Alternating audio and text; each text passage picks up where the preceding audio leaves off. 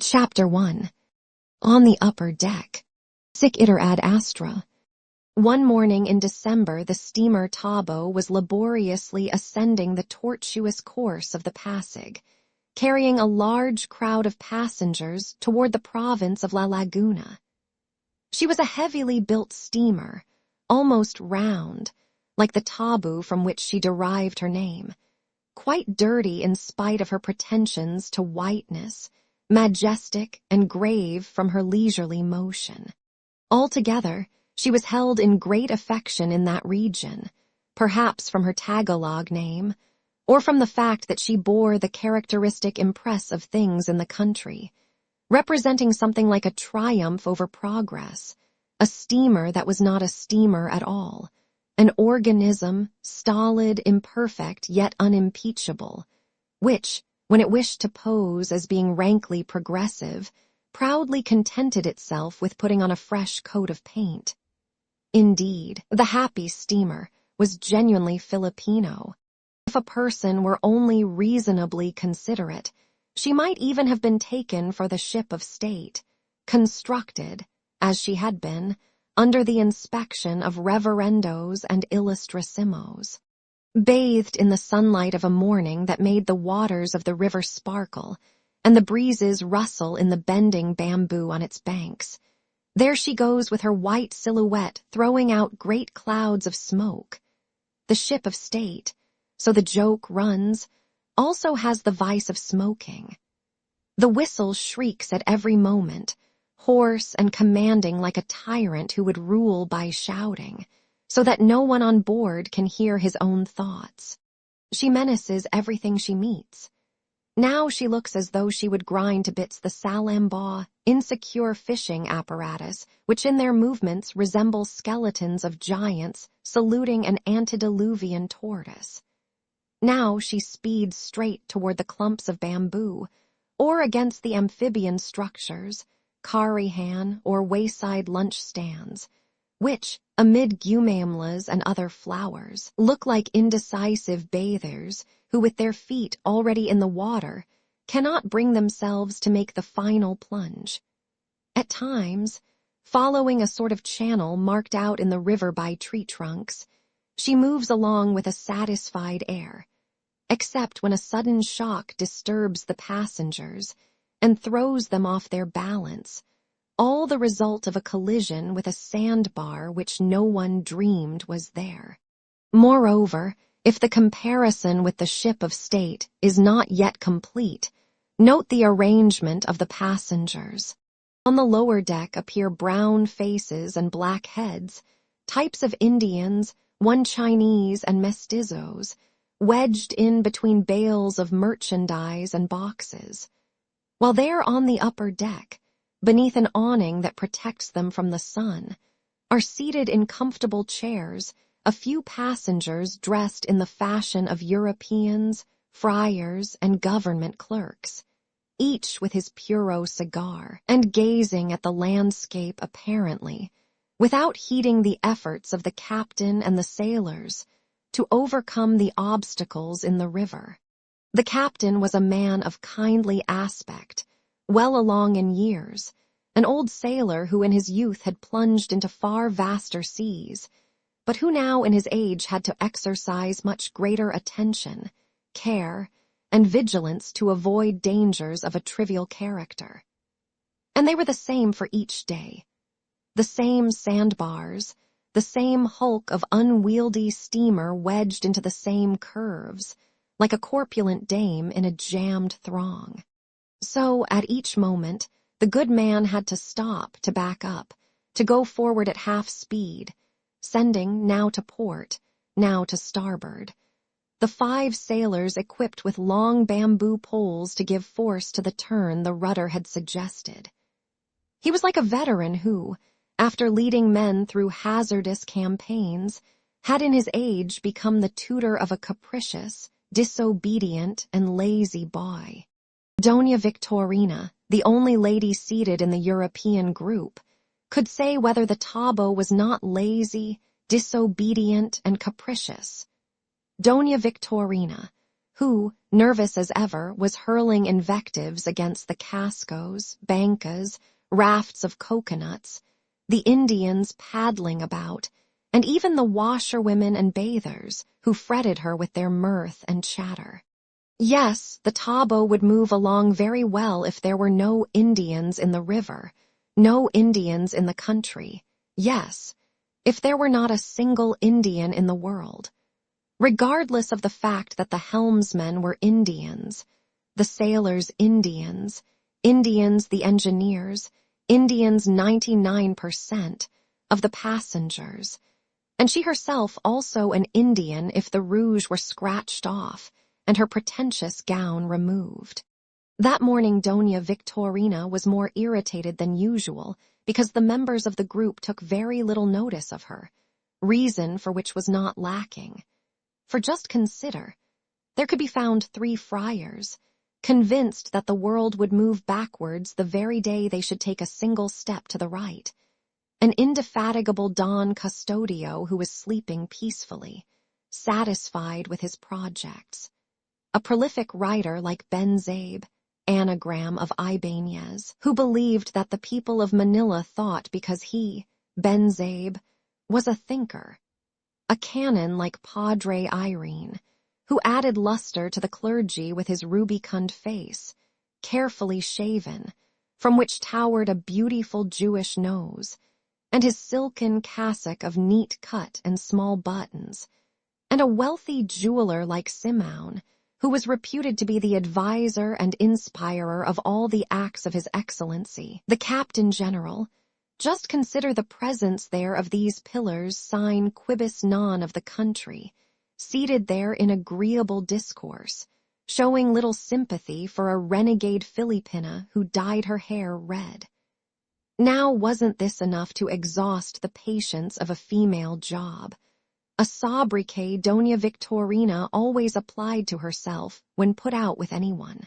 The ill humor of the señora increased every time the captain shouted port, starboard to the sailors, who then hastily seized their poles and thrust them against the banks, thus with the strength of their legs and shoulders preventing the steamer from shoving its hull ashore at that particular point. Seen under these circumstances, the ship of state might be said to have been converted from a tortoise into a crab every time any danger threatened. But, Captain, why don't your stupid steersmen go in that direction? Asked the lady with great indignation.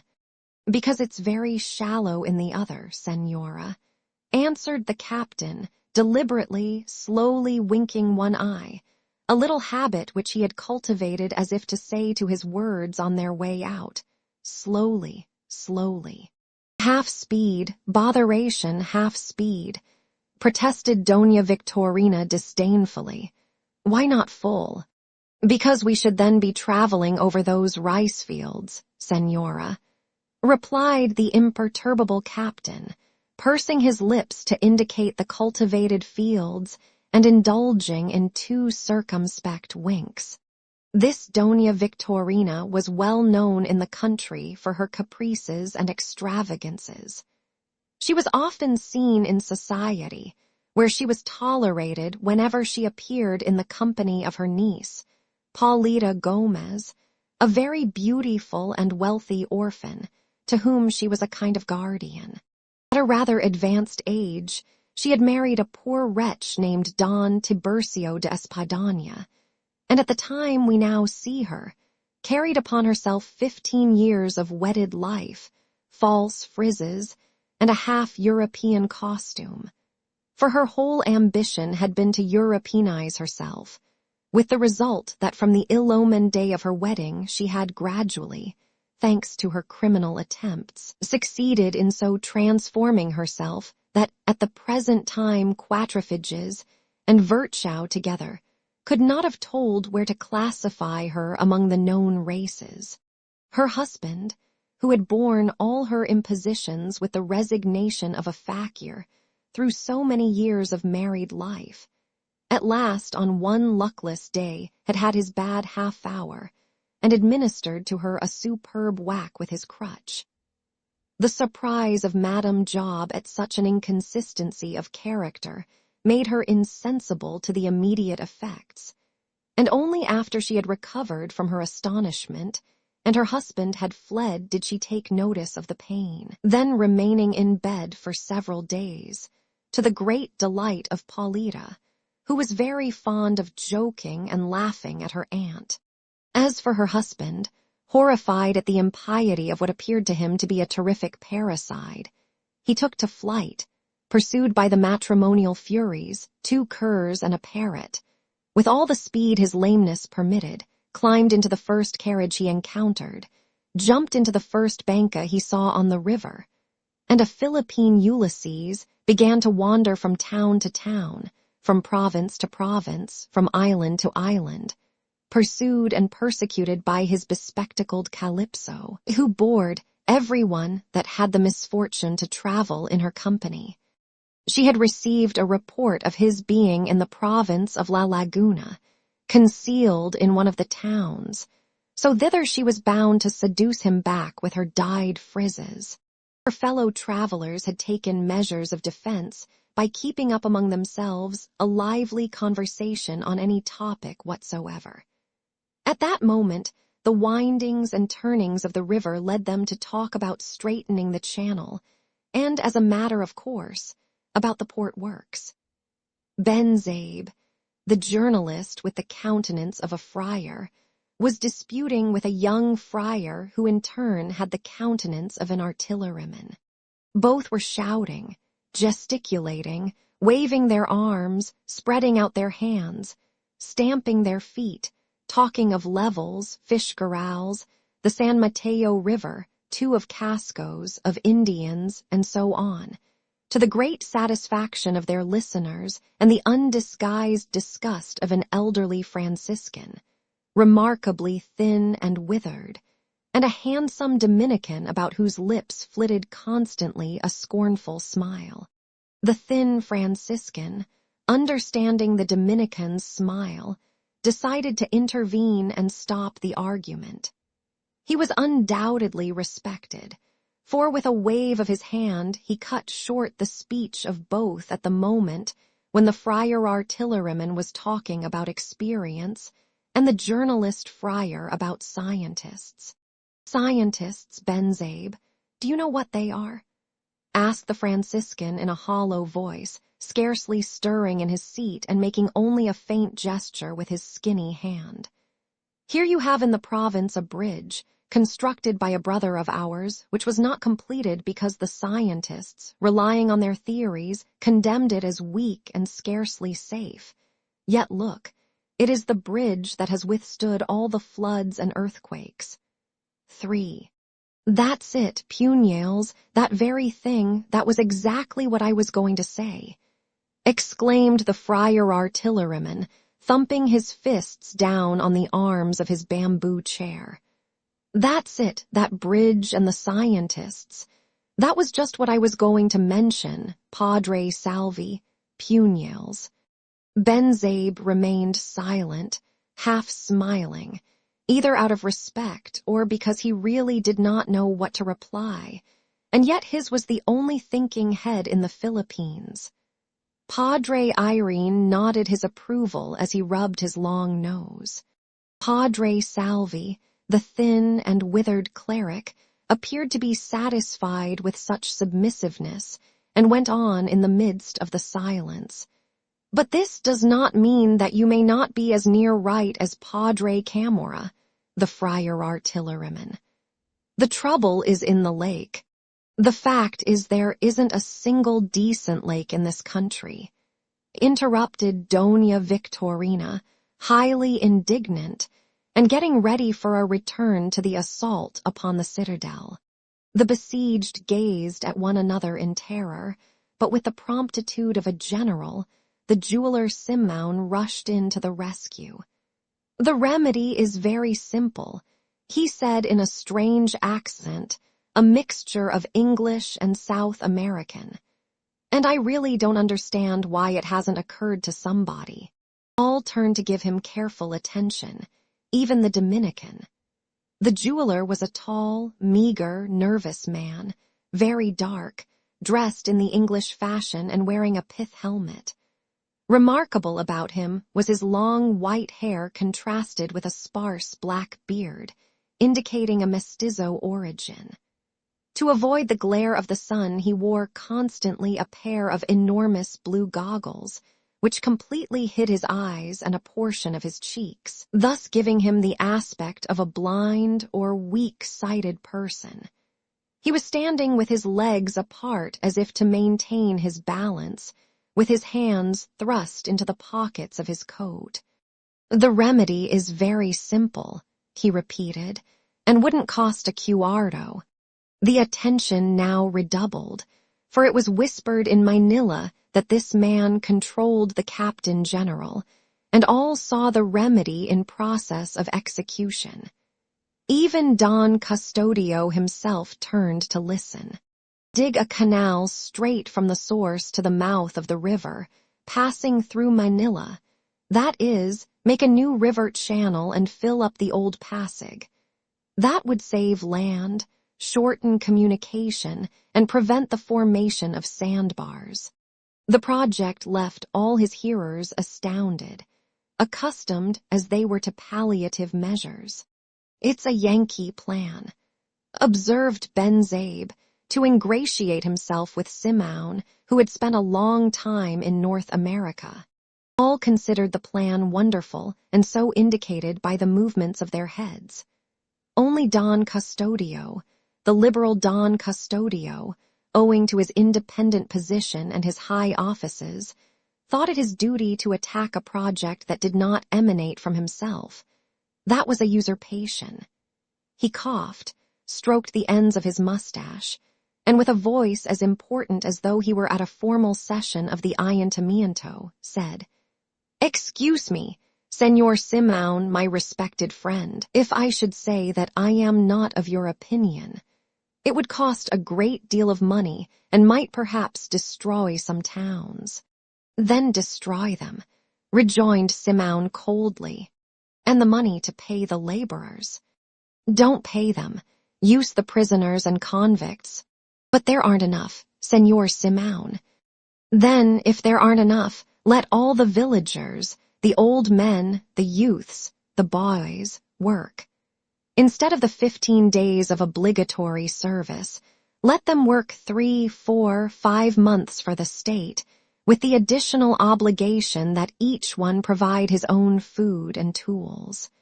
The startled Don Custodio turned his head to see if there was any Indian within earshot, but fortunately those nearby were rustics, and the two helmsmen seemed to be very much occupied with the windings of the river. "But, Señor Simeon—" "Don't fool yourself, Don Custodio," continued Simeon dryly. "Only in this way are great enterprises carried out with small means. Thus were constructed the pyramids, Lake Moeris, and the Colosseum in Rome. Entire provinces came in from the desert, bringing their tubers to feed on. Old men, youths, and boys labored in transporting stones, hewing them, and carrying them on their shoulders under the direction of the official lash, and afterwards the survivors returned to their homes, or perished in the sands of the desert. Then came other provinces, then others, succeeding one another in the work during years. Thus the task was finished, and now we admire them, we travel, we go to Egypt and to home, we extol the pharaohs and the Antonines. Don't fool yourself. The dead remain dead, and might only is considered right by posterity. But, Señor Simeon, such measures might provoke uprisings," objected Don Custodio, rather uneasy over the turn the affair had taken. "Uprisings, ha, ha. Did the Egyptian people ever rebel, I wonder? Did the Jewish prisoners rebel against the pious Tyrus? Man, I thought you were better informed in history." Clearly Simeon was either very presumptuous or disregarded conventionalities. To say to Don Custodio's face that he did not know history, it was enough to make anyone lose his temper. So it seemed, for Don Custodio forgot himself and retorted, "But the fact is that you're not among Egyptians or Jews. And these people have rebelled more than once," added the Dominican, somewhat timidly. "In the times when they were forced to transport heavy timbers for the construction of ships, if it hadn't been for the clerics." "Those times are far away," answered Simeon, with a laugh even drier than usual.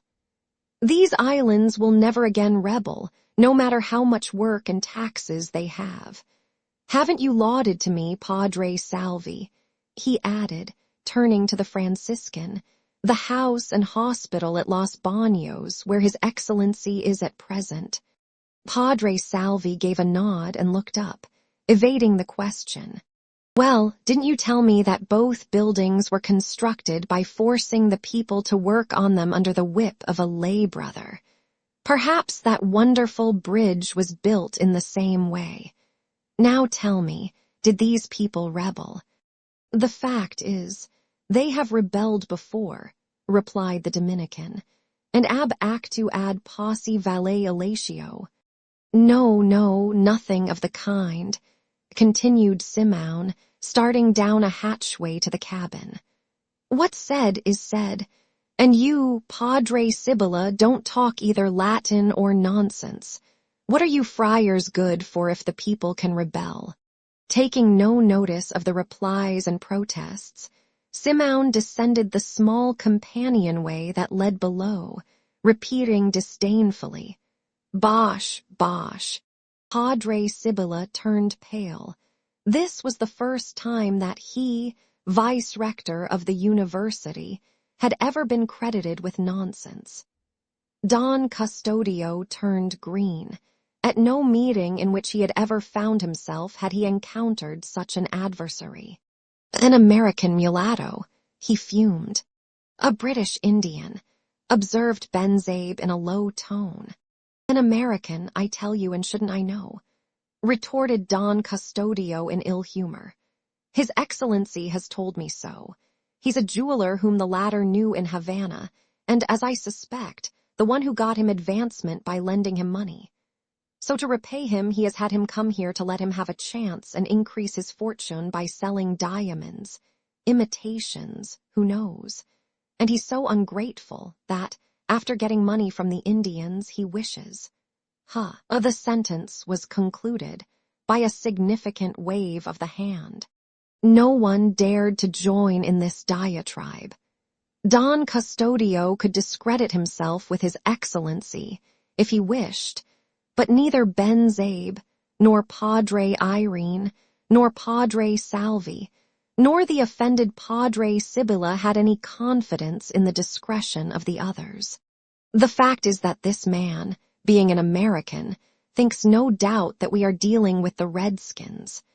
To talk of these matters on a steamer, compel, force the people, and he's the very person who advised the expedition to the Carolines and the campaign in Mindanao, which is going to bring us to disgraceful ruin.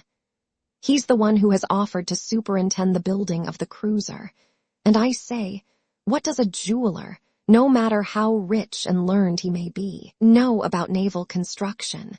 All this was spoken by Don Custodio in a guttural tone to his neighbor Benzabe, while he gesticulated, shrugged his shoulders, and from time to time with his looks consulted the others, who were nodding their heads ambiguously. The Canon Irene indulged in a rather equivocal smile, which he half hid with his hand as he rubbed his nose. "I tell you, Benzabe," continued Don Custodio, slapping the journalist on the arm, "all the trouble comes from not consulting the old-timers here. A project in fine words, and especially with a big appropriation, with an appropriation in round numbers, dazzles, meets with acceptance at once, for this." Here, in further explanation, he rubbed the tip of his thumb against his middle and forefinger. 4. "There's something in that. There's something in that." Benzabe thought it his duty to remark, since in his capacity of journalist, he had to be informed about everything. Now look here, before the port works I presented a project, original, simple, useful, economical, and practicable, for clearing away the bar in the lake, and it hasn't been accepted because there wasn't any of that in it. He repeated the movement of his fingers, shrugged his shoulders, and gazed at the others as though to say, "Have you ever heard of such a misfortune? May we know what it was?" Asked several, drawing nearer and giving him their attention. The projects of Don Custodio were as renowned as quack specifics. Don Custodio was on the point of refusing to explain it from resentment at not having found any supporters in his diatribe against Simone. "When there's no danger, you want me to talk, eh? And when there is, you keep quiet." He was going to say, but that would cause the loss of a good opportunity, and his project, now that it could not be carried out, might at least be known and admired. After blowing out 2 or 3 puffs of smoke, coughing and spitting through a scupper, he slapped Ben Zabe on the thigh and asked, "You've seen ducks." "I rather think so. We've hunted them on the lake," answered the surprised journalist. "No, I'm not talking about wild ducks. I'm talking of the domestic ones, of those that are raised in Pateros and Pasig. Do you know what they feed on?" Ben Zabe, the only thinking head, did not know. He was not engaged in that business. "On snails, man, on snails," exclaimed Padre Camorra. "One doesn't have to be an Indian to know that. It's sufficient to have eyes." "Exactly so, on snails," repeated Don Custodio, flourishing his forefinger. "And do you know where they get them?" Again, the thinking head did not know. "Well, if you had been in the country as many years as I have, you would know that they fish them out of the bar itself, where they abound, mixed with the sand." "Then your project." "Well, I'm coming to that. My idea was to compel all the towns round about near the bar to raise ducks, and you'll see how they, all by themselves, will deepen the channel by fishing for the snails. No more and no less, no more and no less." Here Don Custodio extended his arms and gazed triumphantly at the stupefaction of his hearers. To none of them had occurred such an original idea. "Will you allow me to write an article about that?" asked Ben Zabe. "In this country there is so little thinking done." "But Don Custodio," exclaimed Doña Victorina with smirks and grimaces, "if everybody takes to raising ducks the ballot 5 eggs will become abundant." "Ugh, how nasty. Rather, let the bar close up entirely." Chapter 2. On the lower deck. There below, other scenes were being enacted. Seated on benches or small wooden stools among valises, boxes, and baskets, a few feet from the engines, in the heat of the boilers, amid the human smells and the pestilential odor of oil, were to be seen the great majority of the passengers. Some were silently gazing at the changing scenes along the banks. Others were playing cards or conversing in the midst of the scraping of shovels, the roar of the engine, the hiss of escaping steam, the swash of disturbed waters, and the shrieks of the whistle. In one corner, heaped up like corpses, slept or tried to sleep, a number of Chinese peddlers, seasick, pale, frothing through half-opened lips, and bathed in their copious perspiration. Only a few youths, students for the most part, easily recognizable from their white garments and their confident bearing, made bold to move about from stern to bow, leaping over baskets and boxes, happy in the prospect of the approaching vacation. Now they commented on the movements of the engines, endeavoring to recall forgotten notions of physics. Now they surrounded the young schoolgirl or the red-lipped Bayara with her collar of sampigueras, whispering into their ears words that made them smile and cover their faces with their fans. Nevertheless, two of them, instead of engaging in these fleeting gallantries, stood in the bow talking with a man, advanced in years, but still vigorous and erect.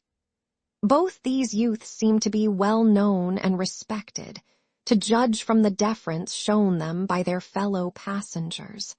The elder, who was dressed in complete black, was the medical student Basilio, famous for his successful cures and extraordinary treatments, while the other, taller and more robust, although much younger, was Isagani, one of the poets, or at least rhymesters, who that year came from the Ateneo, one a curious character, ordinarily quite taciturn and uncommunicative.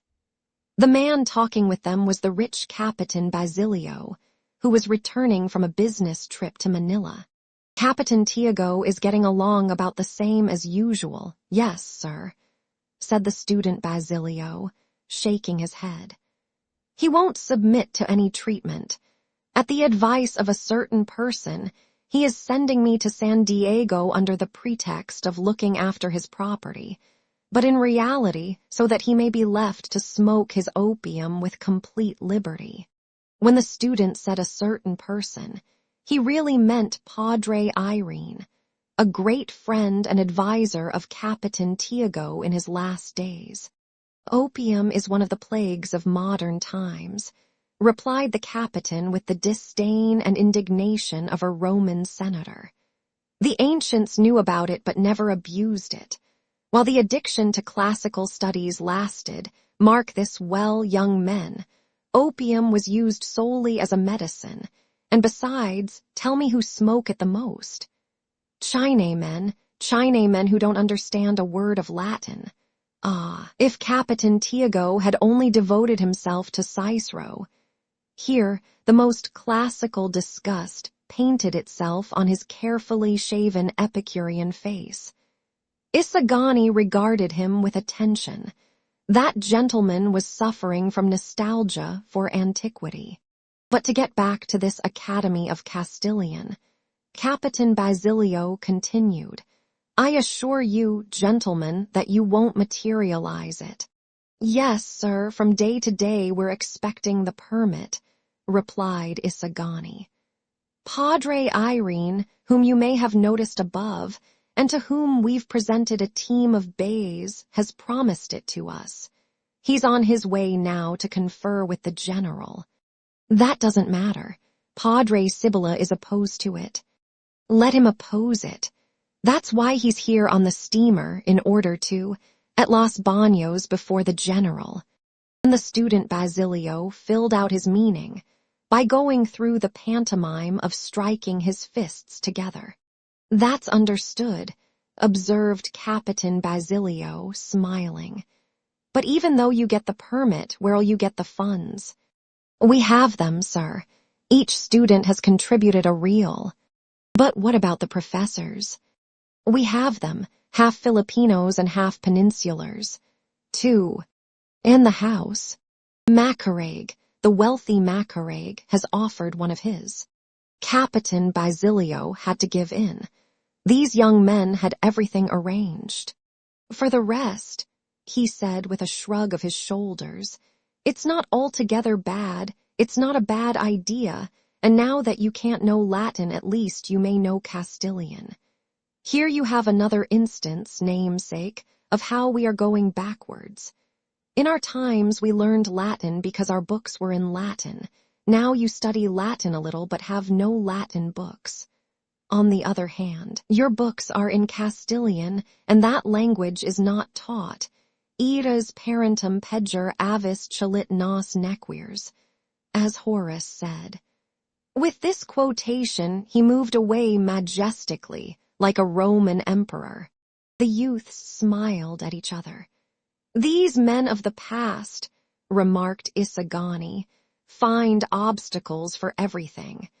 Propose a thing to them, and instead of seeing its advantages, they only fix their attention on the difficulties.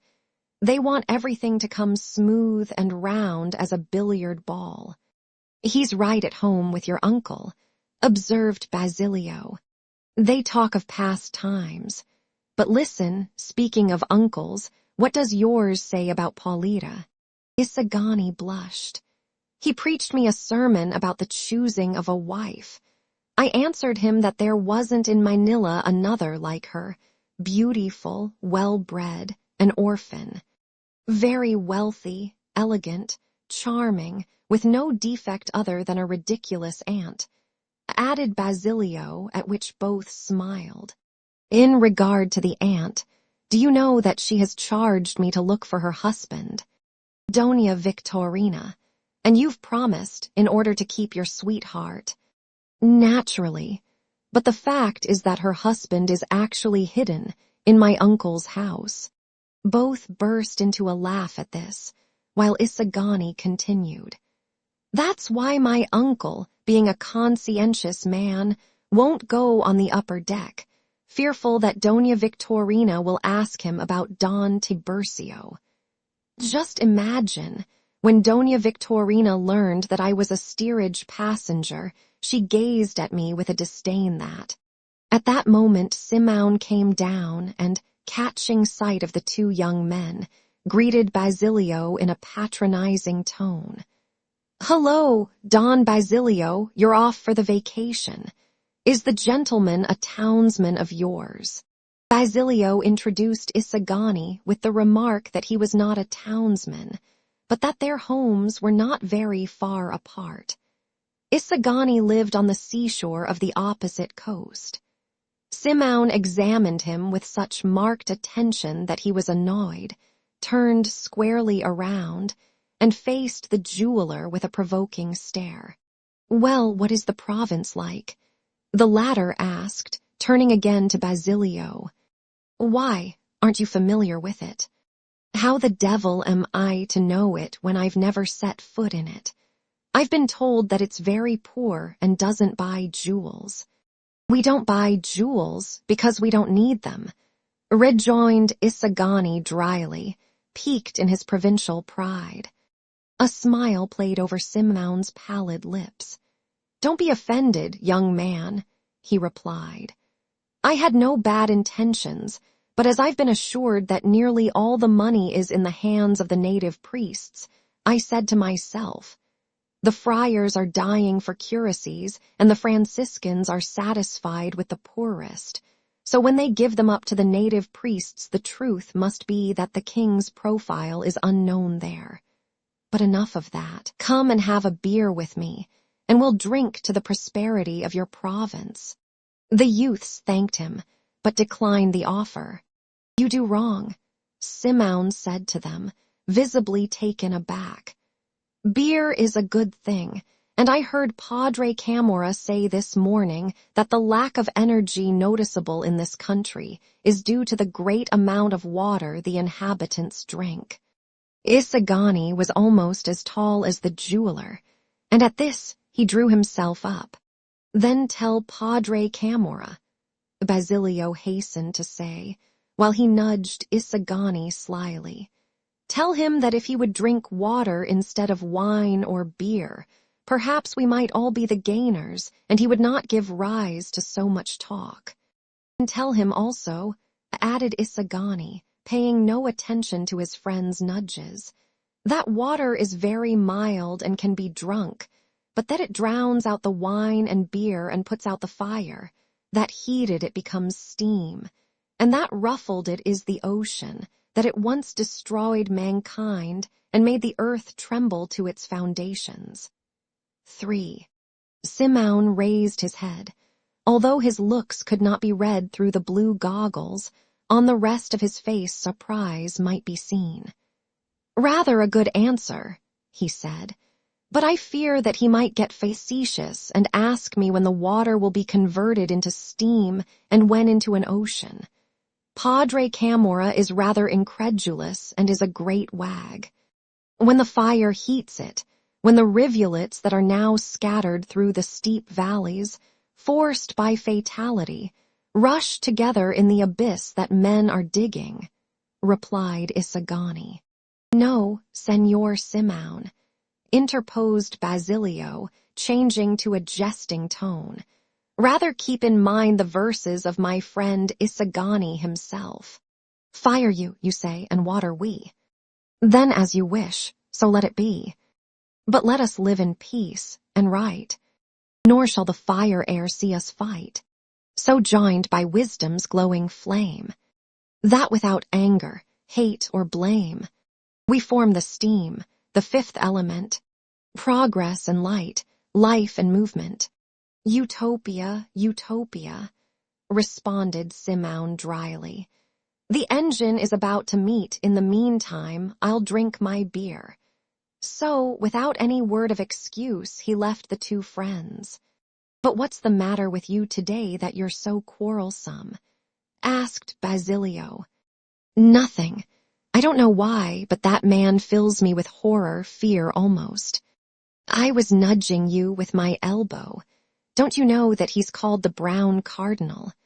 The Brown Cardinal. Or Black Eminence, as you wish. I don't understand. Richelieu had a Capuchin advisor who was called the Grey Eminence. Well, that's what this man is to the general. Really? That's what I've heard from a certain person, who always speaks ill of him behind his back and flatters him to his face. Does he also visit Capitan Tiago? From the first day after his arrival, and I'm sure that a certain person looks upon him as a rival in the inheritance. I believe that he's going to see the general about the question of instruction in Castilian. At that moment, Isagani was called away by a servant to his uncle. On one of the benches at the stern, huddled in among the other passengers, sat a native priest gazing at the landscapes that were successively unfolded to his view. His neighbors made room for him, the men on passing taking off their hats, and the gamblers not daring to set their table near where he was. He said little, but neither smoked nor assumed arrogant airs, nor did he disdain to mingle with the other men, returning the salutes with courtesy and affability, as if he felt much honored and very grateful. Although advanced in years, with hair almost completely gray, he appeared to be in vigorous health, and even when seated held his body straight and his head erect, but without pride or arrogance. He differed from the ordinary native priests, few enough indeed, who at that period served merely as coadjutors or administered some curacies temporarily, in a certain self-possession and gravity, like one who was conscious of his personal dignity and the sacredness of his office. A superficial examination of his appearance, if not his white hair, revealed at once that he belonged to another epoch, another generation, when the better young men were not afraid to risk their dignity by becoming priests, when the native clergy looked any friar at all in the face, and when their class, not yet degraded and vilified, called for free men and not slaves, superior intelligences and not servile wills. In his sad and serious features was to be read the serenity of a soul fortified by study and meditation, perhaps tried out by deep moral suffering. This priest was Padre Florentino, Isagani's uncle, and his story is easily told. Scion of a wealthy and influential family of Manila, of agreeable appearance and cheerful disposition, suited to shine in the world, he had never felt any call to the sacerdotal profession, but by reason of some promises or vows, his mother, after not a few struggles and violent disputes, compelled him to enter the seminary. She was a great friend of the archbishop, had a will of iron, and was as inexorable as is every devout woman who believes that she is interpreting the will of God. Vainly the young Florentine offered resistance, vainly he begged, vainly he pleaded his love affairs, even provoking scandals. Priest he had to become at 25 years of age, and priest he became. The archbishop ordained him. His first mass was celebrated with great pomp. 3 days were given over to feasting, and his mother died happy and content, leaving him all her fortune. But in that struggle, Florentine received a wound from which he never recovered. Weeks before his first Mass, the woman he loved, in desperation, married a nobody, a blow the rudest he had ever experienced. He lost his moral energy. Life became dull and insupportable. If not his virtue and the respect for his office, that unfortunate love affair saved him from the depths into which the regular orders and secular clergymen both fall in the Philippines. He devoted himself to his parishioners as a duty, and by inclination to the natural sciences. When the events of '72 occurred, for he feared that the large income his curacy yielded him would attract attention to him. So, desiring peace above everything, he sought and secured his release, living thereafter as a private individual on his patrimonial estate situated on the Pacific coast. He there adopted his nephew, Isagani, who was reported by the malicious to be his own son by his old sweetheart when she became a widow, and by the more serious and better informed, the natural child of a cousin, a lady in Manila. The captain of the steamer caught sight of the old priest and insisted that he go to the upper deck, saying, "If you don't do so, the friars will think that you don't want to associate with them." Padre Florentino had no recourse but to accept, so he summoned his nephew in order to let him know where he was going, and to charge him not to come near the upper deck while he was there.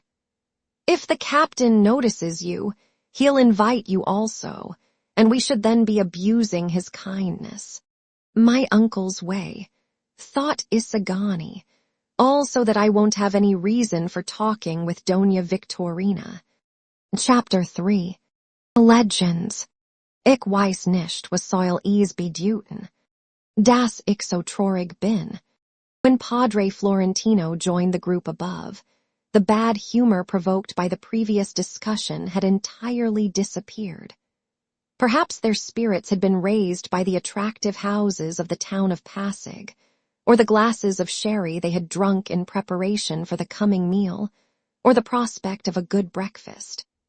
Whatever the cause, the fact was that they were all laughing and joking, even including the lean Franciscan, although he made little noise and his smiles looked like death grins. Evil times, said Padre Sibylla with a laugh.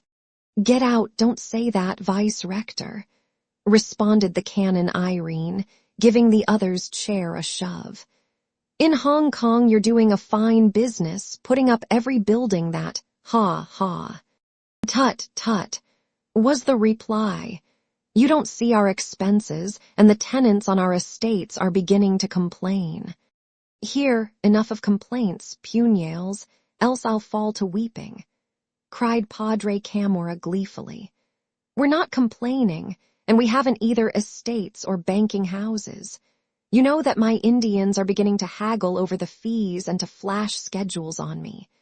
Just look how they cite schedules to me now, and none other than those of the Archbishop Basilio Sancho, one as if from his time up to now prices had not risen. Ha.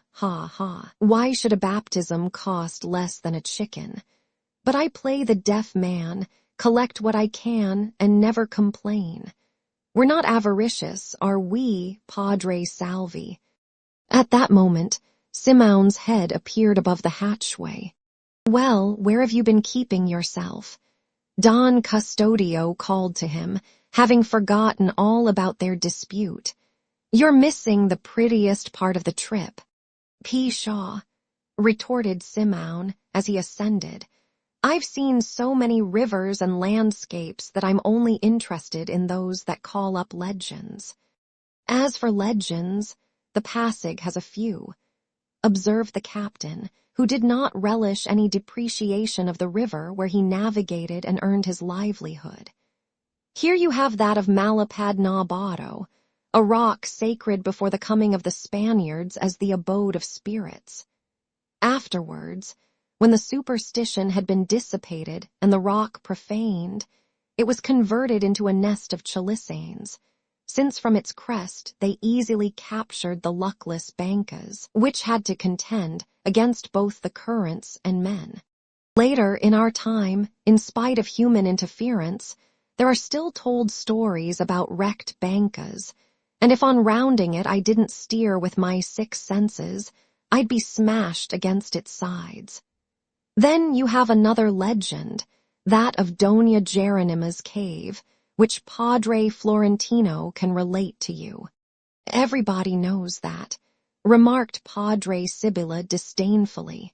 But neither Simeon, nor Benzabe, nor Padre Irene, nor Padre Camorra knew it, so they begged for the story, some in jest and others from genuine curiosity. The priest, adopting the tone of burlesque with which some had made their request, began like an old tutor relating a story to children. Once upon a time, there was a student who had made a promise of marriage to a young woman in his country, but it seems that he failed to remember her. She waited for him faithfully year after year. Her youth passed. She grew into middle age, and then one day she heard a report that her old sweetheart was the Archbishop of Manila. Disguising herself as a man, she came round the Cape and presented herself before his grace, demanding the fulfillment of his promise. What she asked was of course impossible, so the Archbishop ordered the preparation of the cave that you may have noticed with its entrance covered and decorated with a curtain of vines. There she lived and died, and there she is buried. The legend states that Doña Jeronima was so fat that she had to turn sidewise to get into it. Her fame as an enchantress sprung from her custom of throwing into the river the silver dishes, which she used in the sumptuous banquets that were attended by crowds of gentlemen. A net was spread under the water to hold the dishes, and thus they were cleaned. It hasn't been 20 years since the river washed the very entrance of the cave, but it has gradually been receding, just as the memory of her is dying out among the people. A beautiful legend, exclaimed Benzabe. I'm going to write an article about it. It's sentimental. Doña Victorina thought of dwelling in such a cave, and was about to say so, when Simeon took the floor instead. But what's your opinion about that, Padre Salvi? He asked the Franciscan, who seemed to be absorbed in thought. Doesn't it seem to you as though His Grace, instead of giving her a cave, ought to have placed her in a nunnery, in St. Clara's, for example? What do you say? There was a start of surprise on Padre Sibylla's part, to notice that Padre Salvi shuddered and looked askance at Simeon. Because it's not a very gallant act, continued Simeon quite naturally, to give a rocky cliff as a home to one with whose hopes we have trifled. It's hardly religious to expose her thus to temptation, in a cave on the banks of a river. It smacks of nymphs and dryads. It would have been more gallant, more pious, more romantic, more in keeping with the customs of this country, to shut her up in St. Clara's, like a new Alois, in order to visit and console her from time to time. I neither can nor should pass judgment upon the conduct of archbishops, replied the Franciscan sourly. But you, who are the ecclesiastical governor, acting in the place of our archbishop, what would you do if such a case should arise? Padre Salvi shrugged his shoulders and calmly responded, It's not worth while thinking about what can't happen. But speaking of legends, don't overlook the most beautiful, since it is the truest, that of the miracle of St. Nicholas, the ruins of whose church you may have noticed. I'm going to relate it to Señor Simeon, as he probably hasn't heard it. It seems that formerly the river, as well as the lake, was infested with caimans, so huge and voracious that they attacked Bankas and upset them with a slap of the tail. Our chronicles relate that one day an infidel Chinaman, who up to that time had refused to be converted, was passing in front of the church, when suddenly the devil presented himself to him in the form of a cayman and upset the banca, in order to devour him and carry him off to hell. Inspired by God, the Chinaman at that moment called upon St. Nicholas, and instantly the cayman was changed into a stone.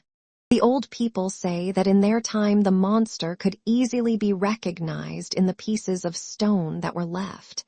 And for my part, I can assure you that I have clearly made out the head, to judge from which the monster must have been enormously large. Marvelous, a marvelous legend, exclaimed Ben-Zabe. It's good for an article, the description of the monster, the terror of the Chinaman, the waters of the river, the bamboo breaks. Also, it'll do for a study of comparative religions. Because, look you, an infidel Chinaman in great distress invoked exactly the saint that he must know only by hearsay, and in whom he did not believe. Here there's no room for the proverb that a known evil is preferable to an unknown good. If I should find myself in China and get caught in such a difficulty, I would invoke the obscurest saint in the calendar before Confucius or Buddha. Whether this is due to the manifest superiority of Catholicism, or to the inconsequential and illogical inconsistency in the brains of the yellow race, a profound study of anthropology alone will be able to elucidate. Ben-Zabe had adopted the tone of a lecturer and was describing circles in the air with his forefinger, priding himself on his imagination, which from the most insignificant facts could deduce so many applications and inferences. But noticing that Simeon was preoccupied, and thinking that he was pondering over what he, Ben-Zabe, had just said, he inquired what the jeweler was meditating about.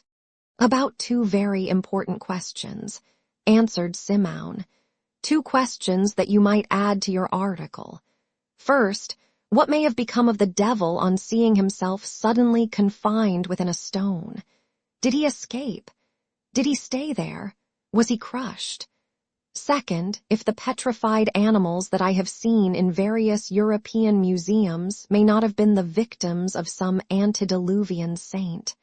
The tone in which the jeweler spoke was so serious, while he rested his forehead on the tip of his forefinger in an attitude of deep meditation, that Padre Camorra responded very gravely. Who knows, who knows?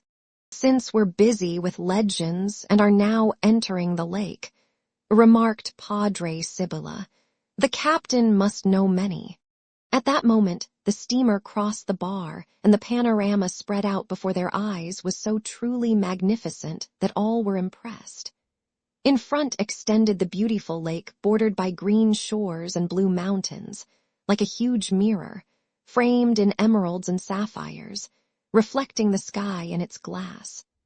On the right were spread out the low shores, forming bays with graceful curves, and dim there in the distance the crags of Sungay, while in the background rose Mackhiling, imposing and majestic, crowned with fleecy clouds. On the left lay Talim Island with its curious sweep of hills. A fresh breeze rippled over the wide plain of water. By the way, Captain, said Ben-Zabe, turning around, do you know in what part of the lake a certain Guevara, Navarra, or Ibarra was killed? The group looked toward the captain, with the exception of Simeon, who had turned away his head as though to look for something on the shore. Ah, yes, exclaimed Doña Victorina. Where, Captain? Did he leave any tracks in the water? The good captain winked several times, an indication that he was annoyed, but reading the request in the eyes of all, took a few steps toward the bow and scanned the shore. Look over there, he said in a scarcely audible voice, after making sure that no strangers were near. According to the officer who conducted the pursuit, Ibarra, upon finding himself surrounded, jumped out of his banca there near the Kinnebutasin too, and, swimming under water, covered all that distance of more than 2 miles, saluted by bullets every time that he raised his head to breathe. Over yonder is where they lost track of him, and a little farther on near the shore they discovered something like the color of blood. And now I think of it, it's just 13 years, day for day, since this happened. So that his corpse, began Ben Zabe. Went to join his father's, replied Padre Sibylla. Wasn't he also another filibuster, Padre Salvi? That's what might be called cheap funerals, Padre Camorra, eh? Remarked Ben Zabe. I've always said that those who won't pay for expensive funerals are filibusters, rejoined the person addressed, with a merry laugh. But what's the matter with you, Senor Simon? Inquired Ben Zabe, seeing that the jeweler was motionless and thoughtful. Are you seasick, an old traveler like you, on such a drop of water as this?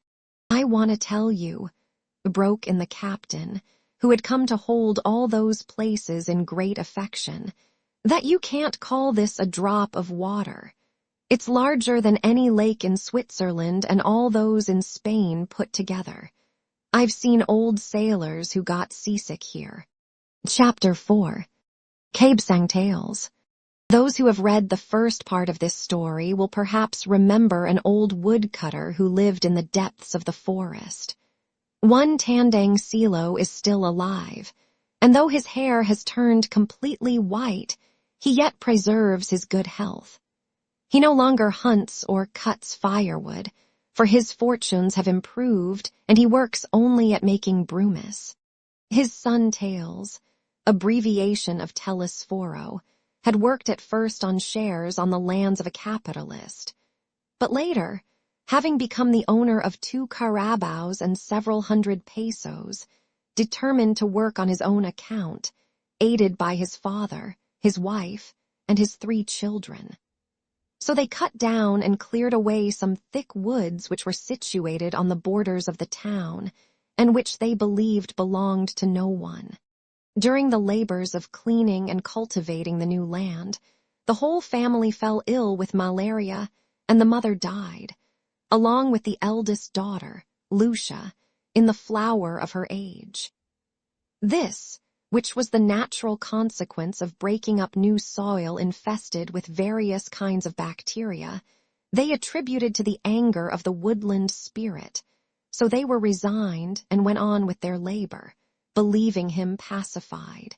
But when they began to harvest their first crop, a religious corporation, which owned land in the neighboring town, laid claim to the fields, alleging that they fell within their boundaries, and to prove it they at once started to set up their marks.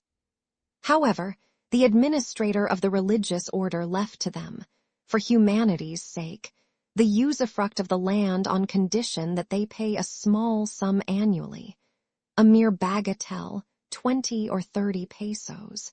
Tails, as peaceful a man as could be found, was as much opposed to lawsuits as anyone and more submissive to the friars than most people. So, in order not to smash a palioc against a kawali, as he said, for to him the friars were iron pots and he a clay jar, he had the weakness to yield to their claim, remembering that he did not know Spanish and had no money to pay lawyers. Besides, Tandang Silo said to him, "Patience. You would spend more in 1 year of litigation than in 10 years of paying what the white padres demand, and perhaps they'll pay you back in masses. Pretend that those 30 pesos had been lost in gambling or had fallen into the water and been swallowed by a caiman." The harvest was abundant and sold well, so Tails planned to build a wooden house in the barrio of Sagpang, of the town of Tiani, which adjoined San Diego. Another year passed, bringing another good crop, and for this reason the friars raised the rent to 50 pesos, which Tails paid in order not to quarrel, and because he expected to sell his sugar at a good price. "Patience. Pretend that the caiman has grown some," old Silo consoled him. That year he at last saw his dream realized to live in the barrio of Sagpeng in a wooden house. The father and grandfather then thought of providing some education for the two children, especially the daughter Juliana, or Julie, as they called her, for she gave promise of being accomplished and beautiful. A boy who was a friend of the family, Basilio, was studying in Manila, and he was of as lowly origin as they. But this dream seemed destined not to be realized. The first care the community took when they saw the family prospering was to appoint as Cabeza de Barangay its most industrious member, which left only Tano, the son, who was only 14 years old. The father was therefore called Cabesang Tails and had to order a sack coat, buy a felt hat, and prepare to spend his money. In order to avoid any quarrel with the curate or the government, he settled from his own pocket the shortages in the tax lists, paying for those who had died or moved away, and he lost considerable time in making the collections and on his trips to the capital. Patience. Pretend that the Cayman's relatives have joined him, advised Tandang Silo, smiling placidly. Next year you'll put on a long skirt and go to Manila to study like the young ladies of the town. Cabesang Tails told his daughter every time he heard her talking of Basilio's progress.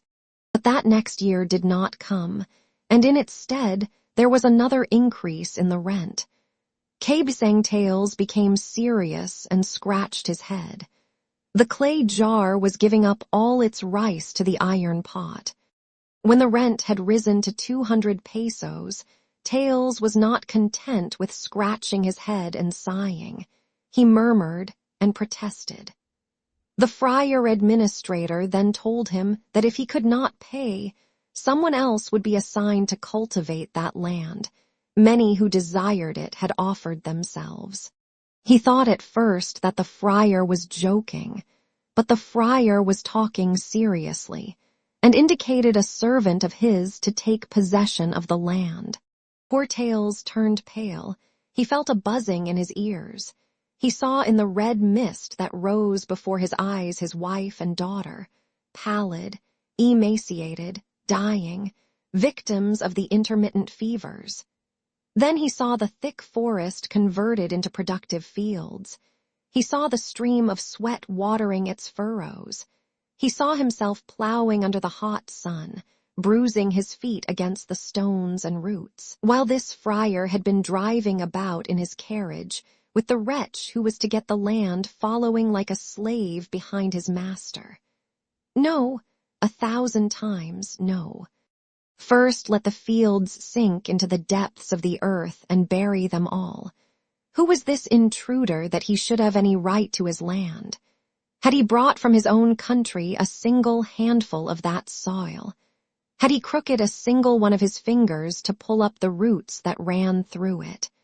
Exasperated by the threats of the friar, who tried to uphold his authority at any cost in the presence of the other tenants, Cabesang Tails rebelled and refused to pay a single cuarto, having ever before himself that red mist, saying that he would give up his fields to the first man who could irrigate it with blood drawn from his own veins.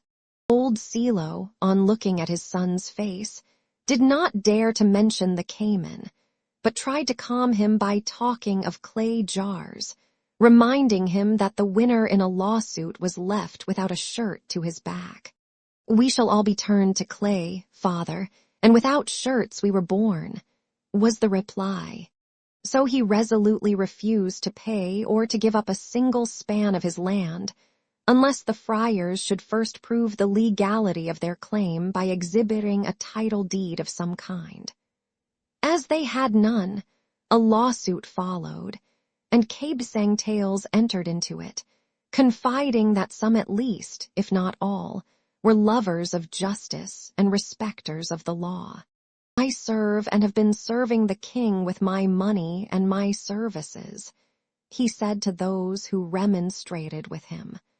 "I'm asking for justice, and he is obliged to give it to me. Drawn on by fatality, and as if he had put into play in the lawsuit the whole future of himself and his children, he went on spending his savings to pay lawyers, notaries, and solicitors, not to mention the officials and clerks who exploited his ignorance and his needs.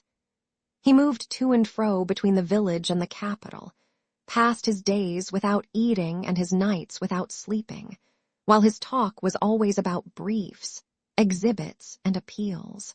There was then seen a struggle such as was never before carried on under the skies of the Philippines, that of a poor Indian, ignorant and friendless, confiding in the justness and righteousness of his cause, fighting against a powerful corporation before which justice bowed her head, while the judges let fall the scales and surrendered the sword.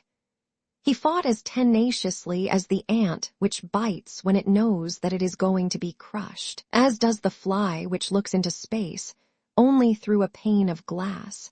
Yet the clay jar defying the iron pot and smashing itself into 1,000 pieces bad in it something impressive. It had the sublimeness of desperation. On the days when his journeys left him free, he patrolled his fields armed with a shotgun, saying that the Chalisanes were hovering around and he had need of defending himself in order not to fall into their hands and thus lose his lawsuit. As if to improve his marksmanship, he shot at birds and fruits, even the butterflies, with such accurate aim that the friar administrator did not dare to go to Sagpeng without an escort of civil guards, while the friar's hireling, who gazed from afar at the threatening figure of Tails wandering over the fields like a sentinel upon the walls, was terror-stricken and refused to take the property away from him. But the local judges and those at the capital, warned by the experience of one of their number who had been summarily dismissed, dared not give him the decision, fearing their own dismissal. Yet they were not really bad men, those judges. They were upright and conscientious, good citizens, excellent fathers, dutiful sons, and they were able to appreciate poor Tails' situation better than Tails himself could. Many of them were versed in the scientific and historical basis of property. They knew that the friars by their own statutes could not own property, but they also knew that to come from far across the sea with an appointment secured with great difficulty, to undertake the duties of the position with the best intentions, and now to lose it because an Indian fancied that justice had to be done on earth as in heaven, that surely was an idea. They had their families and greater needs surely than that Indian. One had a mother to provide for, and what duty is more sacred than that of caring for a mother? Another had sisters, all of marriageable age. That other there had many little children who expected their daily bread, and who, like fledglings in a nest, would surely die of hunger the day he was out of a job. Even the very least of them had there, far away, a wife who would be in distress if the monthly remittance failed. All these moral and conscientious judges tried everything in their power in the way of counsel, advising Kabisang Tails to pay the rent demanded. But Tails, like all simple souls, once he had seen what was just, went straight toward it. He demanded proofs, documents, papers, title deeds, but the friars had none of these, resting their case on his concessions in the past. Kabisang Tails' constant reply was, "If every day I give alms to a beggar to escape annoyance, who will oblige me to continue my gifts if he abuses my generosity?"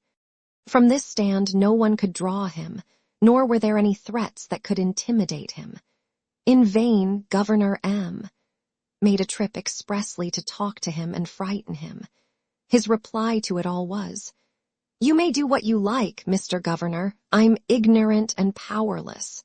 But I've cultivated those fields. My wife and daughter died while helping me clear them, and I won't give them up to anyone but him who can do more with them than I've done. Let him first irrigate them with his blood, and bury in them his wife and daughter."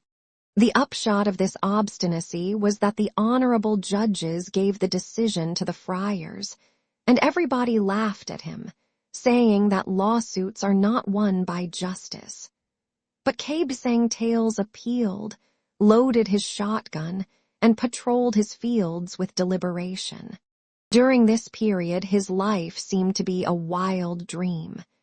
His son, Tano, a youth as tall as his father and as good as his sister, was conscripted, but he let the boy go rather than purchase a substitute. "I have to pay the lawyers," he told his weeping daughter. "If I win the case, I'll find a way to get him back, and if I lose it, I won't have any need for sons." So the son went away, and nothing more was heard of him, except that his hair had been cropped and that he slept under a cart. 6 months later, it was rumored that he had been seen embarking for the Carolines. Another report was that he had been seen in the uniform of the civil guard. "Tano in the civil guard, sus José," exclaimed several, clasping their hands. "Tano, who was so good and so honest, requimter nam." The grandfather went many days without speaking to the father. Julie fell sick, but José did not shed a single tear, although for 2 days he never left the house, as if he feared the looks of reproach from the whole village, or that he would be called the executioner of his son. But on the 3rd day he again sallied forth with his shotgun. Murderous intentions were attributed to him, and there were well-meaning persons who whispered about that he had been heard to threaten that he would bury the friar administrator in the furrows of his fields, whereat the friar was frightened at him in earnest. As a result of this, there came a decree from the Captain General forbidding the use of firearms and ordering that they be taken up. José had to hand over his shotgun, but he continued his rounds armed with a long bolo. "What are you going to do with that bolo when the Chilesanes have firearms?" Old Silo asked him. "I must watch my crops," was the answer. "Every stalk of cane growing there is one of my wife's bones." The bolo was taken up on the pretext that it was too long.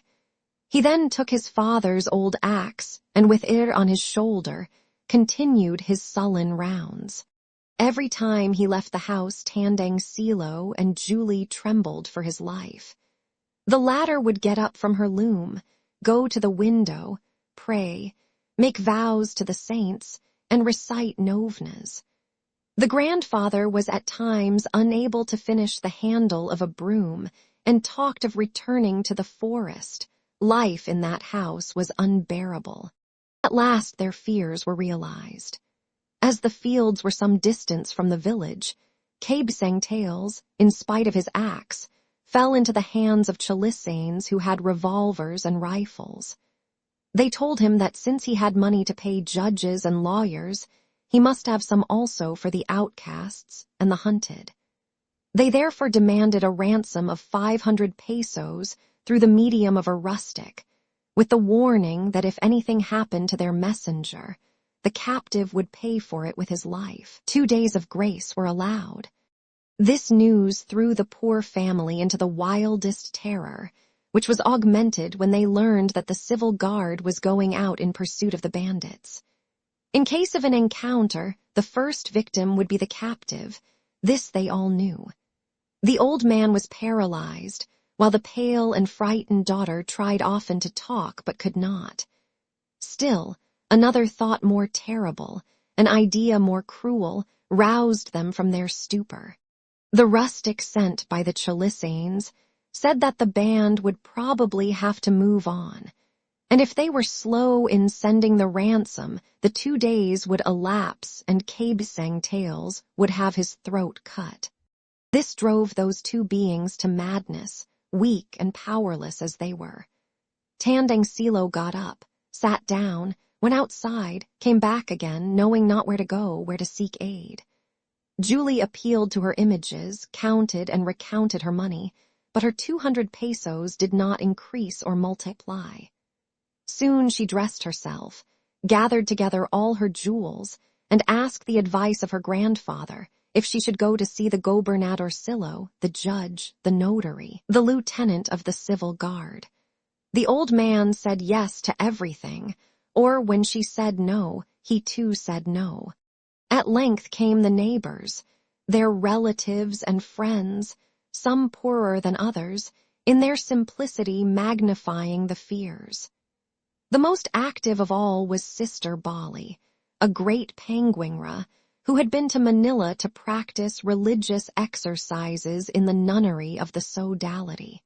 Julie was willing to sell all her jewels, except a locket set with diamonds and emeralds which Basilio had given her, for this locket had a history. A nun, the daughter of Capitan Tiago, had given it to a leper, who, in return for professional treatment, had made a present of it to Basilio. So she could not sell it without first consulting him. Quickly the shell combs and earrings were sold, as well as Julie's rosary, to their richest neighbor, and thus 50 pesos were added, but 250 were still lacking. The locket might be pawned, but Julie shook her head. A neighbor suggested that the house be sold, and Tandang Silo approved the idea, satisfied to return to the forest and cut firewood as of old, but Sister Bali observed that this could not be done because the owner was not present. The judge's wife once sold me her tappies for a peso, but her husband said that the sale did not hold because it hadn't received his approval. Abba, he took back the tappies and she hasn't returned the peso yet, but I don't pay her when she wins at Penguingui, Abba. In that way I've collected 12 cuartos, and for that alone I'm going to play with her. I can't bear to have people fail to pay what they owe me, Abba. Another neighbor was going to ask Sister Bali why then did not she settle a little account with her, but the quick penguinra suspected this and added at once. Do you know, Julie, what you can do? Borrow 250 pesos on the house, payable when the lawsuit is won. This seemed to be the best proposition, so they decided to act upon it that same day. Sister Bali offered to accompany her, and together they visited the houses of all the rich folks in Tiani, but no one would accept the proposal. The case, they said, was already lost, and to show favors to an enemy of the friars was to expose themselves to their vengeance. At last, a pious woman took pity on the girl, and lent the money on condition that Julie should remain with her as a servant until the debt was paid. Julie would not have so very much to do, so, pray, accompany her to Mass and fast for her now and then. The girl accepted with tears in her eyes, received the money, and promised to enter her service on the following day, Christmas. When the grandfather heard of that sale, he fell to weeping like a child. What, that granddaughter whom he had not allowed to walk in the sun, lest her skin should be burned? Julie, she of the delicate fingers and rosy feet. What, that girl, the prettiest in the village and perhaps in the whole town, before whose window many gallants had vainly passed the night playing and singing? What, his only granddaughter, the sole joy of his fading eyes, she whom he had dreamed of seeing dressed in a long skirt, talking Spanish, and holding herself erect waving a painted fan like the daughters of the wealthy. She to become a servant, to be scolded and reprimanded, to ruin her fingers, to sleep anywhere, to rise in any manner whatsoever. So the old grandfather wept and talked of hanging or starving himself to death. If you go, he declared, I'm going back to the forest and will never set foot in the town. Julie soothed him by saying that it was necessary for her father to return, that the suit would be won, and they could then ransom her from her servitude. The night was a sad one. Neither of the two could taste a bite, and the old man refused to lie down, passing the whole night seated in a corner, silent and motionless. Julie, on her part, tried to sleep, but for a long time could not close her eyes. Somewhat relieved about her father's fate, she now thought of herself and fell to weeping, but stifled her sobs so that the old man might not hear them.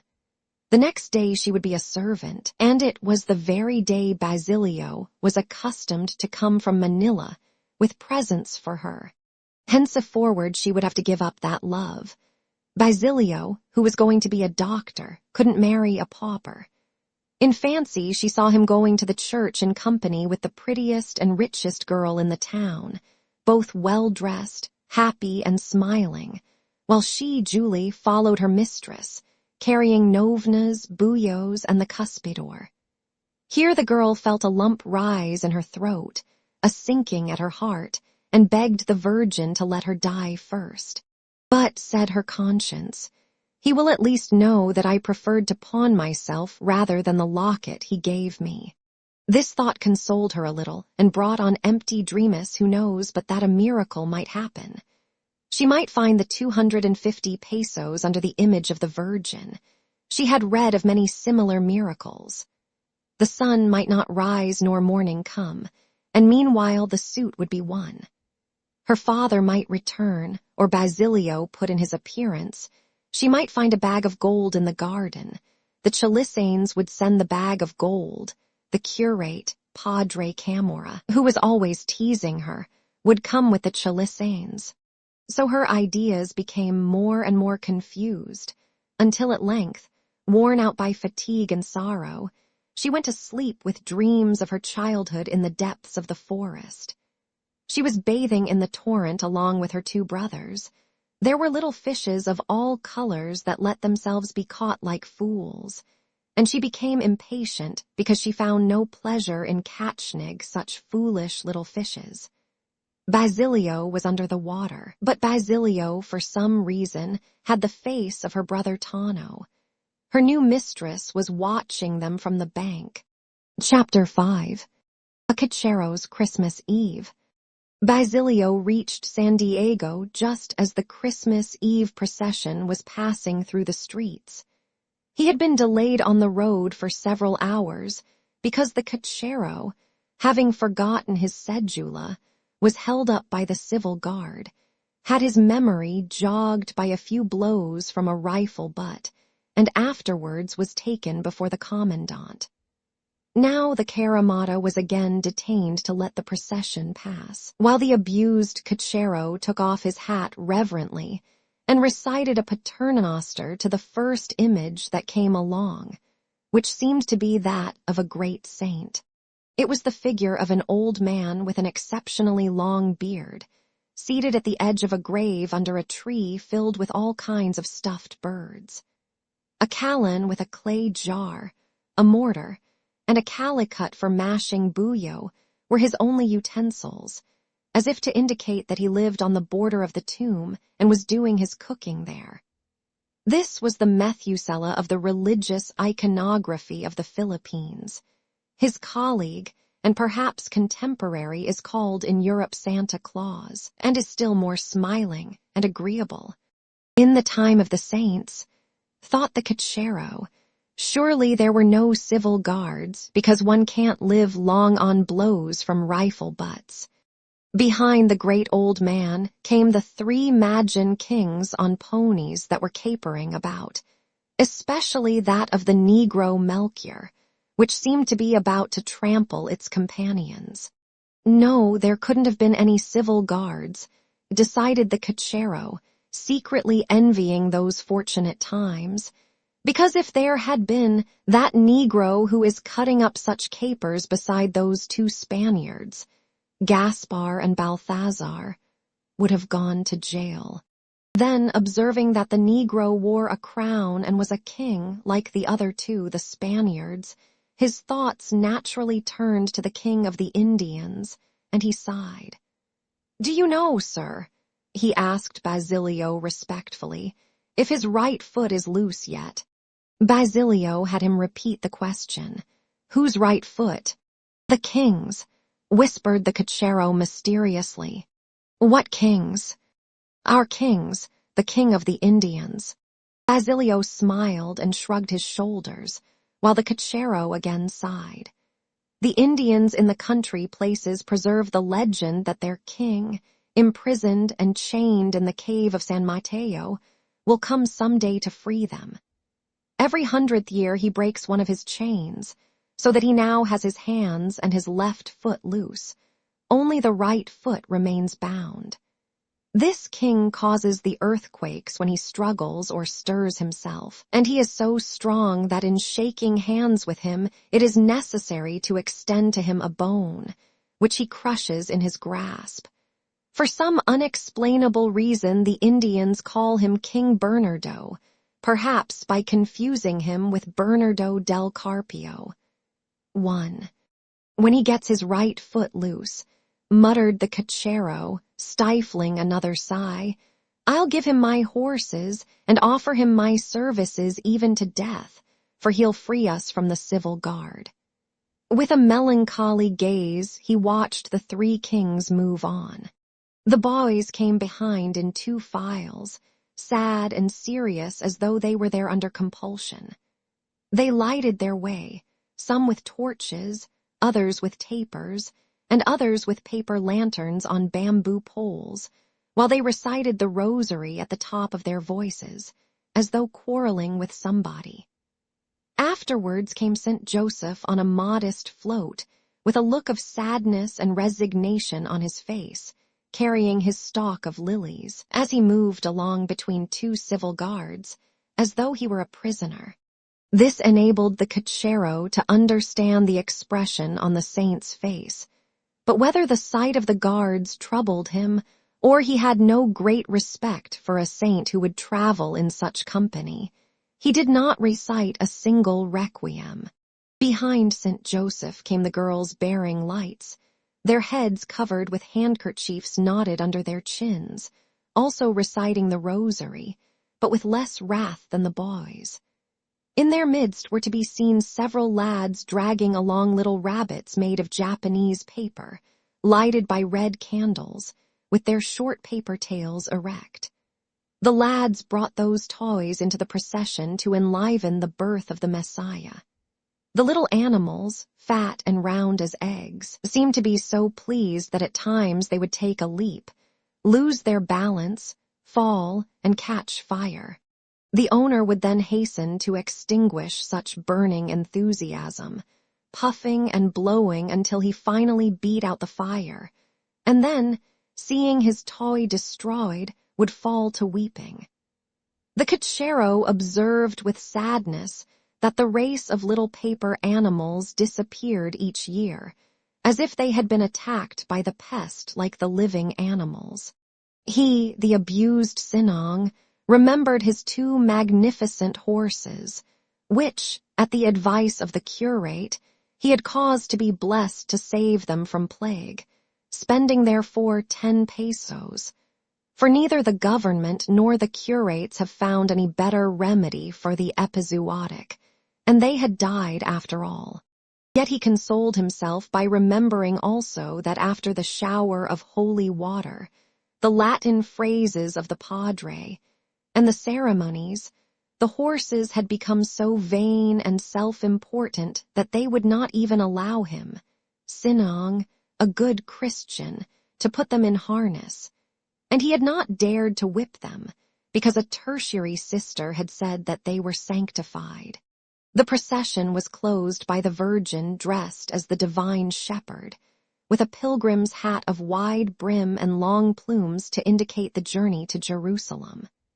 That the birth might be made more explicable, the curate had ordered her figure to be stuffed with rags and cotton under her skirt, so that no one could be in any doubt as to her condition. It was a very beautiful image, with the same sad expression of all the images that the Filipinos make, and a mien somewhat ashamed, doubtless at the way in which the curate had arranged her. In front came several singers, and behind, some musicians with the usual civil guards. The curate, as was to be expected after what he had done, was not in his place. For that year he was greatly displeased at having to use all his diplomacy and shrewdness to convince the townspeople that they should pay 30 pesos for each Christmas Mass instead of the usual 20. "You're turning filibusters," he had said to them. The cochero must have been greatly preoccupied with the sights of the procession, for when it had passed, and Basilio ordered him to go on, he did not notice that the lamp on his caramata had gone out.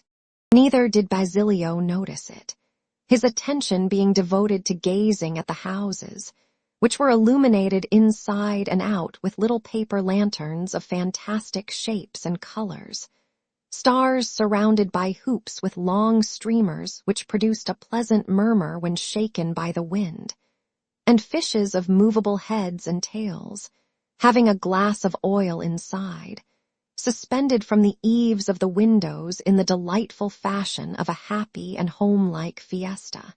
But he also noticed that the lights were flickering, that the stars were being eclipsed, that this year had fewer ornaments and hangings than the former, which in turn had had even fewer than the year preceding it. There was scarcely any music in the streets, while the agreeable noises of the kitchen were not to be heard in all the houses, which the youth ascribed to the fact that for some time things had been going badly. The sugar did not bring a good price. The rice crops had failed, over half the livestock had died, but the taxes rose and increased for some inexplicable reason, while the abuses of the civil guard became more frequent to kill off the happiness of the people in the towns. He was just pondering over this when an energetic halt resounded. They were passing in front of the barracks, and one of the guards had noticed the extinguished lamp of the caramata, which could not go on without it. A hail of insults fell about the poor cochero, who vainly excused himself with the length of the procession. He would be arrested for violating the ordinances and afterwards advertised in the newspapers. So the peaceful and prudent Basilio left the caramata and went his way on foot, carrying his valise. This was San Diego, his native town, where he had not a single relative. The only house wherein there seemed to be any mirth was Capitan Basilio's. Hens and chickens cackled their death chant to the accompaniment of dry and repeated strokes, as of meat pounded on a chopping block, and the sizzling of grease in the frying pans. A feast was going on in the house, and even into the street there passed a certain draught of air, saturated with the succulent odors of stews and confections. In the entresol Basilio saw Sinang, as small as when our readers knew her before, too, although a little rounder and plumper since her marriage. Then, to his great surprise, he made out, further in at the back of the room, chatting with Capitan Basilio, the curate, and the alferez of the civil guard, no less than the jeweler Simeon, as ever with his blue goggles and his nonchalant air. "It's understood, Senor Simeon," Capitan Basilio was saying, "that we'll go to Tiani to see your jewels." "I would also go," remarked the alferez, "because I need a watch chain, but I'm so busy, if Capitan Basilio would undertake." Capitan Basilio would do so with the greatest pleasure, and as he wished to propitiate the soldier in order that he might not be molested in the persons of his laborers, he refused to accept the money which the alferez was trying to get out of his pocket. "It's my Christmas gift." "I can't allow you, Capitan. I can't permit it." "All right, we'll settle up afterwards," replied Capitan Basilio with a lordly gesture. Also, the curate wanted a pair of ladies' earrings and requested the Capitan to buy them for him. "I want them first class. Later we'll fix up the account." "Don't worry about that, Padre," said the good man, who wished to be at peace with the church also. An unfavorable report on the curate's part could do him great damage and cause him double the expense, for those earrings were a forced present. Simeon in the meantime was praising his jewels. "That fellow is fierce," mused the student.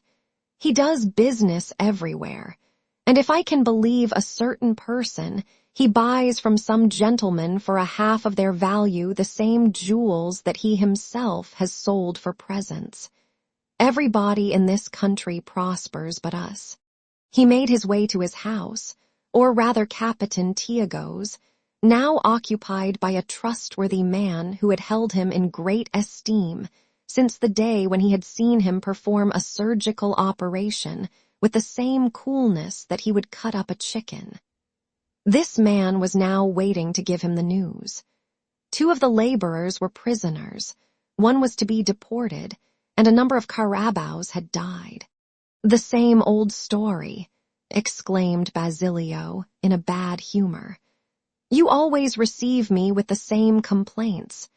The youth was not overbearing, but as he was at times scolded by Captain Tiago, he liked in his turn to chide those under his orders. The old man cast about for something new. "One of our tenants has died, the old fellow who took care of the woods, and the curate refused to bury him as a pauper, saying that his master is a rich man." "What did he die of?" "Of old age." "Get out, to die of old age. It must at least have been some disease." Basilio, in his zeal for making autopsies, wanted diseases. "Haven't you anything new to tell me? You take away my appetite relating the same old things. Do you know anything of Sagpang?" The old man then told him about the kidnapping of Cabesang Tales. Basilio became thoughtful and said nothing more. His appetite had completely left him. Chapter 6. Basilio.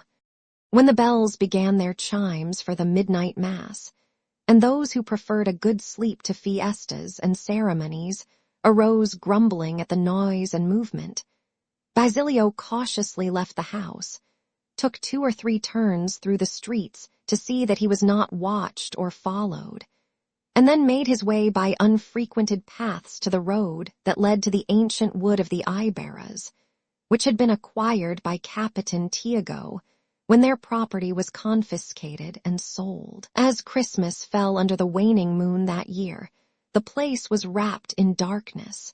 The chimes had ceased, and only the tolling sounded through the darkness of the night amid the murmur of the breeze-stirred branches and the measured roar of the waves on the neighboring lake, like the deep respiration of nature sunk in profound sleep.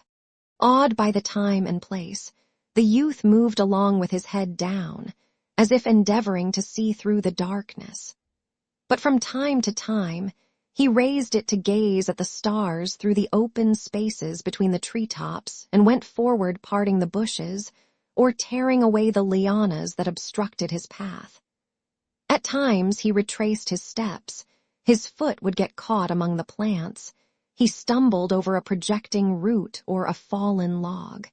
At the end of a half-hour, he reached a small brook on the opposite side of which arose a hillock, a black and shapeless mass that in the darkness took on the proportions of a mountain. Basilio crossed the brook on the stones that showed black against the shining surface of the water, ascended the hill, and made his way to a small space enclosed by old and crumbling walls. He approached the balit tree that rose in the center, huge, mysterious, venerable, formed of roots that extended up and down among the confusedly interlaced trunks. Pausing before a heap of stones, he took off his hat and seemed to be praying. There his mother was buried, and every time he came to the town his first visit was to that neglected and unknown grave. Since he must visit Cabesang Tales' family the next day, he had taken advantage of the night to perform this duty. Seated on a stone, he seemed to fall into deep thought. His past rose before him like a long black film, rosy at first, then shadowy with spots of blood, then black, gray, and then light, ever lighter. The end could not be seen. hidden as it was by a cloud through which shone lights and the hues of dawn. 13 years before to the day, almost to the hour, his mother had died there in the deepest distress, on a glorious night when the moon shone brightly and the Christians of the world were engaged in rejoicing. Wounded and limping, he had reached there in pursuit of her, she mad and terrified, fleeing from her son as from a ghost. There she had died, and there had come a stranger who had commanded him to build a funeral pyre. He had obeyed mechanically, and when he returned, he found a second stranger by the side of the other's corpse. What a night and what a morning those were! The stranger helped him raise the pyre, whereon they burned the corpse of the first, dug the grave in which they buried his mother, and then after giving him some pieces of money told him to leave the place. It was the first time that he had seen that man, tall, with bloodshot eyes, pale lips, and a sharp nose. Entirely alone in the world, without parents or brothers and sisters, he left the town whose authorities inspired in him such great fear, and went to Manila to work in some rich house and study at the same time, as many do. His journey was an odyssey of sleeplessness and startling surprises, in which hunger counted for little, for he ate the fruits in the woods, whither he retreated whenever he made out from afar the uniform of the civil guard, a sight that recalled the origin of all his misfortunes. Once in Manila, ragged and sick, he went from door to door offering his services. A boy from the provinces who knew not a single word of Spanish, and sickly besides. Discouraged, hungry, and miserable, he wandered about the streets, attracting attention by the wretchedness of his clothing. How often was he tempted to throw himself under the feet of the horses that flashed by, drawing carriages shining with silver and varnish, thus to end his misery at once. Fortunately, he saw Captain Tiago, accompanied by Aunt Isabel. He had known them since the days in San Diego, and in his joy believed that in them he saw almost fellow townsfolk. He followed the carriage until he lost sight of it, and then made inquiries for the house. As it was the very day that Maria Clara entered the nunnery and Captain Tiago was accordingly depressed, he was admitted as a servant without pay, but instead with leave to study, if he so wished, in San Juan de Letran. 1.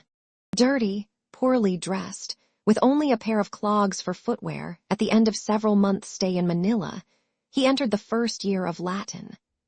On seeing his clothes, his classmates drew away from him, and the professor, a handsome Dominican, never asked him a question, but frowned every time he looked at him. In the 8 months that the class continued, the only words that passed between them were his name read from the roll and the daily sum with which the student responded. With what bitterness he left the class each day, and guessing the reason for the treatment accorded him, what tears sprang into his eyes, and what complaints were stifled in his heart. How he had wept and sobbed over the grave of his mother, relating to her his hidden sorrows, humiliations, and affronts, when at the approach of Christmas Captain Tiago had taken him back to San Diego. Yet he memorized the lessons without omitting a comma, although he understood scarcely any part of them. But at length he became resigned, noticing that among the 300 or 400 in his class, only about 40 merited the honor of being questioned, because they attracted the professor's attention by their appearance, some prank, comicality, or other cause. The greater part of the students congratulated themselves that they thus escaped the work of thinking and understanding the subject.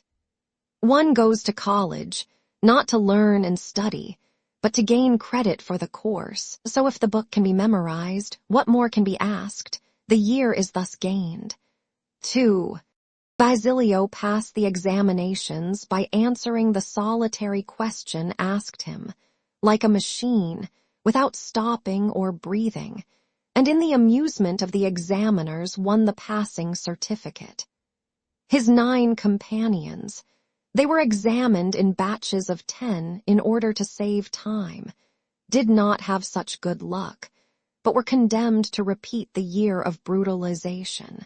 In the second year, the gamecock that he tended won a large sum, and he received from Captain Tiago a big tip, which he immediately invested in the purchase of shoes and a felt hat. With these and the clothes given him by his employer, which he made over to fit his person, his appearance became more decent, but did not get beyond that.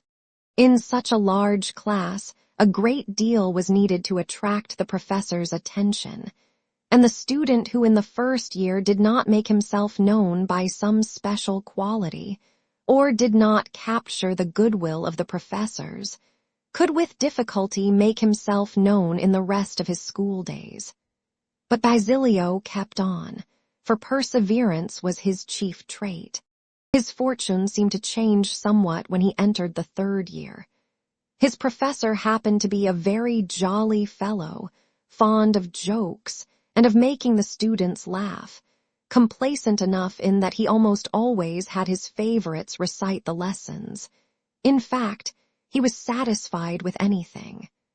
At this time, Basilio now wore shoes and a clean and well-ironed camisa.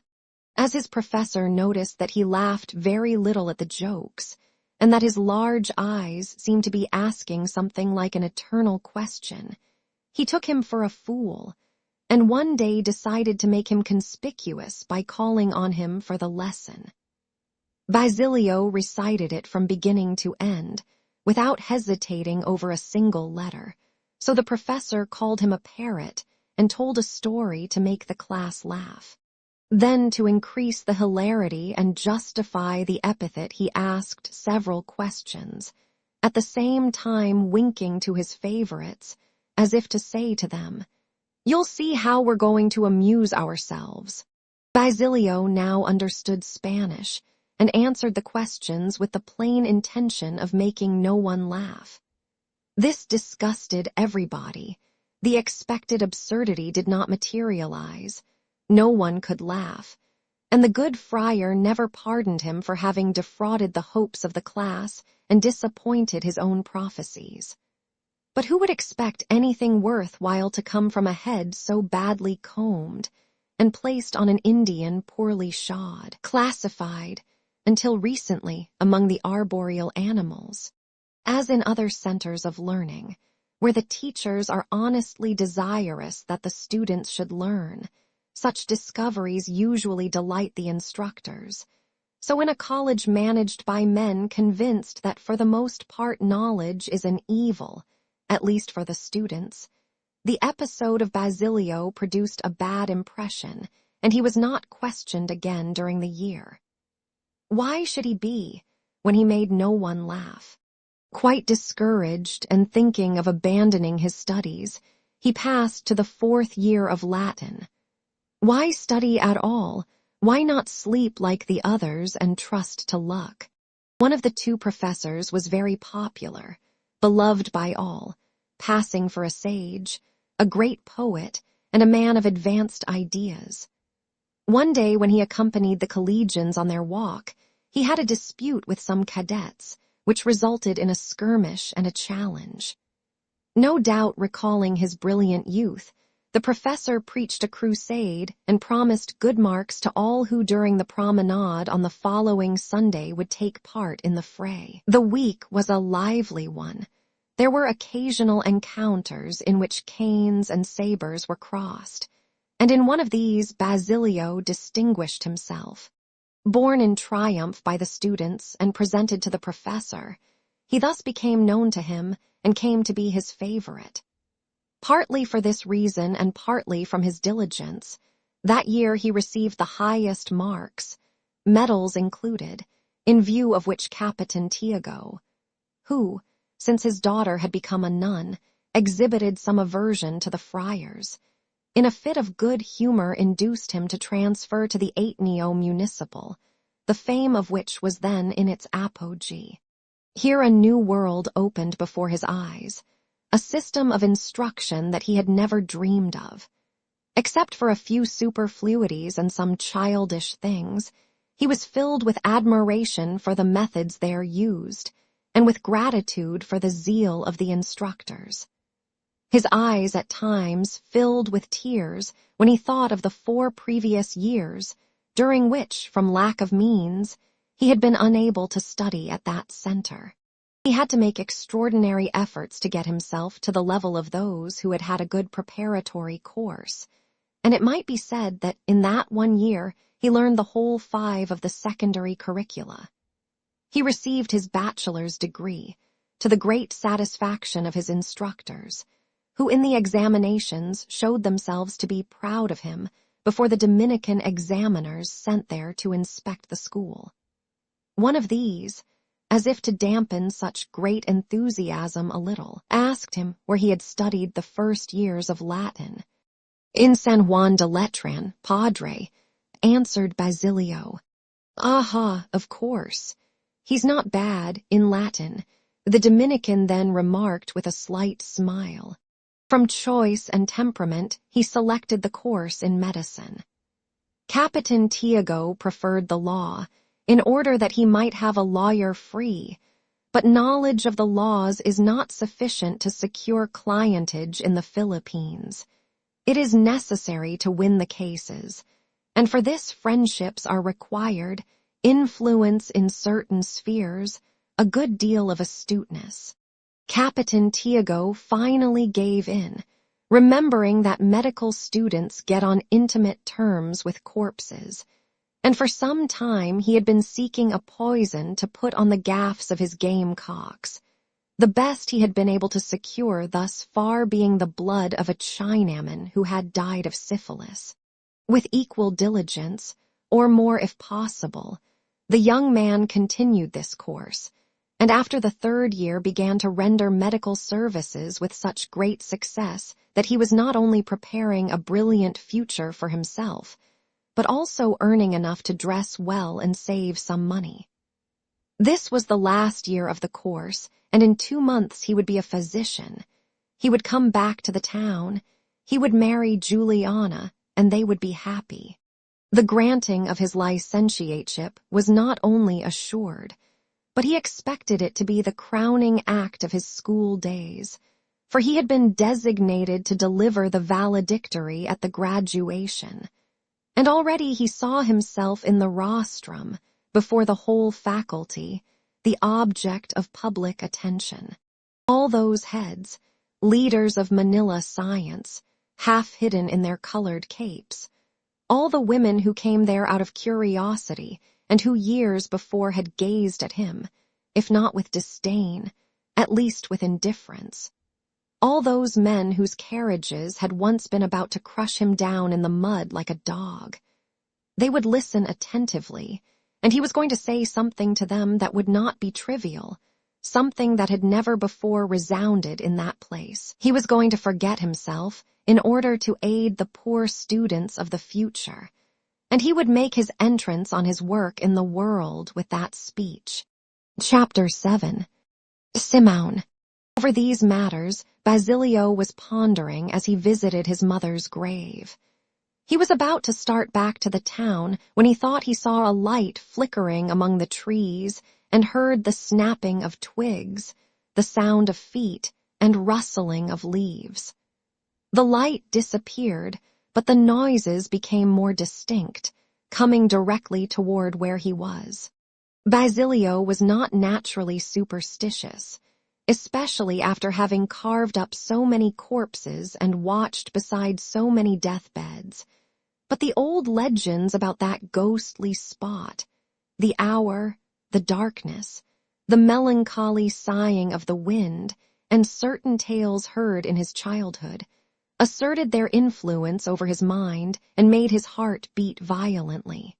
The figure stopped on the other side of the balliet, but the youth could see it through an open space between 2 roots that had grown in the course of time to the proportions of tree trunks. It produced from under its coat a lantern with a powerful reflecting lens, which it placed on the ground, thereby lighting up a pair of riding boots, the rest of the figure remaining concealed in the darkness. The figure seemed to search its pockets and then bent over to fix a shovel blade on the end of a stout cane. To his great surprise, Basilio thought he could make out some of the features of the jeweler Simeon, who indeed it was. The jeweler dug in the ground, and from time to time the lantern illuminated his face, on which were not now the blue goggles that so completely disguised him. Basilio shuddered. That was the same stranger who 13 years before had dug his mother's grave there, only now he had aged somewhat, his hair had turned white, he wore a beard and a mustache, but yet his look was the same, the bitter expression, the same cloud on his brow, the same muscular arms, though somewhat thinner now, the same violent energy. Old impressions were stirred in the boy. He seemed to feel the heat of the fire, the hunger, the weariness of that time, the smell of freshly turned earth. Yet his discovery terrified him.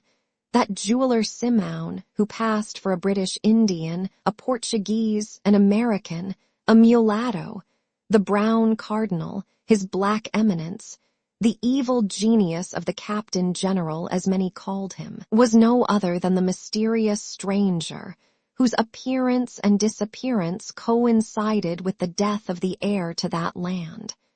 But of the two strangers who had appeared, which was Ibarra, the living or the dead?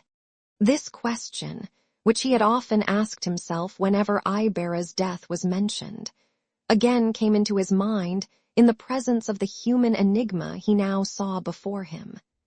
The dead man had had 2 wounds, which must have been made by firearms, as he knew from what he had since studied, and which would be the result of the chase on the lake. Then the dead man must have been Ibarra, who had come to die at the tomb of his forefathers, his desire to be cremated being explained by his residence in Europe, where cremation is practiced. Then who was the other, the living, this jeweler Simeon, at that time with such an appearance of poverty and wretchedness, but who had now returned loaded with gold and a friend of the authorities? There was the mystery, and the student, with his characteristic cold-bloodedness, determined to clear it up at the first opportunity. Simeon dug away for some time, but Basilio noticed that his old vigor had declined. He panted and had to rest every few moments. Fearing that he might be discovered, the boy made a sudden resolution. Rising from his seat and issuing from his hiding place, he asked in the most matter-of-fact tone, "Can I help you, sir?" Simeon straightened up with the spring of a tiger attacked at his prey, thrust his hand in his coat pocket, and stared at the student with a pale and lowering gaze. 13 years ago you rendered me a great service, sir, went on Basilio unmoved, in this very place, by burying my mother, and I should consider myself happy if I could serve you now. Without taking his eyes off the youth, Simeon drew a revolver from his pocket, and the click of a hammer being cocked was heard. "For whom do you take me?" he asked, retreating a few paces. "For a person who is sacred to me," replied Basilio with some emotion, for he thought his last moment had come. "For a person whom all, except me, believe to be dead, and whose misfortunes I have always lamented." An impressive silence followed these words, a silence that to the youth seemed to suggest eternity. But Simeon, after some hesitation, approached him and placing a hand on his shoulder said in a moving tone, "Basilio, you possess a secret that can ruin me, and now you have just surprised me in another, which puts me completely in your hands, the divulging of which would upset all my plans. For my own security, and for the good of the cause in which I labor, I ought to seal your lips forever. For what is the life of one man compared to the end I seek? The occasion is fitting. No one knows that I have come here. I am armed. You are defenseless. Your death would be attributed to the outlaws, if not to more supernatural causes. Yet I'll let you live and trust that I shall not regret it. You have toiled, you have struggled with energetic perseverance, and like myself, you have your scores to settle with society. Your brother was murdered, your mother driven to insanity, and society has prosecuted neither the assassin nor the executioner. You and I are the dregs of justice, and instead of destroying, we ought to aid each other. Simeon paused with a repressed sigh, and then slowly resumed, while his gaze wandered about. Yes, I am he who came here 13 years ago, sick and wretched, to pay the last tribute to a great and noble soul that was willing to die for me. The victim of a vicious system, I have wandered over the world, working night and day to amass a fortune and carry out my plan. Now I have returned to destroy that system, to precipitate its downfall, to hurl it into the abyss toward which it is senselessly rushing, even though I may have to shed oceans of tears and blood. It has condemned itself, it stands condemned, and I don't want to die before I have seen it in fragments at the foot of the precipice. Simeon extended both his arms toward the earth, as if with that gesture he would like to hold there the broken remains. His voice took on a sinister, even lugubrious tone, which made the student shudder. Called by the vices of the rulers, I have returned to these islands, and under the cloak of a merchant have visited the towns.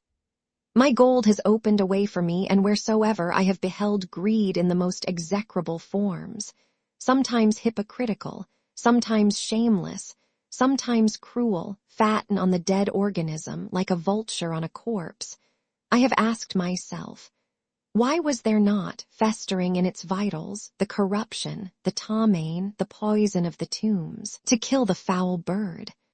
The corpse was letting itself be consumed. The vulture was gorging itself with meat, and because it was not possible for me to give it life so that it might turn against its destroyer, and because the corruption developed slowly, I have stimulated greed, I have abetted it. The cases of injustice and the abuses multiplied themselves. I have instigated crime and acts of cruelty, so that the people might become accustomed to the idea of death. I have stirred up trouble so that to escape from it some remedy might be found. I have placed obstacles in the way of trade, so that the country, impoverished and reduced to misery, might no longer be afraid of anything. I have excited desires to plunder the treasury, and as this has not been enough to bring about a popular uprising, I have wounded the people in their most sensitive fiber. I have made the vulture itself insult the very corpse that it feeds upon and hasten the corruption. Now, when I was about to get the supreme rottenness, the supreme filth, the mixture of such foul products brewing poison, when the greed was beginning to irritate, in its folly hastening to seize whatever came to hand, like an old woman caught in a conflagration, here you come with your cries of Hispanism, with chants of confidence in the government. In what cannot come to pass, here you have a body palpitating with heat and life, young, pure, vigorous, throbbing with blood, with enthusiasm, suddenly come forth to offer itself again as fresh food. Ah, youth is ever inexperienced and dreamy, always running after the butterflies and flowers. You have united, so that by your efforts you may bind your fatherland to Spain with garlands of roses, when in reality you are forging upon it chains harder than the diamond.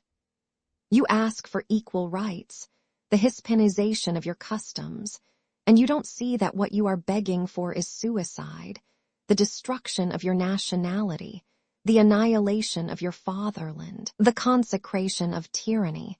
What will you be in the future? People without character, a nation without liberty. Everything you have will be borrowed, even your very defects. You beg for Hispanization and do not pale with shame when they deny it you. And even if they should grant it to you, what then? What have you gained? At best, a country of pronunciamentos, a land of civil wars, a republic of the greedy and the malcontents, like some of the republics of South America. To what are you tending now, with your instruction in Castilian, a pretension that would be ridiculous, were it not for its deplorable consequences? You wish to add one more language to the 40-odd that are spoken in the islands, so that you may understand one another less and less. On the contrary, replied Basilio, if the knowledge of Castilian may bind us to the government, in exchange it may also unite the islands among themselves. A gross error, rejoined Simeon.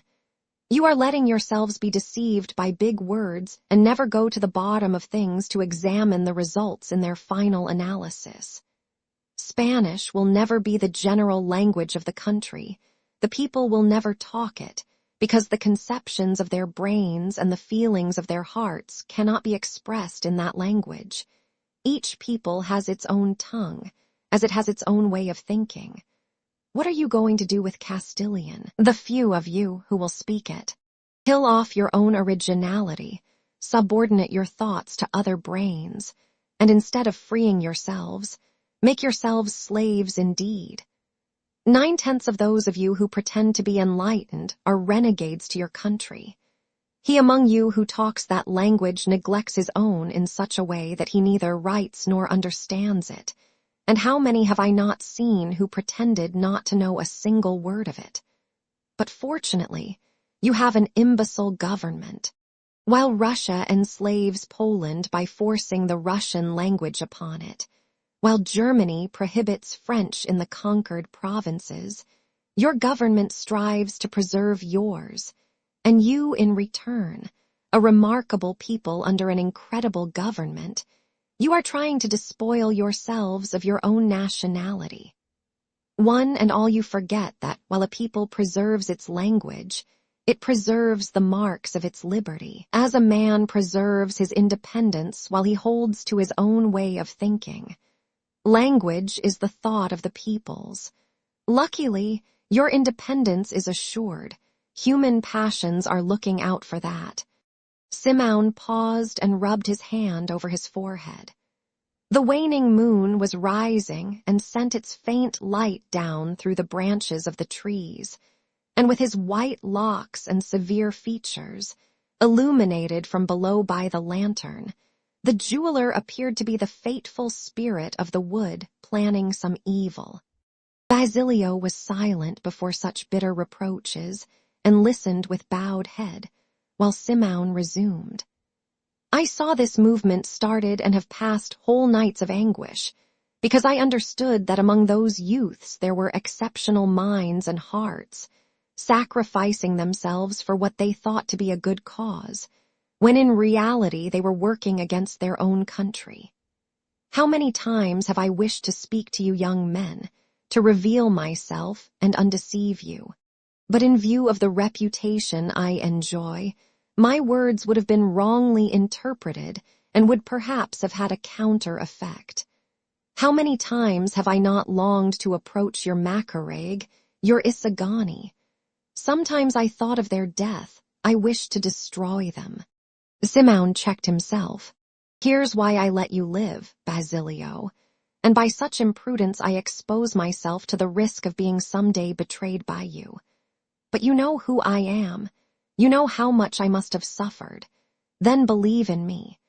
You are not of the common crowd, which sees in the jeweler Simeon the traitor who incites the authorities to commit abuses in order that the abused may buy jewels. I am the judge who wishes to castigate this system by making use of its own defects, to make war on it by flattering it. I need your help, your influence among the youth, to combat these senseless desires for Hispanization, for assimilation, for equal rights.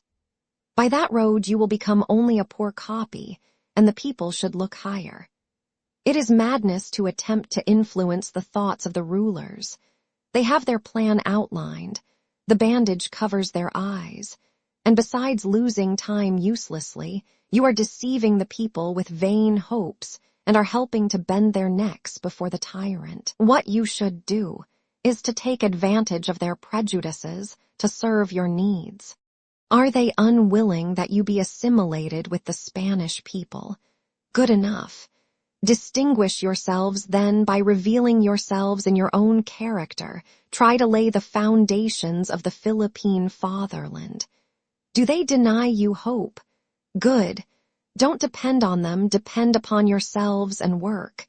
Do they deny you representation in their courts? So much the better. Even should you succeed in sending representatives of your own choice, what are you going to accomplish there except to be overwhelmed among so many voices, and sanction with your presence the abuses and wrongs that are afterwards perpetrated? The fewer rights they allow you, the more reason you will have later to throw off the yoke and return evil for evil. If they are unwilling to teach you their language, cultivate your own, extend it, preserve to the people their own way of thinking, and instead of aspiring to be a province, aspire to be a nation.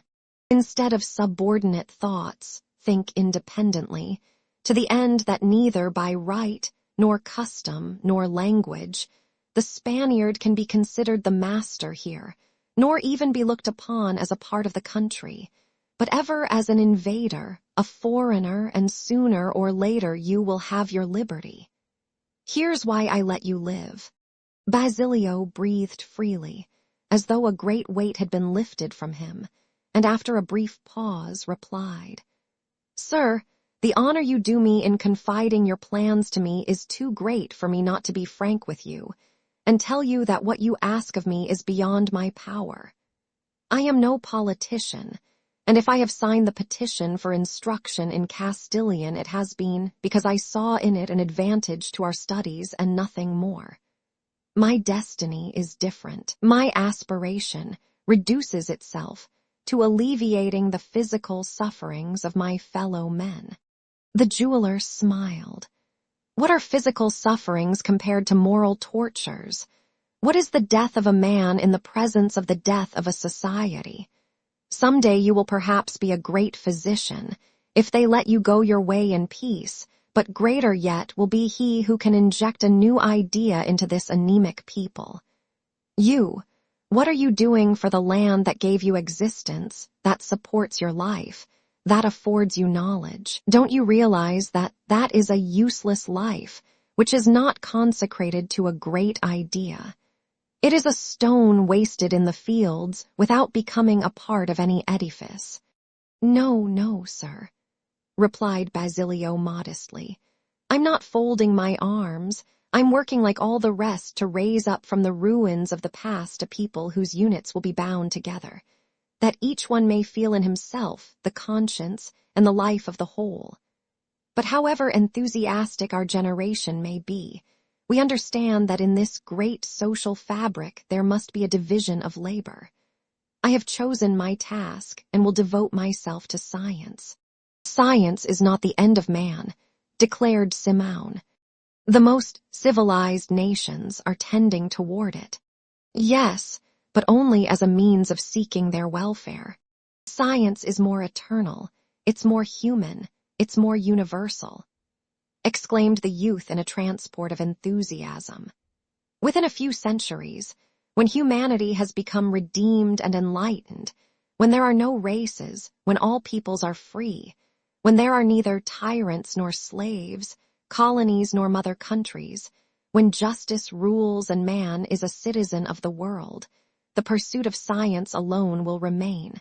The word patriotism will be equivalent to fanaticism, and he who prides himself on patriotic ideas will doubtless be isolated as a dangerous disease, as a menace to the social order. Simón smiled sadly. Yes, yes, he said with a shake of his head.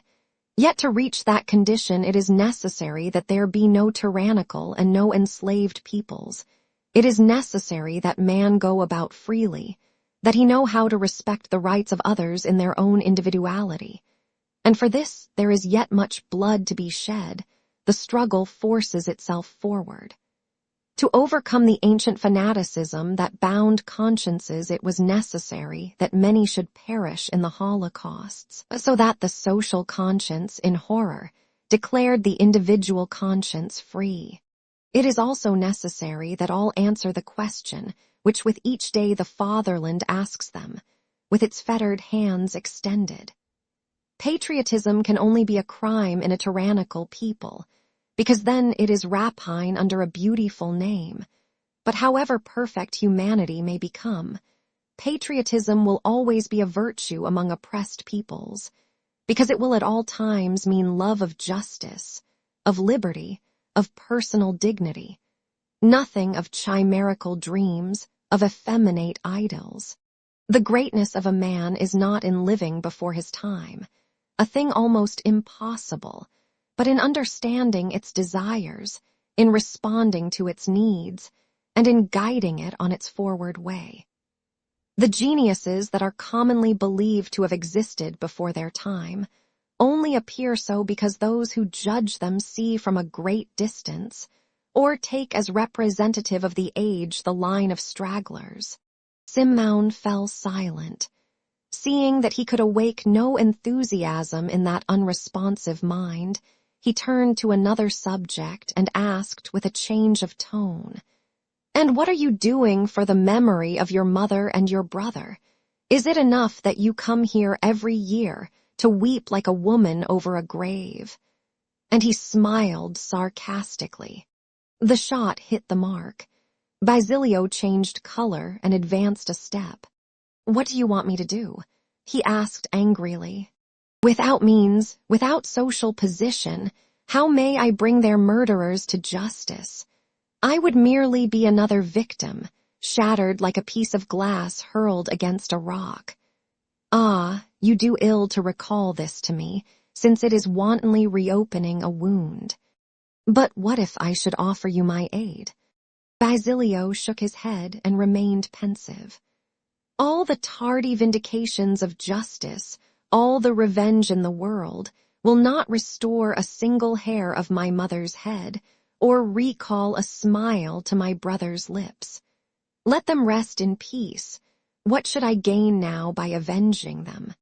Prevent others from suffering what you have suffered, that in the future there be no brothers murdered or mothers driven to madness. Resignation is not always a virtue. It is a crime when it encourages tyrants. There are no despots where there are no slaves. Man is in his own nature so wicked that he always abuses complacence. I thought as you do, and you know what my fate was. Those who caused your misfortunes are watching you day and night. They suspect that you are only biding your time. They take your eagerness to learn, your love of study, your very complacence, for burning desires for revenge. The day they can get rid of you, they will do with you as they did with me, and they will not let you grow to manhood, because they fear and hate you. Hate me, still hate me after the wrong they have done me?" asked the youth in surprise. Simeon burst into a laugh.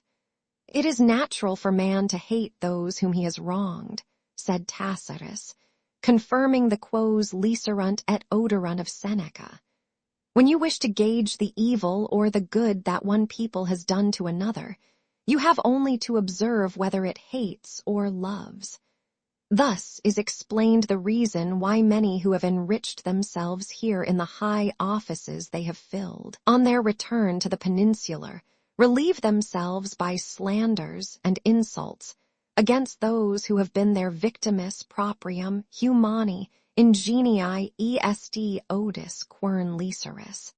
But if the world is large, if one leaves them to the peaceful enjoyment of power, if I ask only to be allowed to work, to live, and to rear meek-natured sons to send them afterwards to submit to the yoke, continued Simeon, cruelly mimicking Basilio's tone. A fine future you prepare for them, and they have to thank you for a life of humiliation and suffering.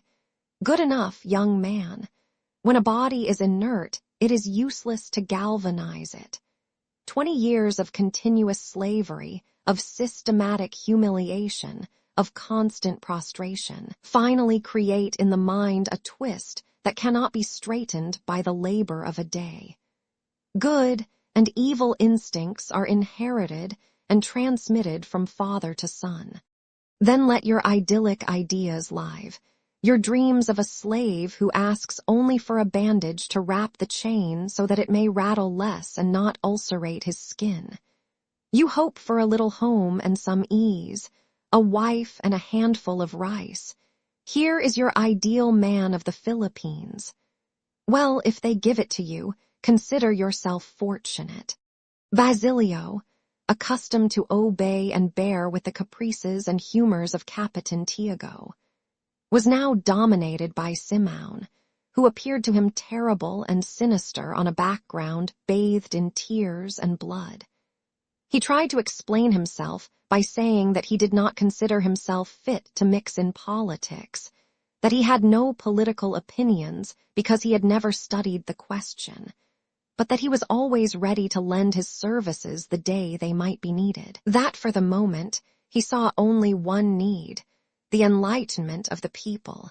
Simeon stopped him with a gesture, and as the dawn was coming, said to him, "Young man, I am not warning you to keep my secret, because I know that discretion is one of your good qualities, and even though you might wish to sell me, the jeweler Simeon, the friend of the authorities and of the religious corporations, will always be given more credit than the student Basilio, already suspected of filibusterism, and, being a native, so much the more marked and watched, and because in the profession you are entering upon you, will encounter powerful rivals.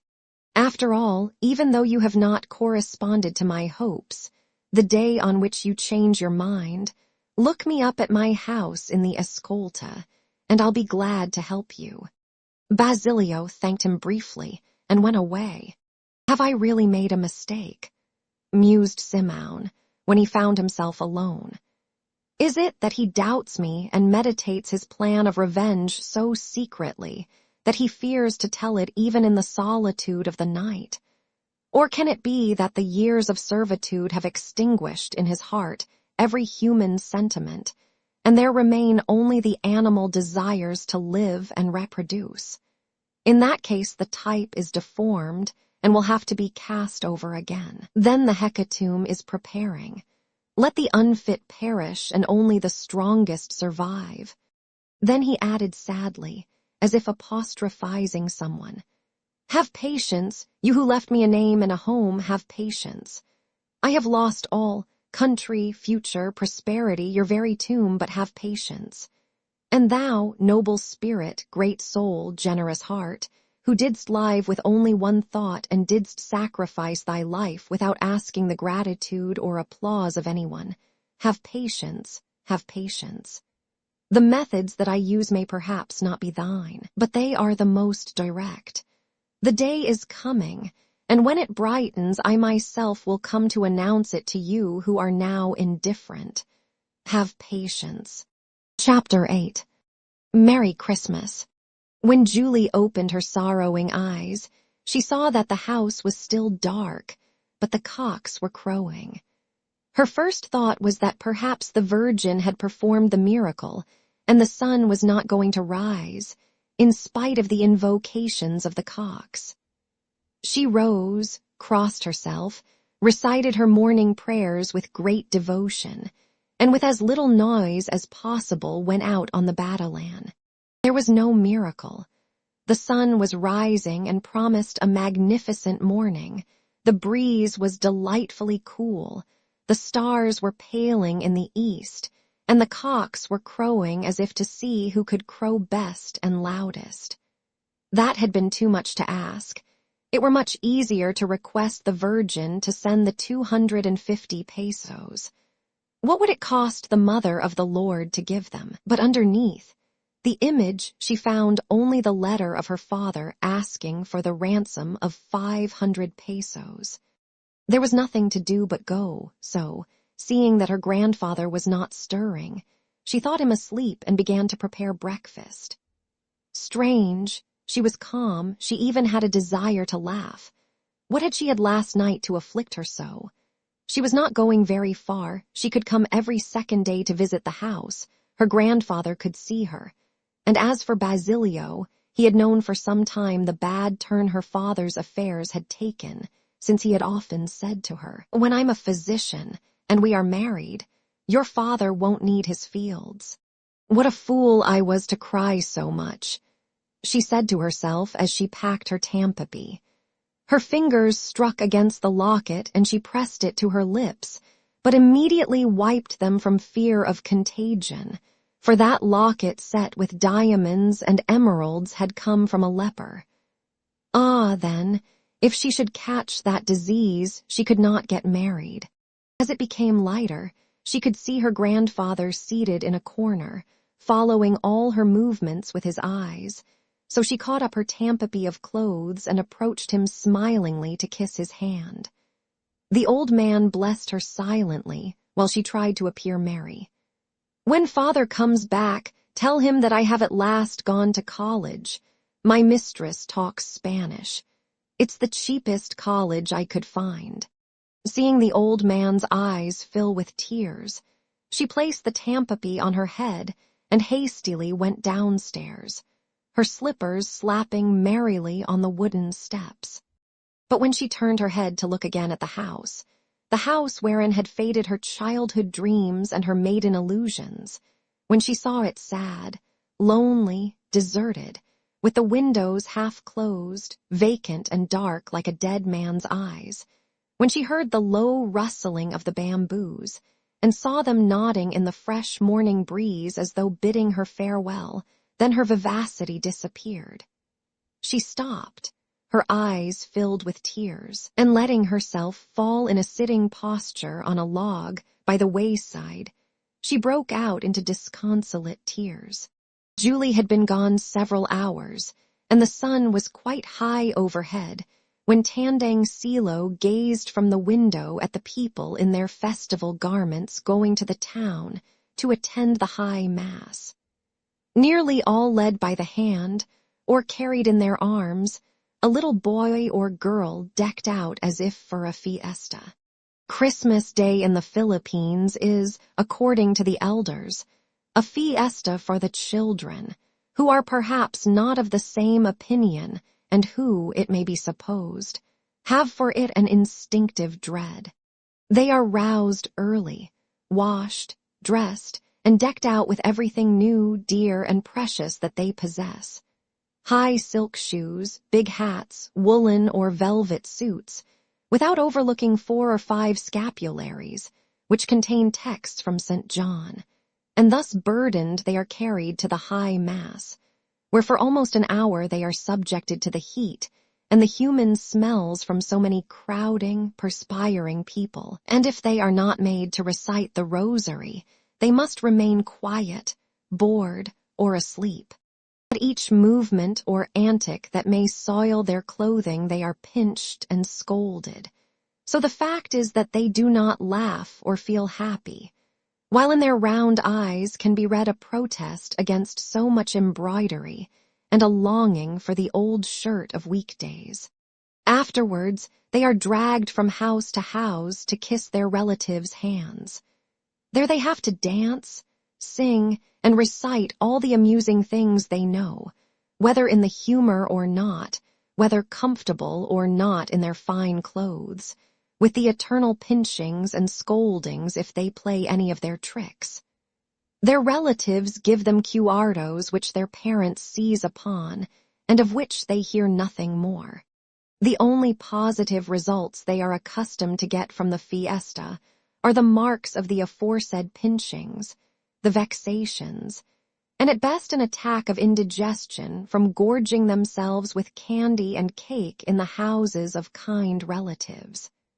But such is the custom, and Filipino children enter the world through these ordeals, which afterwards prove the least sad, the least hard of their lives. Adult persons who live independently also share in this fiesta, by visiting their parents and their parents' relatives, crooking their knees, and wishing them a Merry Christmas. Their Christmas gift consists of a sweetmeat, some fruit, a glass of water, or some insignificant present. Tandang Silo saw all his friends pass and thought sadly that this year he had no Christmas gift for anybody, while his granddaughter had gone without hers, without wishing him a Merry Christina's. Was it delicacy on Julie's part or pure forgetfulness? When he tried to greet the relatives who called on him, bringing their children, he found to his great surprise that he could not articulate a word. Vainly he tried, but no sound could he utter. He placed his hands on his throat, shook his head, but without effect. When he tried to laugh, his lips trembled convulsively, and the only noise produced was a hoarse wheeze like the blowing of bellows. The women gazed at him in consternation. "He's dumb, he's dumb." They cried in astonishment, raising at once a literal pandemonium. Chapter 9. Pilates. When the news of this misfortune became known in the town, some lamented it and others shrugged their shoulders. No one was to blame, and no one need lay it on his conscience. The lieutenant of the civil guard gave no sign. He had received an order to take up all the arms, and he had performed his duty. He had chased the Chalisanes whenever he could, and when they captured Cabesangtails, he had organized an expedition and brought into the town, with their arms bound behind them, 5 or 6 rustics who looked suspicious.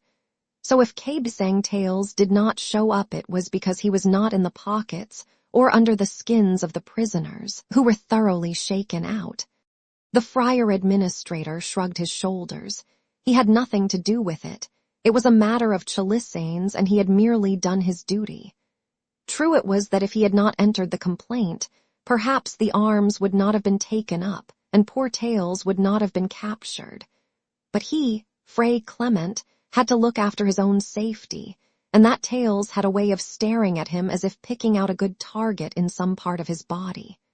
Self-defense is natural. If there are Chalisanes, the fault is not his. It is not his duty to run them down. That belongs to the civil guard. If Cabesangtails, instead of wandering about his fields, had stayed at home, he would not have been captured.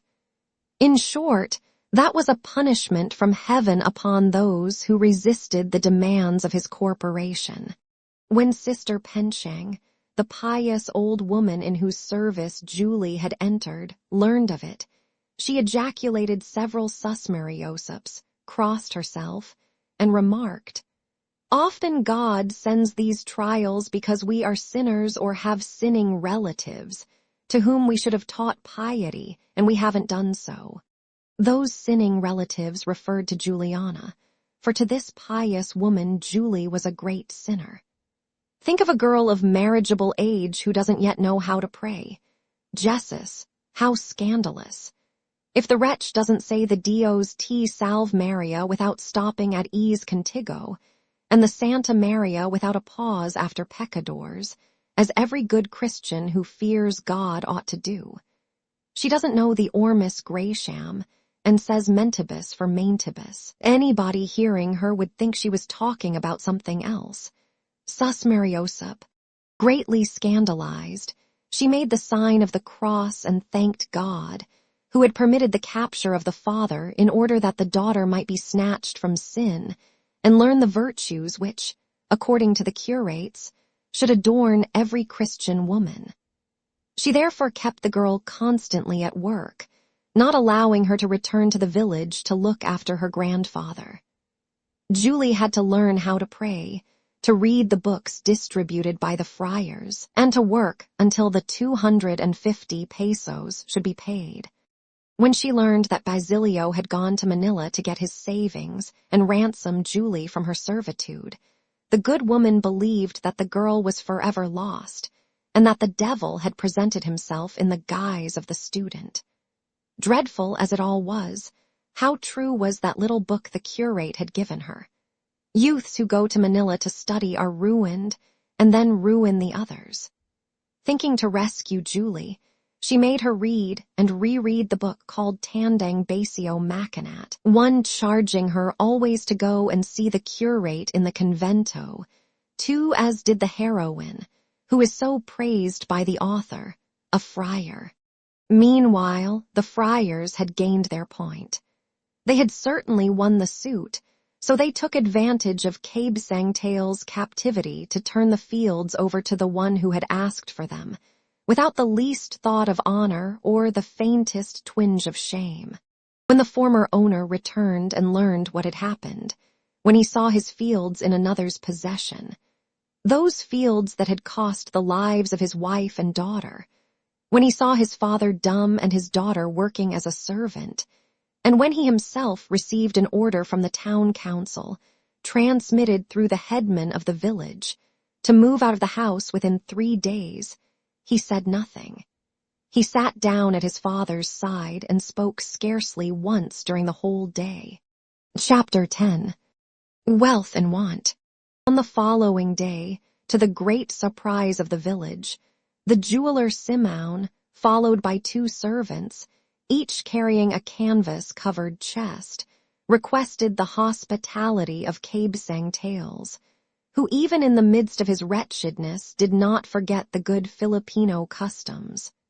Rather, he was troubled to think that he had no way of properly entertaining the stranger.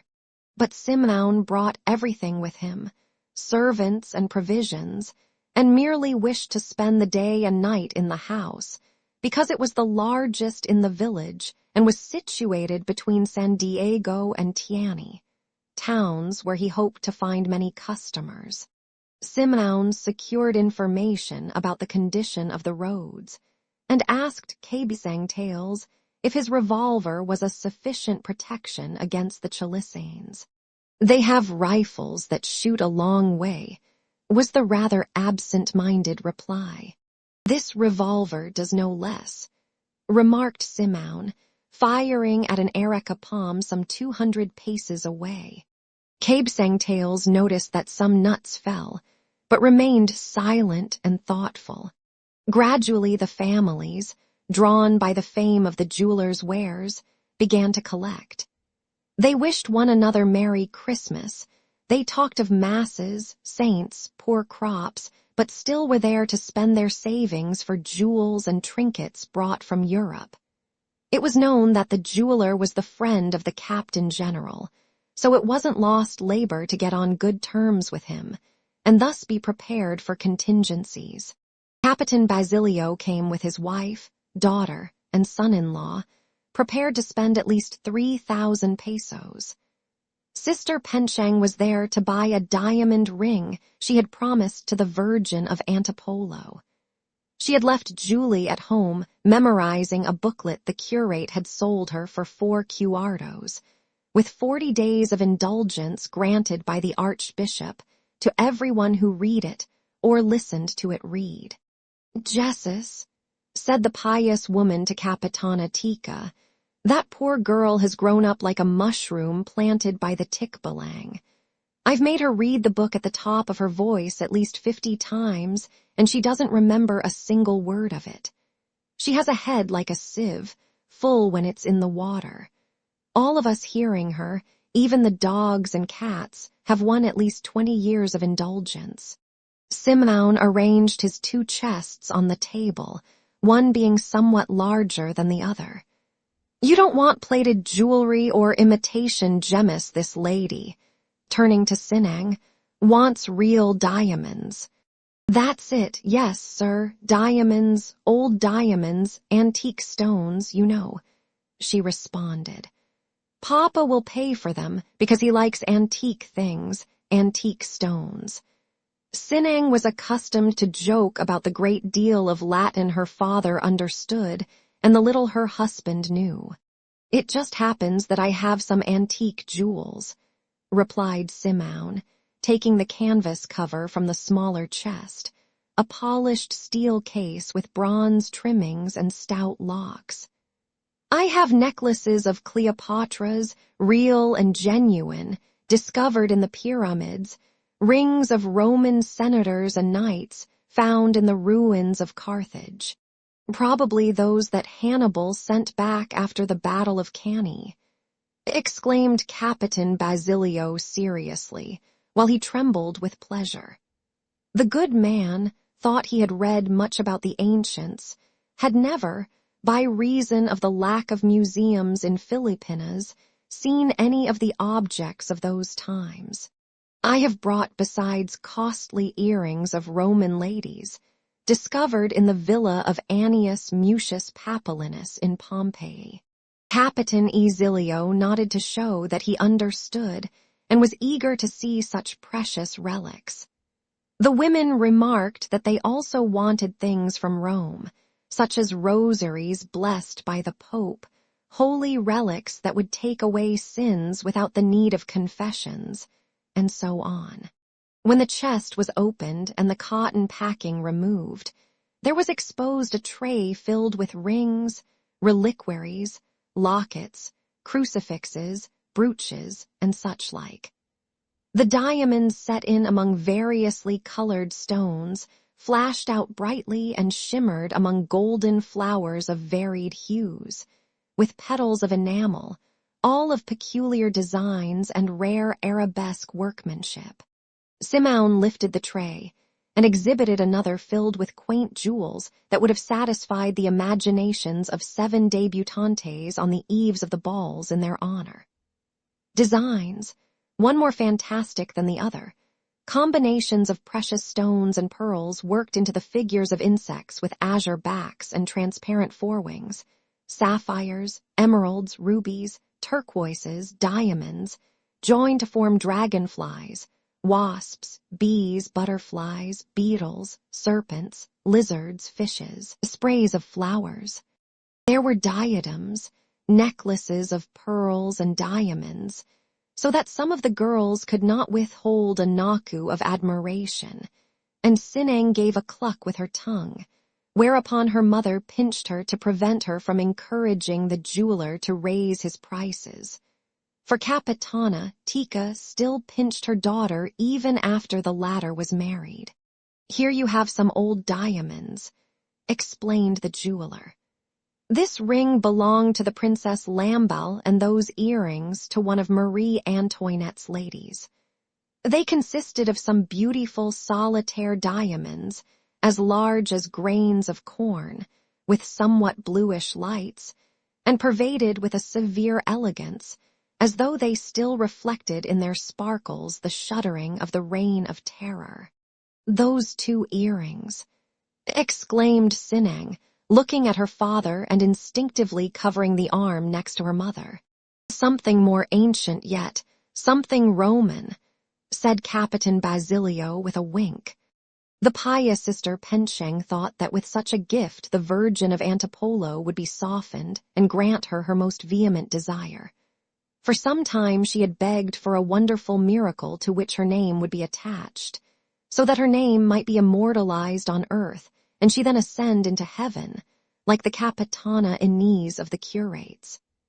She inquired the price, and Simeon asked 3,000 pesos, which made the good woman cross herself. Sus Mariosep. Simeon now exposed the 3rd tray, which was filled with watches, cigar and match cases decorated with the rarest enamels, reliquaries set with diamonds, and containing the most elegant miniatures. The 4th tray, containing loose gems, stirred a murmur of admiration. Sinang again clucked with her tongue, her mother again pinched her, although at the same time herself emitting a susmeria of wonder. No one there had ever before seen so much wealth. In that chest lined with dark blue velvet, arranged in trays, were the wonders of the Arabian Nights, the dreams of Oriental fantasies. Diamonds as large as peas glittered there, throwing out attractive rays as if they were about to melt or burn with all the hues of the spectrum. Emeralds from Peru of varied forms and shapes, rubies from India, red as drops of blood, sapphires from Ceylon, blue and white, turquoises from Persia, oriental pearls, some rosy, some lead-colored, others black. Those who have at night seen a great rocket burst in the azure darkness of the sky into thousands of colored lights, so bright that they make the eternal stars look dim, can imagine the aspect the tray presented. As if to increase the admiration of the beholders, Simeon took the stones out with his tapering brown fingers, gloating over their crystalline hardness, their luminous stream, as they poured from his hands like drops of water reflecting the tints of the rainbow. The reflections from so many facets, the thought of their great value, fascinated the gaze of everyone. Abe sang tales, who had approached out of curiosity, closed his eyes and drew back hurriedly, as if to drive away an evil thought. Such great riches were an insult to his misfortunes. That man had come there to make an exhibition of his immense wealth on the very day that he, Tails, for lack of money, for lack of protectors, had to abandon the house raised by his own hands. Here you have 2 black diamonds, among the largest in existence, explained the jeweler. They're very difficult to cut because they are the very hardest. This somewhat rosy stone is also a diamond, as is this green one that many take for an emerald. Quiroga the Chinaman offered me 6,000 pesos for it in order to present it to a very influential lady, and yet it is not the green ones that are the most valuable, but these blue ones. He selected 3 stones of no great size, but thick and well cut, of a delicate azure tint. For all that they are smaller than the green, he continued, they cost twice as much. Look at this one, the smallest of all, weighing not more than 2 carats, which cost me 20,000 pesos and which I won't sell for less than 30. I had to make a special trip to buy it. This other one, from the mines of Golconda, weighs 3.5 carats and is worth over 70,000. The Viceroy of India, in a letter I received the day before yesterday, offers me 12,000 pounds sterling for it. Before such great wealth, all under the power of that man who talked so unaffectedly, the spectators felt a kind of awe mingled with dread.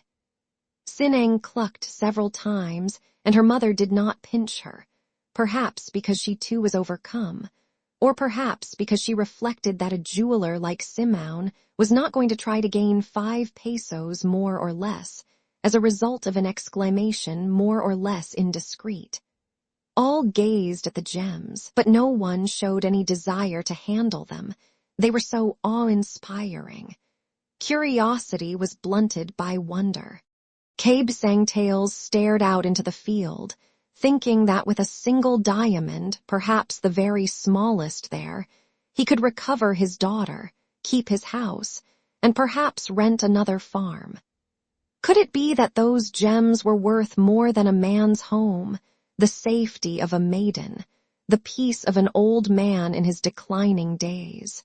As if he guessed the thought, Simeon remarked to those about him, "Look here, with one of these little blue stones which appear so innocent and inoffensive, pure as sparks scattered over the arch of heaven, with one of these seasonably presented, a man was able to have his enemy deported, the father of a family, as a disturber of the peace. And with this other little one like it, red as one's heart blood, as the feeling of revenge, and bright as an orphan's tears, he was restored to liberty. The man was returned to his home, the father to his children, the husband to the wife, and a whole family saved from a wretched future." He slapped the chest and went on in a loud tone in bad Tagalog.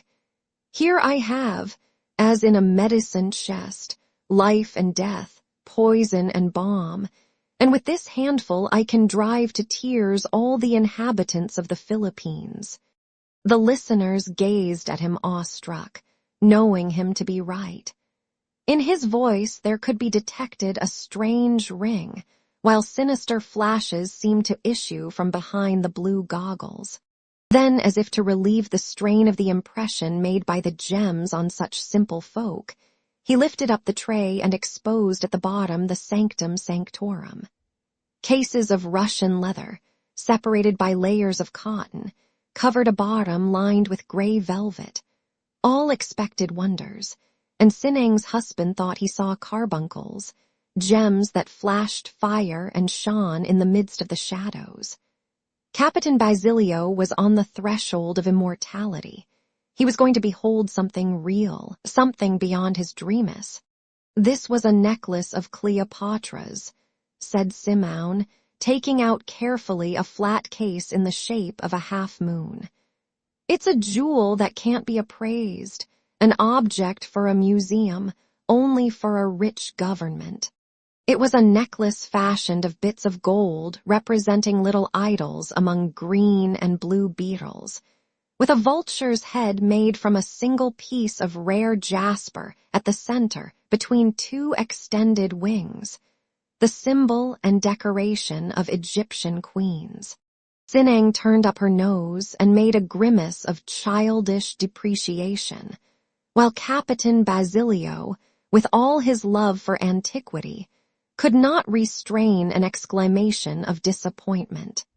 "It's a magnificent jewel, well-preserved, almost 2,000 years old." "Pshaw," Sinang made haste to exclaim to prevent her father's falling into temptation. "Fool," he chided her after overcoming his first disappointment. "How do you know but that to this necklace is due the present condition of the world? With this Cleopatra may have captivated Caesar, Mark Antony. This has heard the burning declarations of love from the greatest warriors of their time. It has listened to speeches in the purest and most elegant Latin, and yet you would want to wear it. I wouldn't give 3 pesos for it." "You could give 20, silly," said Capitana Tika in a judicial tone. "The gold is good and melted down would serve for other jewelry. This is a ring that must have belonged to Sulla," continued Simeon, exhibiting a heavy ring of solid gold with a seal on it. "With that he must have signed the death warrants during his dictatorship," exclaimed Capitan Basilio, pale with emotion. He examined it and tried to decipher the seal, but though he turned it over and over, he did not understand paleography, so he could not read it. What a finger Sulla had! He observed finally. "This would fit 2 of ours, as I've said, we're degenerating. I still have many other jewels." "If they're all that kind, never mind," interrupted Sinang. "I think I prefer the modern." Each one selected some piece of jewelry, one a ring, another a watch, another a locket. Capitana Tika bought a reliquary that contained a fragment of the stone on which our Savior rested at his 3rd fall, Sinang a pair of earrings, and Capitan Basilio the watch chain for the alferez, the ladies' earrings for the curate, and other gifts. The families from the town of Tiani, not to be outdone by those of San Diego, in like manner emptied their purses. Simeon bought or exchanged old jewelry, brought there by economical mothers, to whom it was no longer of use. Haven't you something to sell?" he asked Cabesang Tales, noticing the latter watching the sales and exchanges with covetous eyes, but the reply was that all his daughter's jewels had been sold. Nothing of value remained. "What about Maria Clara's locket?" inquired Sinang. "True," the man exclaimed, and his eyes blazed for a moment. "It's a locket set with diamonds and emeralds," Sinang told the jeweler. "My old friend wore it before she became a nun." Simeon said nothing, but anxiously watched Cabesang Tales, who, after opening several boxes, found the locket. He examined it carefully, opening and shutting it repeatedly. It was the same locket that Maria Clara had worn during the fiesta in San Diego, and which she had in a moment of compassion given to a leper. "I like the design," said Simeon. "How much do you want for it?" Cabesang Tales scratched his head in perplexity. then his ear, then looked at the women. "I've taken a fancy to this locket," Simão went on. "Will you take 100, 500 pesos? Do you want to exchange it for something else? Take your choice here." Tails stared foolishly at Simão, as if in doubt of what he heard. 500 pesos, he murmured.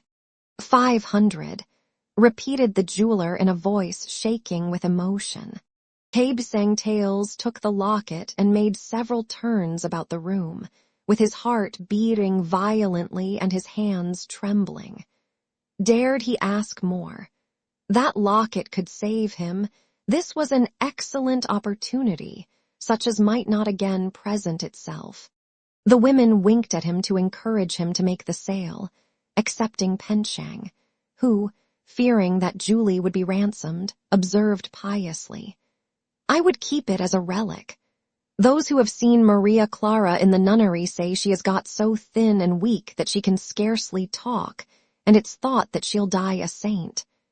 Padre Salvi speaks very highly of her, and he's her confessor. That's why Julie didn't want Ito give it up, but rather preferred to pawn herself." This speech had its effect. The thought of his daughter restrained Tails. "If you will allow me," he said, "I'll go to the town to consult my daughter. I'll be back before night." This was agreed upon, and Tails set out at once. But when he found himself outside of the village, he made out at a distance, on a path that entered the woods, the friar administrator and a man whom he recognized as the usurper of his land. A husband, seeing his wife enter a private room with another man, could not feel more wrath or jealousy than Cabsang Tails experienced when he saw them moving over his fields, the fields cleared by him, which he had thought to leave to his children. It seemed to him that they were mocking him, laughing at his powerlessness. There flashed into his memory what he had said about never giving up his fields, except to him who irrigated them with his own blood and buried in them his wife and daughter. He stopped, rubbed his hand over his forehead, and shut his eyes. When he again opened them, he saw that the man had turned to laugh, and that the friar had caught his sides as though to save himself from bursting with merriment. Then he saw them point toward his house and laugh again. A buzz sounded in his ears. He felt the crack of a whip around his chest. The red mist reappeared before his eyes. He again saw the corpses of his wife and daughter, and beside them the usurper with the friar laughing and holding his sides. Forgetting everything else, he turned aside into the path they had taken, the one leading to his fields. Simão waited in vain for Cabsang Tails to return that night. But the next morning, when he arose, he noticed that the leather holster of his revolver was empty. Opening it, he found inside a scrap of paper wrapped around the locket set with emeralds and diamonds, with these few lines written on it in Tagalog. "Pardon, sir, that in my own house I relieve you of what belongs to you, but necessity drives me to it. In exchange for your revolver, I leave the locket you desired so much. I need the weapon, for I am going out to join the Chalisanes. I advise you not to keep on your present road, because if you fall into our power, not then being my guest, we will require of you a large ransom. Telesforo Juan de Dios."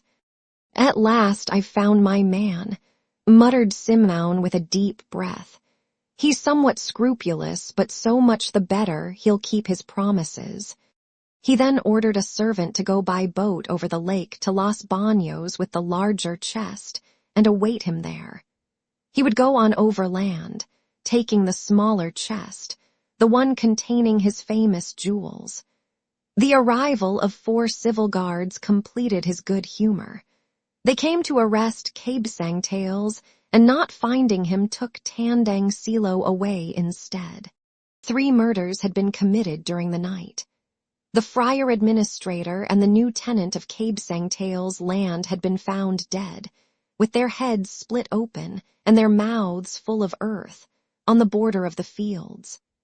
In the town, the wife of the usurper was found dead at dawn, her mouth also filled with earth and her throat cut, with a fragment of paper beside her, on which was the name Tales, written in blood as though traced by a finger. Calm yourselves, peaceful inhabitants of Calamba. None of you are named Tales, none of you have committed any crime. You are called Luis Habana, Matias Bellarmino, Nicasio Igasani, Cayetano de Jesus, Mateo Aledjord, Lindro Lopez, Antonino Lopez, Silvestre Ubaldo, Manuel Hidalgo, Paciano Mercado. Your name is the whole village of Calamba. When you cleared your fields, on them you have spent the labor of your whole lives, your savings, your vigils and privations, and you have been despoiled of them, driven from your homes, with the rest forbidden to show you hospitality. Not content with outraging justice, they too have trampled upon the sacred traditions of your country. You have served Spain and the king, and when in their name you have asked for justice, you were banished without trial, torn from your wives' arms and your children's caresses. Any one of you has suffered more than Cabesang Tales, and yet none, not one of you, has received justice. Neither pity nor humanity has been shown you. You have been persecuted beyond the tomb, as was Mariano Herbosa. 3 weep or laugh, there in those lonely aisles where you wander vaguely, uncertain of the future. Spain, the generous Spain, is watching over you, and sooner or later you will have justice. Chapter 11. Los Baños. His Excellency, the Captain General and Governor of the Philippine Islands, had been hunting in Basiboso. But as he had to be accompanied by a band of music, since such an exalted personage was not to be esteemed less than the wooden images carried in the processions, and as devotion to the divine art of St. Cecilia has not yet been popularized among the deer and wild boars of Basiboso, His Excellency, with the band of music and train of friars, soldiers, and clerks, had not been able to catch a single rat or a solitary bird. The provincial authorities foresaw dismissals and transfers.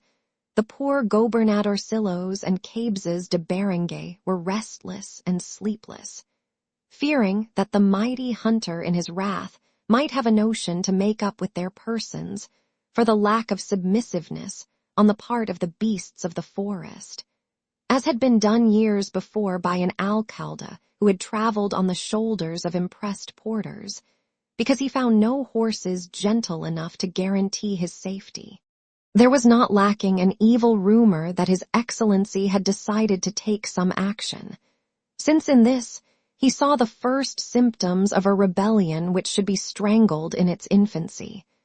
That a fruitless hunt hurt the prestige of the Spanish name, that he already had his eye on a wretch to be dressed up as a deer, when His Excellency, with clemency that Benzabe lacked words to extol sufficiently, dispelled all the fears by declaring that it pained him to sacrifice to his pleasure the beasts of the forest. But to tell the truth, His Excellency was secretly very well satisfied, for what would have happened had he missed a shot at a deer, one of those not familiar with political etiquette? What would the prestige of the sovereign power have come to then? A captain general of the Philippines missing a shot, like a raw hunter. What would have been said by the Indians, among whom there were some fair huntsmen? The integrity of the fatherland would have been endangered. So it was that His Excellency, with a sheepish smile, and posing as a disappointed hunter, ordered an immediate return to Los Baños. During the journey he related with an indifferent air his hunting exploits in this or that forest of the peninsula, adopting a tone somewhat depreciative, as suited the case, toward hunting in Filipinas. The bath in Dampillet, the hot springs on the shore of the lake, card games in the palace, with an occasional excursion to some neighboring waterfall, or the lake infested with caimans, offered more attractions and fewer risks to the integrity of the fatherland. Thus, on one of the last days of December, His Excellency found himself in the sala, taking a hand at cards while he awaited the breakfast hour. He had come from the bath, with the usual glass of coconut milk and its soft meat, so he was in the best of humors for granting favors and privileges. His good humor was increased by his winning a good many hands, for Padre Irene and Padre Sibylla, with whom he was playing, were exercising all their skill in secretly trying to lose, to the great irritation of Padre Camorra, who on account of his late arrival only that morning was not informed as to the game they were playing on the general. The friar artilleryman was playing in good faith and with great care, so he turned red and bit his lip every time Padre Sibylla seemed inattentive or blundered, but he dared not say a word by reason of the respect he felt for the Dominican. In exchange, he took his revenge out on Padre Irene, whom he looked upon as a base fawner and despised for his coarseness. Padre Sibylla let him scold, while the humbler Padre Irene tried to excuse himself by rubbing his long nose. His Excellency was enjoying it and took advantage, like the good tactician that the canon hinted he was, of all the mistakes of his opponents. Padre Camorra was ignorant of the fact that across the table they were playing for the intellectual development of the Filipinos, the instruction in Castilian, but had he known it, he would doubtless have joyfully entered into that game. The open balcony admitted the fresh, pure breeze and revealed the lake, whose waters murmured sweetly around the base of the edifice, as if rendering homage. On the right, at a distance, appeared Talim Island, a deep blue in the midst of the lake, while almost in front lay the green and deserted islet of Calamba, in the shape of a half-moon. To the left, the picturesque shores were fringed with clumps of bamboo, then a hill overlooking the lake, with wide rice fields beyond, then red roofs amid the deep green of the trees, the town of Calamba, and beyond the shoreline fading into the distance, with the horizon at the back closing down over the water, giving the lake the appearance of a sea, and justifying the name the Indians give it of Dagat na Tabang, or freshwater sea. At the end of the sala, seated before a table covered with documents, was the secretary.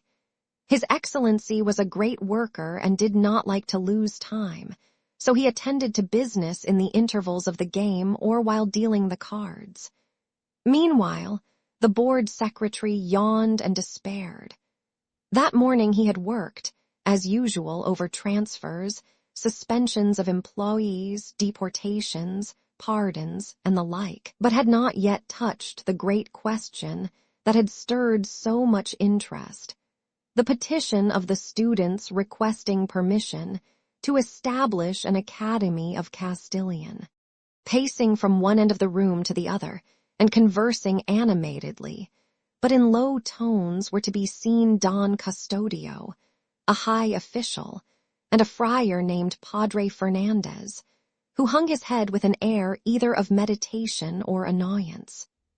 From an adjoining room issued the click of balls striking together and bursts of laughter, amid which might be heard the sharp, dry voice of Simeon, who was playing billiards with Ben Zabe. Suddenly Padre Camorra arose. "The devil with this game, puñales," he exclaimed, throwing his cards at Padre Irene's head. "Puñales, that trick, if not all the others, was assured and we lost by default. Puñales, the devil with this game."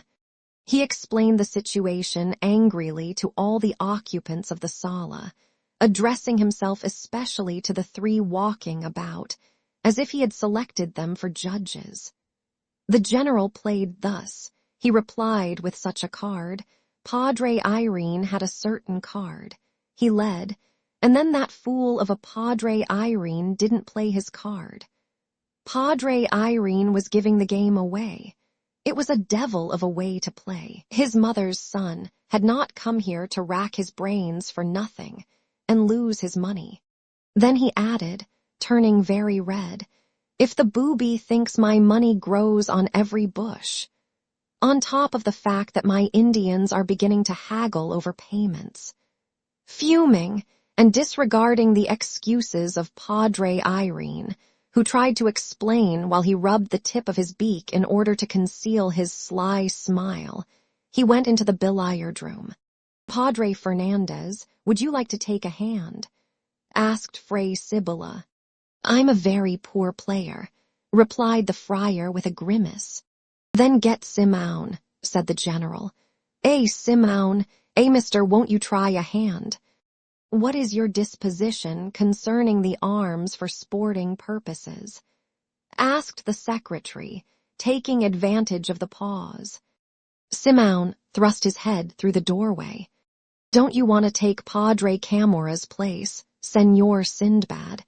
inquired Padre Irene. "You can bet diamonds instead of chips." "I don't care if I do," replied Simeon, advancing while he brushed the chalk from his hands. "What will you bet?" "What should we bet?" returned Padre Sibylla. "The general can bet what he likes, but we priests, clerics—" "Bah," interrupted Simeon ironically. "You and Padre Irene can pay with deeds of charity, prayers, and virtues, eh? You know that the virtues a person may possess," gravely argued Padre Sibylla, "are not like the diamonds that may pass from hand to be sold and resold. They are inherent in the being. They are essential attributes of the subject." "I'll be satisfied then if you pay me with promises," replied Simeon jestingly. "You, Padre Sibylla, instead of paying me 5 something or other in money, will say, for example, 'For 5 days I renounce poverty, humility, and obedience.' You, Padre Irene, 'I renounce chastity, liberality, and so on.' Those are small matters, and I'm putting up my diamonds. What a peculiar man this Simeon is! What notions he has!" exclaimed Padre Irene with a smile. "And he," continued Simeon, slapping His Excellency familiarly on the shoulder, "he will pay me with an order for 5 days in prison, or 5 months, or an order of deportation made out in blank, or let us say a summary execution by the civil guard, while my man is being conducted from one town to another." This was a strange proposition, so the 3 who had been pacing about gathered around. "But, Senor Simeon," asked the high official, "what good will you get out of winning promises of virtues, or lives and deportations and summary executions?" "A great deal. I'm tired of hearing virtues talked about and would like to have the whole of them, all there are in the world, tied up in a sack, in order to throw them into the sea, even though I had to use my diamonds for sinkers." "What an idea!" exclaimed Padre Irene with another smile. "And the deportations and executions, what of them?" "Well, to clean the country and destroy every evil seed. Get out, you're still sore at the Chalisanes. But you were lucky that they didn't demand a larger ransom or keep all your jewels. Man, don't be ungrateful." Simeon proceeded to relate how he had been intercepted by a band of Chalisanes, who, after entertaining him for a day, had let him go on his way without exacting other ransom than his 2 fine revolvers and the 2 boxes of cartridges he carried with him. He added that the Chalisanes had charged him with many kind regards for His Excellency, the Captain General. As a result of this, and as Simeon reported that the Chalisanes were well provided with shotguns, rifles, and revolvers, and against such persons one man alone, no matter how well armed, could not defend himself, His Excellency, to prevent the Chalisanes from getting weapons in the future, was about to dictate a new decree forbidding the introduction of sporting arms. On the contrary, protested Simeon. For me, the Chalisanes are the most respectable men in the country. They are the only ones who earn their living honestly. Suppose I had fallen into the hands, of you yourselves, for example, would you have let me escape without taking half of my jewels at least? Don Custodio was on the point of protesting. That Simeon was really a rude American mulatto taking advantage of his friendship with the Captain General to insult Padre Irene. Although it may be true also that Padre Irene would hardly have set him free for so little. The evil is not, went on Simeon, in that there are Chalisanes in the mountains and uninhabited parts. The evil lies in the Chalisanes in the towns and cities. Like yourself, put in the canon with a smile. Yes, like myself, like all of us. Let's be frank, for no Indian is listening to us here, continued the jeweler. The evil is that we're not all openly declared Chalisanes. When that happens and we all take to the woods, on that day the country will be saved. On that day will rise a new social order which will take care of itself, and His Excellency will be able to play his game in peace, without the necessity of having his attention diverted by his secretary. The person mentioned at that moment yawned, extending his folded arms above his head and stretching his crossed legs under the table as far as possible, upon noticing which all laughed. His Excellency wished to change the course of the conversation, so, throwing down the cards he had been shuffling, he said half seriously, Come, enough of jokes and cards.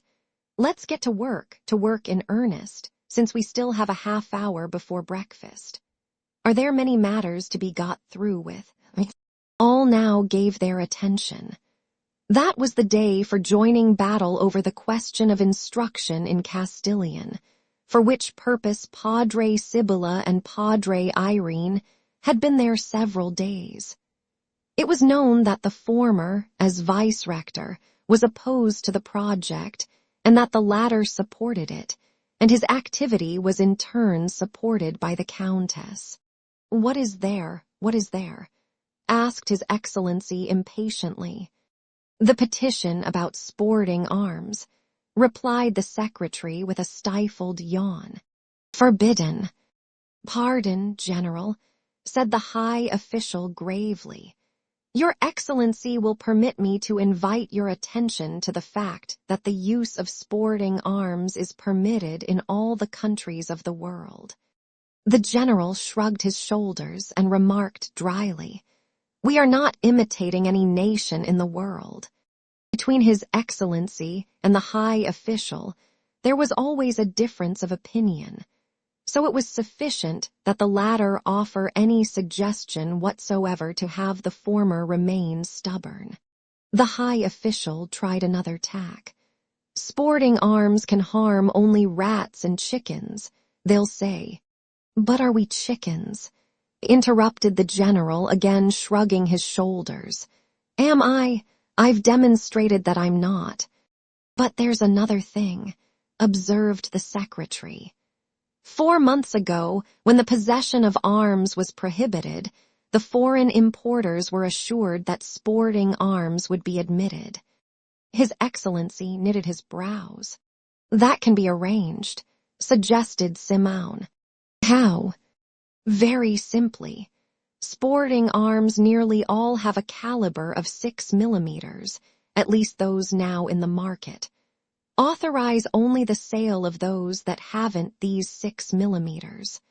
All approved this idea of Simeon's, except the high official, who muttered into Padre Fernandez's ear that this was not dignified, nor was it the way to govern.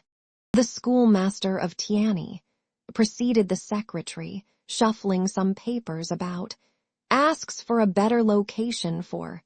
What better location can he want than the storehouse that he has all to himself? Interrupted Padre Camorra, who had returned, having forgotten about the card game. He says that it's ruthless, replied the secretary, and that having purchased out of his own pocket some maps and pictures, he doesn't want to expose them to the weather. But I haven't anything to do with that, muttered His Excellency. He should address the head secretary, one the governor of the province or the nuncio. I want to tell you, declared Padre Camorra, that this little schoolmaster is a discontented filibuster. Just imagine, the heretic teaches that corpses rot just the same, whether buried with great pomp or without any. Some day I'm going to punch him. Here he doubled up his fists. To tell the truth, observed Padre Sibylla, as if speaking only to Padre Irene, he who wishes to teach, teaches everywhere in the open air. Socrates taught in the public streets, Plato in the gardens of the academy, even Christ among the mountains and lakes. I've heard several complaints against this schoolmaster, said His Excellency, exchanging a glance with Simeon. I think the best thing would be to suspend him. Suspended, repeated the secretary. The luck of that unfortunate, who had asked for help and received his dismissal, pained the high official, and he tried to do something for him. It's certain, he insinuated rather timidly, that education is not at all well provided for. I've already decreed large sums for the purchase of supplies, exclaimed His Excellency haughtily, as if to say, I've done more than I ought to have done. But since suitable locations are lacking, the supplies purchased get ruined. Everything can't be done at once, said His Excellency dryly. The schoolmasters here are doing wrong in asking for buildings when those in Spain starve to death. It's great presumption to be better off here than in the mother country itself. Filibusterism. Before everything the fatherland. Before everything else we are Spaniards. Added Ben Zabe, his eyes glowing with patriotism, but he blushed somewhat when he noticed that he was speaking alone. In the future, decided the general, all who complain will be suspended.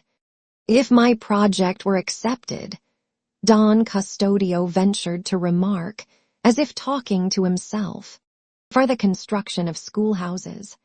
It's simple, practical, economical, and like all my projects, derived from long experience and knowledge of the country. The towns would have schools without costing the government a cuarto. That's easy, observed the secretary sarcastically. Compel the towns to construct them at their own expense, whereupon all laughed. No, sir, cried the exasperated Don Custodio, turning very red. The buildings are already constructed and only wait to be utilized. Hygienic, unsurpassable, spacious. The friars looked at one another uneasily. Would Don Custodio propose that the churches and conventos be converted into schoolhouses? Let's hear it, said the general with a frown. Well, General, it's very simple, replied Don Custodio, drawing himself up and assuming his hollow voice of ceremony. The schools are open only on weekdays and the cockpits on holidays. Then convert these into schoolhouses, at least during the week. Man. What a lovely idea. What's the matter with you, Don Custodio? That's a grand suggestion. That beats them all. But, gentlemen, cried Don Custodio in answer to so many exclamations, let's be practical. What places are more suitable than the cockpits? They're large, well-constructed, and under a curse for the use to which they are put during the weekdays. From a moral standpoint, my project would be acceptable, by serving as a kind of expiation and weekly purification of the temple of chance, as we might say. But the fact remains that sometimes there are cockfights during the week, objected Padre Camorra. And it wouldn't be right when the contractors of the cockpits pay the government. 2. Well, on those days close the school. Man, exclaimed the scandalized Captain General. Such an outrage shall never be perpetrated while I govern. To close the schools in order to gamble. Man, I'll resign first. His Excellency was really horrified. But, General, it's better to close them for a few days than for months. It would be immoral, observed Padre Irene, more indignant even than His Excellency. It's more immoral that vice has good buildings and learning none. Let's be practical, gentlemen, and not be carried away by sentiment. In politics, there's nothing worse than sentiment. While from humane considerations we forbid the cultivation of opium in our colonies, we tolerate the smoking of it, and the result is that we do not combat the vice but impoverish ourselves.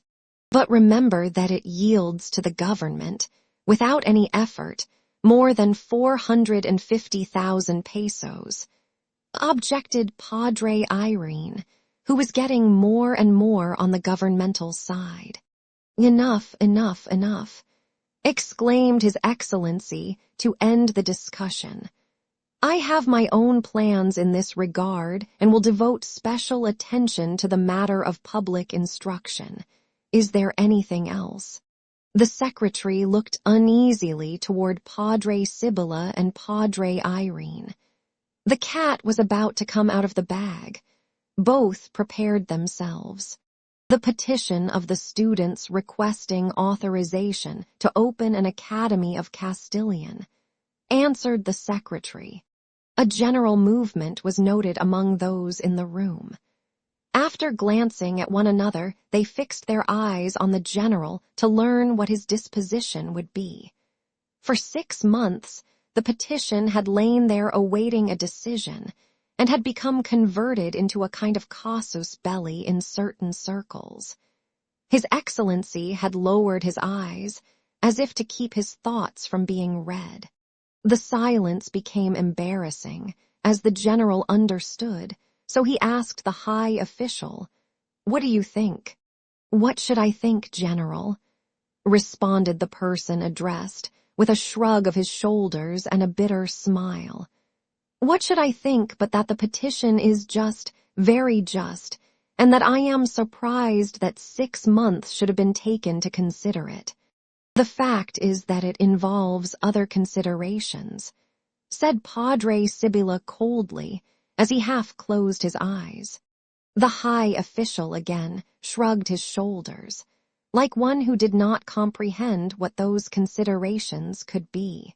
Besides the intemperateness of the demand, went on the Dominican, besides the fact that it is in the nature of an infringement on our prerogatives. Padre Sibylla dared not go on, but looked at Simone.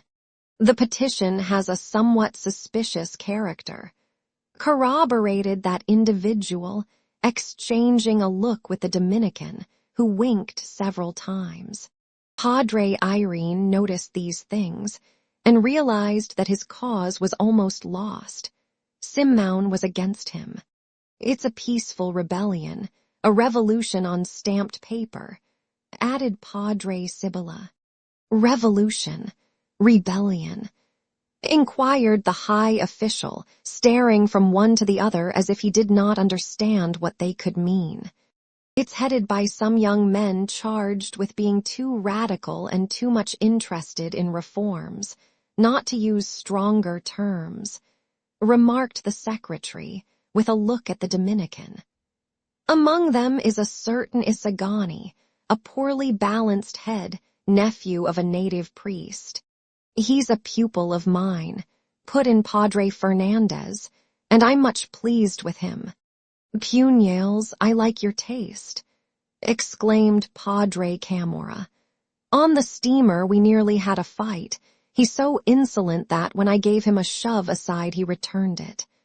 There's also one, Macaragui, or Macarai." "Macarag," Padre Irene joined in. a very pleasant and agreeable young man. Then he murmured into the general's ear, "He's the one I've talked to you about. He's very rich. The Countess recommends him strongly." "Ah, a medical student, one Basilio." "Of that Basilio, I'll say nothing," observed Padre Irene, raising his hands and opening them, as if to say Dominus vobiscum. "He's too deep for me. I've never succeeded in fathoming what he wants or what he is thinking about. It's a pity that Padre Salvi isn't present to tell us something about his antecedents. I believe that I've heard that when a boy he got into trouble with the civil guard. His father was killed in, I don't remember what disturbance." Simeon smiled faintly, silently, showing his sharp white teeth. "Aha, said His Excellency, nodding. "That's the kind we have. Make a note of that name." "But, General," objected the high official, seeing that the matter was taking a bad turn. "Up to now nothing positive is known against these young men. Their position is a very just one, and we have no right to deny it on the ground of mere conjectures. My opinion is that the government, by exhibiting confidence in the people and in its own stability, should grant what is asked. Then it could freely revoke the permission when it saw that its kindness was being abused. Reasons and pretexts would not be wanting. We can watch them. Why cause disaffection among some young men, who later on may feel resentment, when what they ask is commanded by royal decrees?" Padre Irene, Don Custodio, and Padre Fernandez nodded in agreement.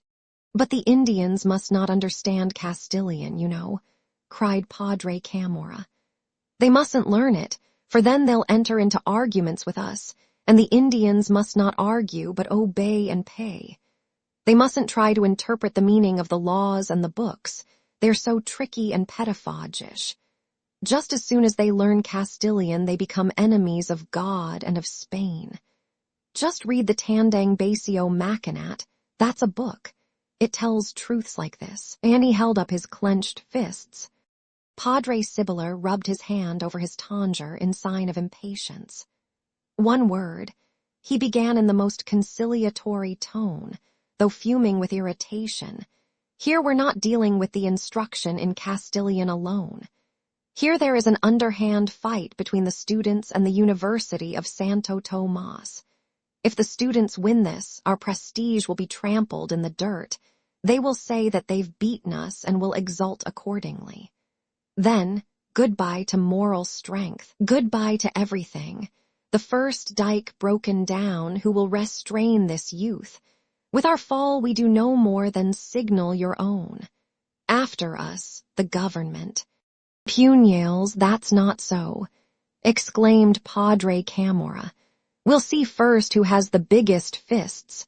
At this point, Padre Fernandez, who thus far in the discussion had merely contented himself with smiling, began to talk.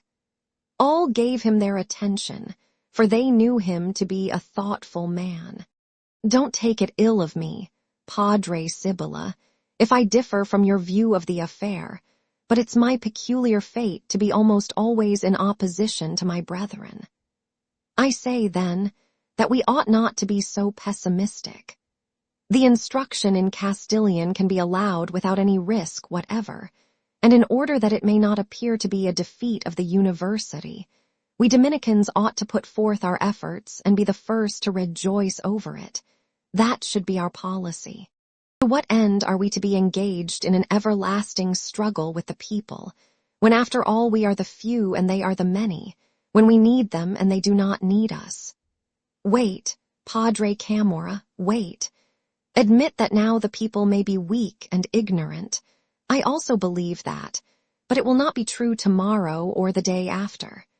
Tomorrow and the next day they will be the stronger, they will know what is good for them, and we cannot keep it from them, just as it is not possible to keep from children the knowledge of many things when they reach a certain age.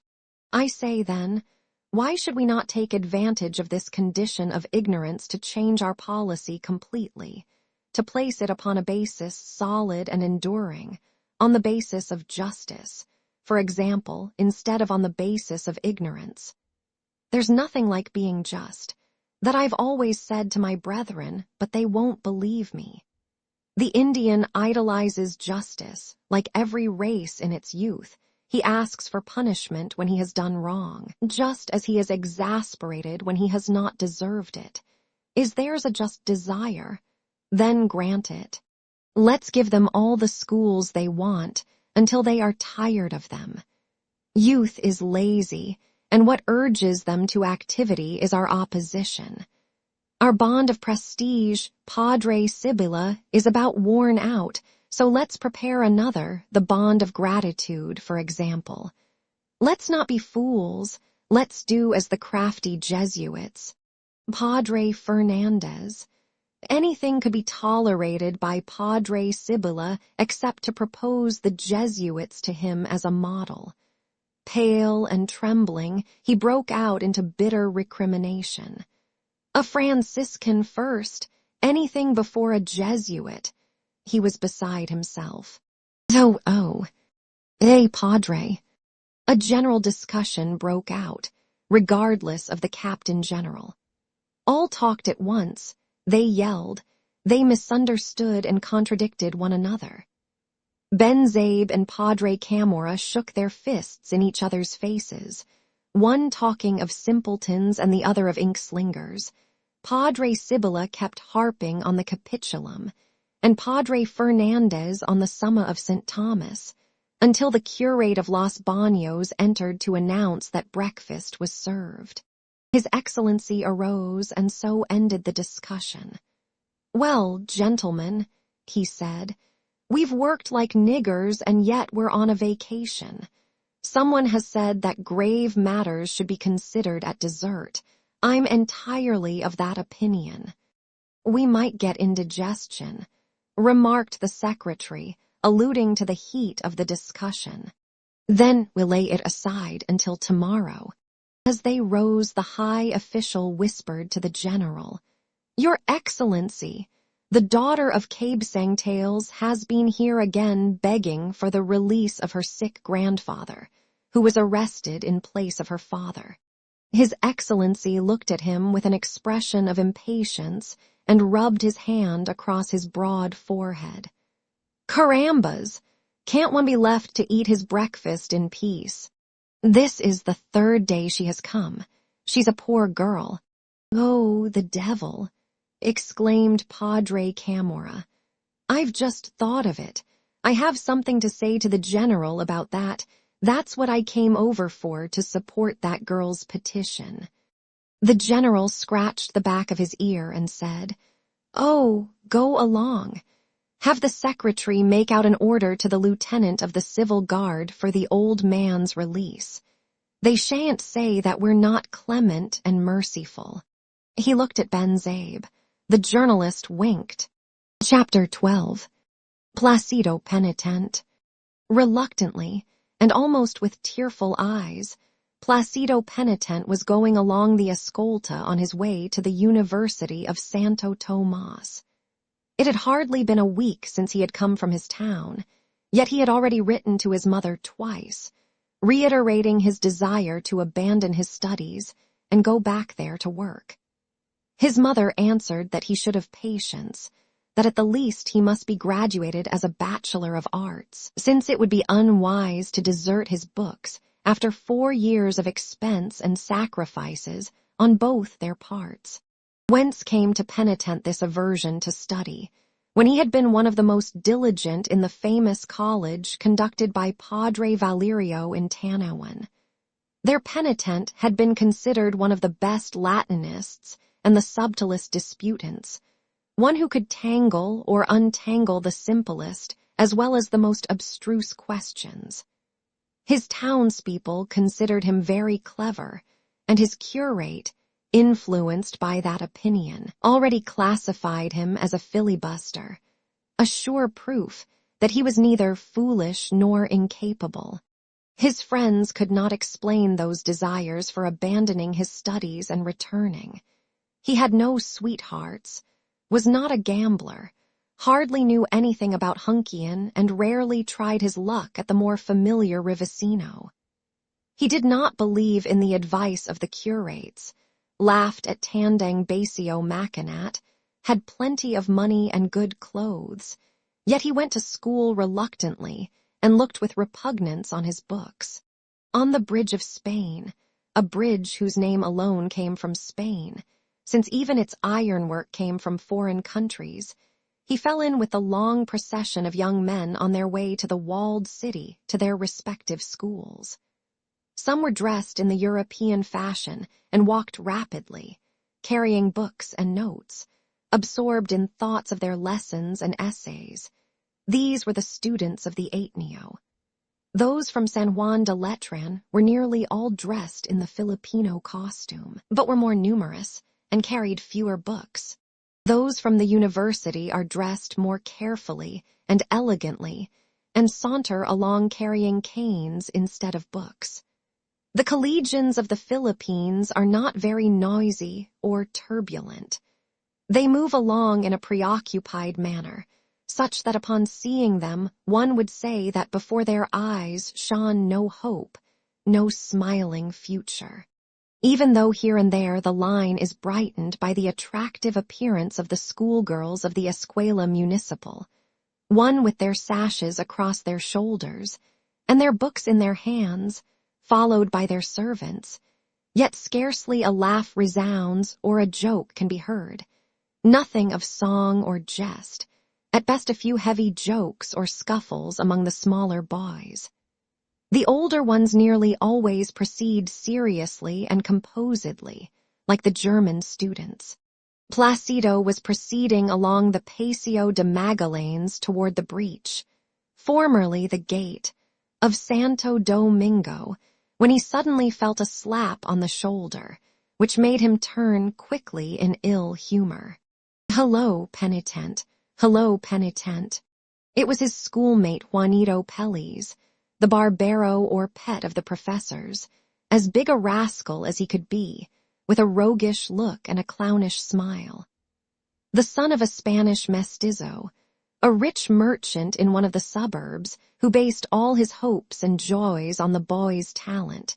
He promised well with his roguery, and thanks to his custom of playing tricks on everyone and then hiding behind his companions, he had acquired a peculiar hump, which grew larger whenever he was laughing over his deviltry. "What kind of time did you have, penitent?" was his question as he again slapped him on the shoulder. "So-so," answered Placido, rather bored. "And you?" "Well, it was great. Just imagine. The curate of Tiani invited me to spend the vacation in his town, and I went. Old man, you know Padre Camorra, I suppose. Well, he's a liberal curate, very jolly, frank, very frank, one of those like Padre Paco. As there were pretty girls, we serenaded them all, he with his guitar and songs, and I with my violin. I tell you, old man, we had a great time. There wasn't a house we didn't try." He whispered a few words in Placido's ear and then broke out into laughter. As the latter exhibited some surprise, he resumed, "I'll swear to it. They can't help themselves, because with a governmental order you get rid of the father, husband, or brother, and then Merry Christmas. However, we did run up against a little fool, the sweetheart, I believe, of Basilio, you know. Look, what a fool this Basilio is. To have a sweetheart who doesn't know a word of Spanish, who hasn't any money, and who has been a servant. She's as shy as she can be, but pretty. Padre Camorra one night started to club two fellows who were serenading her, and I don't know how it was he didn't kill them, yet with all that she was just as shy as ever. But it'll result for her as it does with all the women, all of them." Juanito Peles laughed with a full mouth, as though he thought this a glorious thing, while Placido stared at him in disgust. "Listen, what did the professor explain yesterday?" asked Juanito, changing the conversation. "Yesterday there was no class." "Oh-ho, and the day before yesterday?" "Man, it was Thursday." "Right, what an ass I am. Don't you know, Placido, that I'm getting to be a regular ass? What about Wednesday? Wednesday. Wait, Wednesday, it was a little wet. Fine. What about Tuesday, old man? Tuesday was the professor's name day, and we went to entertain him with an orchestra, present him flowers and some gifts. Ah, carambas, exclaimed Juanito, that I should have forgotten about it. What an ass I am. Listen, did he ask for me? Penitent shrugged his shoulders. I don't know, but they gave him a list of his entertainers. Carambas, listen, Monday, what happened? As it was the first school day, he called the roll and assigned the lesson, about mirrors. Look from here to here by memory, word for word. We jump all this section, we take that. He was pointing out with his finger in the physics the portions that were to be learned, when suddenly the book flew through the air. As a result of the slap Juanito gave it from below. Thunder, let the lessons go. Let's have a Día Pichito. The students in Manila call Día Pichito a school day that falls between two holidays and is consequently suppressed, as though forced out by their wish. Do you know that you really are an ass? Exclaimed Placido, picking up his book and papers. Let's have a Día Pichito, repeated Juanito. Placido was unwilling, since for only 2 the authorities were hardly going to suspend a class of more than 150. He recalled the struggles and privations his mother was suffering in order to keep him in Manila, while she went without even the necessities of life. They were just passing through the breach of Santo Domingo, and Juanito, gazing across the little plaza too in front of the old customs building, exclaimed, Now I think of it, I'm appointed to take up the collection. What collection? For the monument. What monument? Get out, for Padre Balthazar, you know. And who was Padre Balthazar? Fool, a Dominican, of course. That's why the padres call on the students. Come on now, loosen up with 3 or 4 pesos so that they may see we are sports. Don't let them say afterwards that in order to erect a statue they had to dig down into their own pockets. Do, Placido, it's not money thrown away. He accompanied these words with a significant wink. Placido recalled the case of a student who had passed through the entire course by presenting canary birds, so he subscribed 3 pesos. Look now, I'll write your name plainly so that the professor will read it. You see, Placido Penitent, 3 pesos. Ah, listen. In a couple of weeks comes the name day of the professor of natural history. You know that he's a good fellow, never marks absences or asks about the lesson. Man, we must show our appreciation. That's right. Then, don't you think that we ought to give him a celebration? The orchestra must not be smaller than the one you had for the professor of physics. That's right. What do you think about making the contribution 2 pesos? Come, Placido, you start it, so you'll be at the head of the list. Then, seeing that Placido gave the 2 pesos without hesitation, he added, Listen, put up 4, and afterwards I'll return you 2. They'll serve as a decoy. Well, if you're going to return them to me, why give them to you? It'll be sufficient for you to write 4. Ah, that's right. What an ass I am. Do you know I'm getting to be a regular ass, but let me have them anyhow so that I can show them. Placido, in order not to give the lie to the priest who christened him, gave what was asked, just as they reached the university. In the entrance and along the walks on each side of it were gathered the students, awaiting the appearance of the professors. Students of the preparatory year of law, of the 5th of the secondary course, of the preparatory in medicine, formed lively groups. The latter were easily distinguished by their clothing, and by a certain air that was lacking in the others, since the greater part of them came from the Ateneo municipal. Among them could be seen the poet Isagani explaining to a companion the theory of the refraction of light. In another group they were talking, disputing, citing the statements of the professor, the textbooks, and scholastic principles. In yet another they were gesticulating and waving their books in the air, or making demonstrations with their canes by drawing diagrams on the ground. Farther on, they were entertaining themselves in watching the pious women go into the neighboring church, all the students making facetious remarks. An old woman leaning on a young girl limped piously, while the girl moved along with downcast eyes, timid and abashed to pass before so many curious eyes. The old lady, catching up her coffee-colored skirt of the Sisterhood of St. Rita, to reveal her big feet and white stockings, scolded her companion and shot furious glances at the staring bystanders. "The rascals," she grunted. "Don't look at them, keep your eyes down." Everything was noticed. Everything called forth jokes and comments.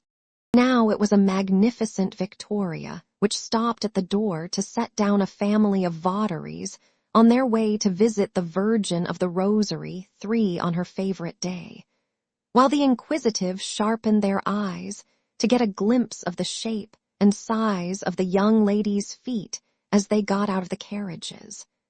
Now it was a student who came out of the door with devotion still shining in his eyes, for he had passed through the church to beg the Virgin's help in understanding his lesson and to see if his sweetheart was there, to exchange a few glances with her and go on to his class with the recollection of her loving eyes. Soon there was noticed some movement in the groups, a certain air of expectancy, while Isagani paused and turned pale. A carriage drawn by a pair of well-known white horses had stopped at the door. It was that of Paulita Gomez, and she had already jumped down, light as a bird, without giving the rascals time to see her foot. With a bewitching whirl of her body and a sweep of her hand, she arranged the folds of her skirt, shot a rapid and apparently careless glance toward Isagani, spoke to him and smiled. Doña Victorina descended in her turn, gazed over her spectacles, saw Juanito Pelliz, smiled, and bowed to him affably. Isagani, flushed with excitement, returned a timid salute, while Juanito bowed profoundly, took off his hat, and made the same gesture as the celebrated clown and caricaturist Panza when he received applause. "Heavens, what a girl!" exclaimed one of the students, starting forward. "Tell the professor that I'm seriously ill." So Taddeo, as this invalid youth was known, entered the church to follow the girl. Taddeo went to the university every day to ask if the classes would be held, and each time seemed to be more and more astonished that they would. He had a fixed idea of a latent and eternal holiday, and expected it to come any day. So each morning, after vainly proposing that they play truant, he would go away alleging important business, an appointment, or illness, just at the very moment when his companions were going to their classes. But by some occult, thaumaturgic art Taddeo passed the examinations, was beloved by the professors, and had before him a promising future. Meanwhile, the groups began to move inside, for the professor of physics and chemistry had put in his appearance. The students appeared to be cheated in their hopes and went toward the interior of the building with exclamations of discontent. Placido went along with the crowd. "Penitent, penitent," called a student with a certain mysterious air. "Sign this." "What is it?" "Never mind, sign it." It seemed to Placido that someone was twitching his ears. He recalled the story of a Cabeza de Berenguer in his town who, for having signed a document that he did not understand, was kept a prisoner for months and months, and came near to deportation. An uncle of Placido's, in order to fix the lesson in his memory, had given him a severe ear-pulling, so that always whenever he heard signatures spoken of, his ears reproduced the sensation. "Excuse me, but I can't sign anything without first understanding what it's about." What a fool you are. If 2 celestial carbineers have signed it, what have you to fear? The name of celestial carbineers inspired confidence, being, as it was, a sacred company created to aid God in the warfare against the evil spirit and to prevent the smuggling of heretical contraband into the markets of the New Zion. 4. Placido was about to sign to make an end of it because he was in a hurry. Already his classmates were reciting the O Toma, but again his ears twitched, so he said, "After the class, I want to read it first. It's very long, don't you see? It concerns the presentation of a counter-petition, or rather, a protest. Don't you understand? Macareg and some others have asked that an Academy of Castilian be opened, which is a piece of genuine foolishness." All right, after a while. "They're already beginning," answered Placido, trying to get away. "But your professor may not call the roll." Yes, but he calls it sometimes. Later on. Besides, I don't want to put myself in opposition to Macareg." "But it's not putting yourself in opposition.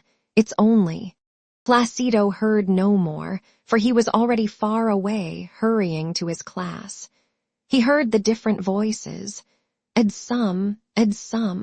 The roll was being called.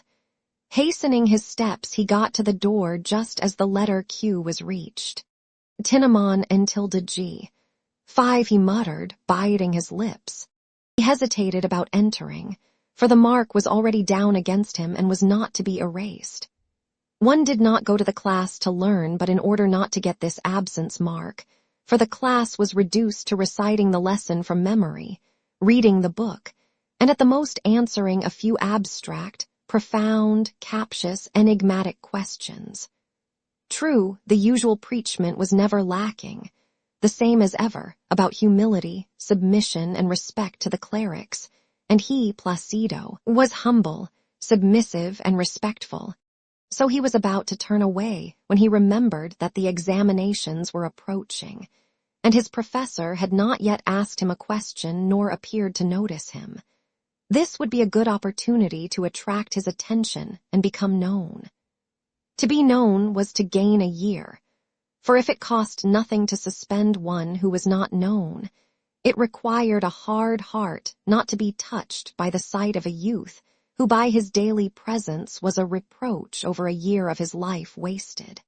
So Placido went in, not on tiptoe as was his custom, but noisily on his heels, and only too well did he succeed in his intent. The professor stared at him, knitted his brows, and shook his head, as though to say, "Ah, little impudence, you'll pay for that." Chapter 13.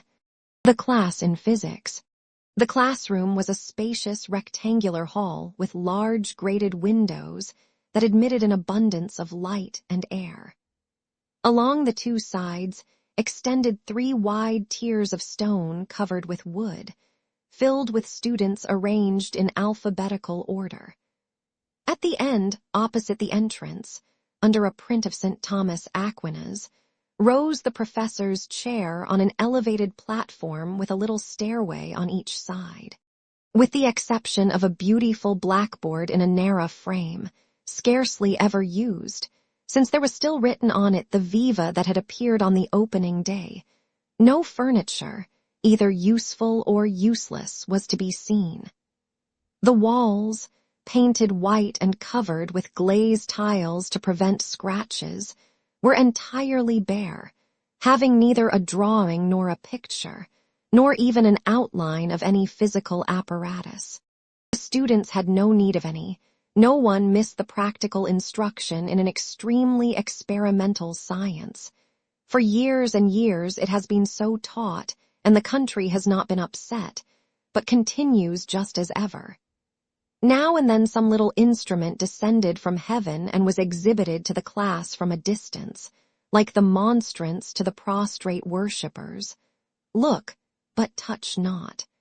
From time to time, when some complacent professor appeared, one day in the year was set aside for visiting the mysterious laboratory and gazing from without at the puzzling apparatus arranged in glass cases. No one could complain, for on that day there were to be seen quantities of brass and glassware, tubes, discs, wheels, bells, and the like. The exhibition did not get beyond that, and the country was not upset. Besides, the students were convinced that those instruments had not been purchased for them. The friars would be fools. The laboratory was intended to be shown to the visitors and the high officials who came from the peninsula, so that upon seeing it they would nod their heads with satisfaction, while their guide would smile, as if to say, you thought you were going to find some backward monks. Well, we're right up with the times. We have a laboratory. Visitors and high officials, after being handsomely entertained, would then write in their travels or memoirs. The Royal and Pontifical University of Santo Tomas of Manila, in charge of the enlightened Dominican order, possesses a magnificent physical laboratory for the instruction of youth. Some 250 students annually study this subject, but whether from apathy, indolence, the limited capacity of the Indian, or some other ethnological or incomprehensible reason, up to now there has not developed a Lavoisier, a Sekai, or a Tyndall, not even in miniature, in the Malay-Filipino race. Yet, to be exact, we will say that in this laboratory are held the classes of 30 or 40 advanced students, under the direction of an instructor who performs his duties well enough. But as the greater part of these students come from the Ateneo of the Jesuits, where science is taught practically in the laboratory itself, its utility does not come to be so great as it would be if it could be utilized by the 250 who pay their matriculation fees, buy their books, memorize them, and waste a year to know nothing afterwards. As a result, with the exception of some rare usher or janitor who has had charge of the museum for years, no one has ever been known to get any advantage from the lessons memorized with so great effort. But let us return to the class. The professor was a young Dominican who had filled several chairs in San Juan de Letran with zeal and good repute. He had the reputation of being a great logician as well as a profound philosopher, and was one of the most promising in his clique. His elders treated him with consideration, while the younger men envied him, for there were also cliques among them. This was the third year of his professorship, and although the first in which he had taught physics and chemistry, he already passed for a sage, not only with the complacent students, but also among the other nomadic professors.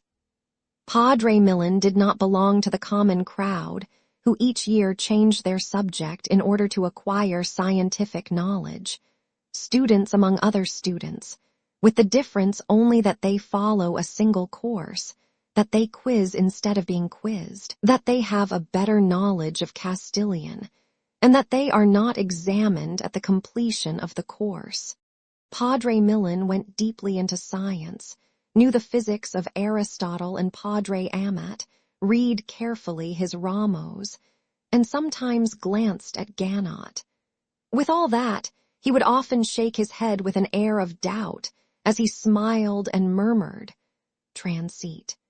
In regard to chemistry, no common knowledge was attributed to him after he had taken as a premise the statement of St. Thomas that water is a mixture, and proved plainly that the angelic doctor had long forestalled Berzelius, Gay-Lussac, Bunsen, and other more or less presumptuous materialists.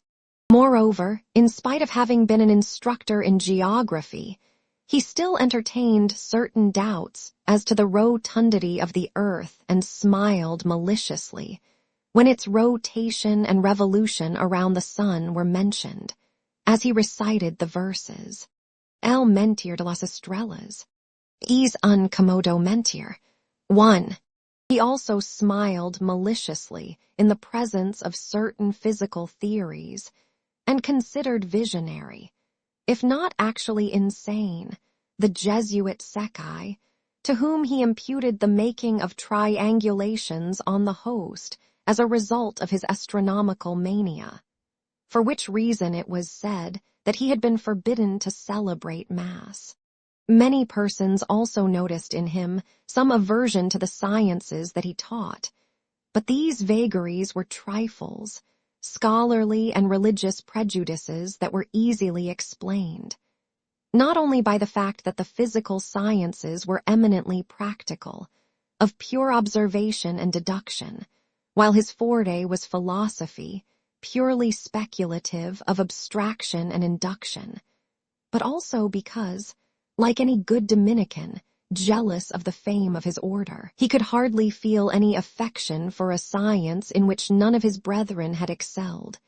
He was the first who did not accept the chemistry of St. Thomas Aquinas, and in which so much renown had been acquired by hostile, or rather, let us say, rival orders. This was the professor who that morning called the roll and directed many of the students to recite the lesson from memory, word for word. The phonographs got into operation, some well, some ill, some stammering, and received their grades. He who recited without an error earned a good mark, and he who made more than 3 mistakes a bad mark. A fat boy with a sleepy face and hair as stiff and hard as the bristles of a brush yawned, until he seemed to be about to dislocate his jaws, and stretched himself with his arms extended as though he were in his bed. The professor saw this and wished to startle him. There, sleepyhead, what's this? Lazy, too, so it's sure you two don't know the lesson, ha? Padre Millen not only used the depreciative too with the students, like a good friar, but he also addressed them in the slang of the markets, a practice that he had acquired from the professor of canonical law. Whether that reverend gentleman wished to humble the students or the sacred decrees of the councils is a question not yet settled, in spite of the great attention that has been given to it. This question, instead of offending the class, amused them, and many laughed. It was a daily occurrence. But the sleeper did not laugh. He arose with a bound, rubbed his eyes, and, as though a steam engine were turning the phonograph, began to recite. The name of mirror is applied to all polished surfaces intended to produce, by the reflection of light, the images of the objects placed before said surfaces. From the substances that form these surfaces, they are divided into metallic mirrors and glass mirrors. Stop, stop, stop, interrupted the professor. Heavens, what a rattle! We are at the point where the mirrors are divided into metallic and glass, eh? Now if I should present to you a block of wood, a piece of Camegan, for instance, well polished and varnished, or a slab of black marble well burnished, or a square of jet, which would reflect the images of objects placed before them, how would you classify those mirrors? Whether he did not know what to answer or did not understand the question, the student tried to get out of the difficulty by demonstrating that he knew the lesson, so he rushed on like a torrent. The first are composed of brass or an alloy of different metals, and the second of a sheet of glass, with its 2 sides well polished, one of which has an amalgam of tin adhering to it. Tut, tut, tut, that's not it. I say to you Dominus vobiscum, and you answer me with requiescat in pace. The worthy professor then repeated the question in the vernacular of the markets, interspersed with coses and abahs at every moment. The poor youth did not know how to get out of the quandary. He doubted whether to include the cammegan with the metals or the marble with glasses and leave the jet as a neutral substance until Juanito Pelliz maliciously prompted him. The mirror of cammegan among the wooden mirrors. The incautious youth repeated this aloud, and half the class was convulsed with laughter. "A good sample of would you are yourself," exclaimed the professor, laughing in spite of himself. "Let's see from what you would define a mirror, from a surface per se, in quantum est superficies, or from a substance that forms the surface, or from the substance upon which the surface rests, the raw material, modified by the attribute surface, since it is clear that, surface being an accidental property of bodies, it cannot exist without substance. Let's see now, what do you say?" Nothing." The wretched boy was about to reply, for he did not understand what it was all about, confused as he was by so many surfaces and so many accidents that smote cruelly on his ears, but a sense of shame restrained him. Filled with anguish and breaking into a cold perspiration, he began to repeat between his teeth, "The name of mirror is applied to all polished surfaces. Ergo, per te, the mirror is the surface," angled the professor. "Well then, clear up this difficulty.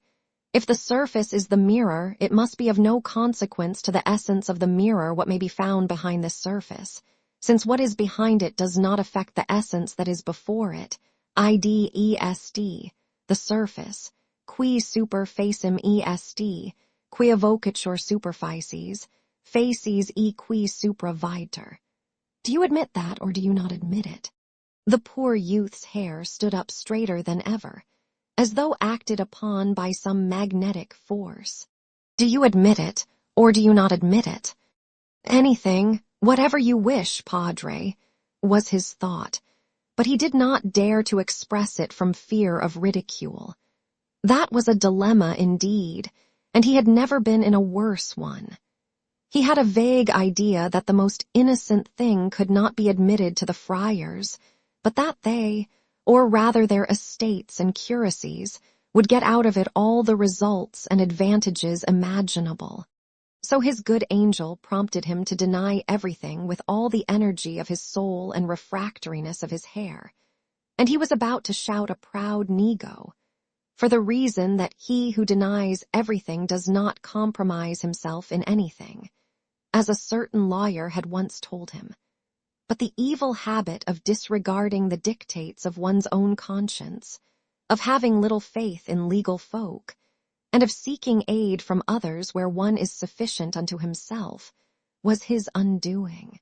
His companions, especially Juanito Pelliz, were making signs to him to admit it, so he let himself be carried away by his evil destiny and exclaimed, "Concedo, Padre," in a voice as faltering as though he were saying, "In manus tuas commendo spiritum meum."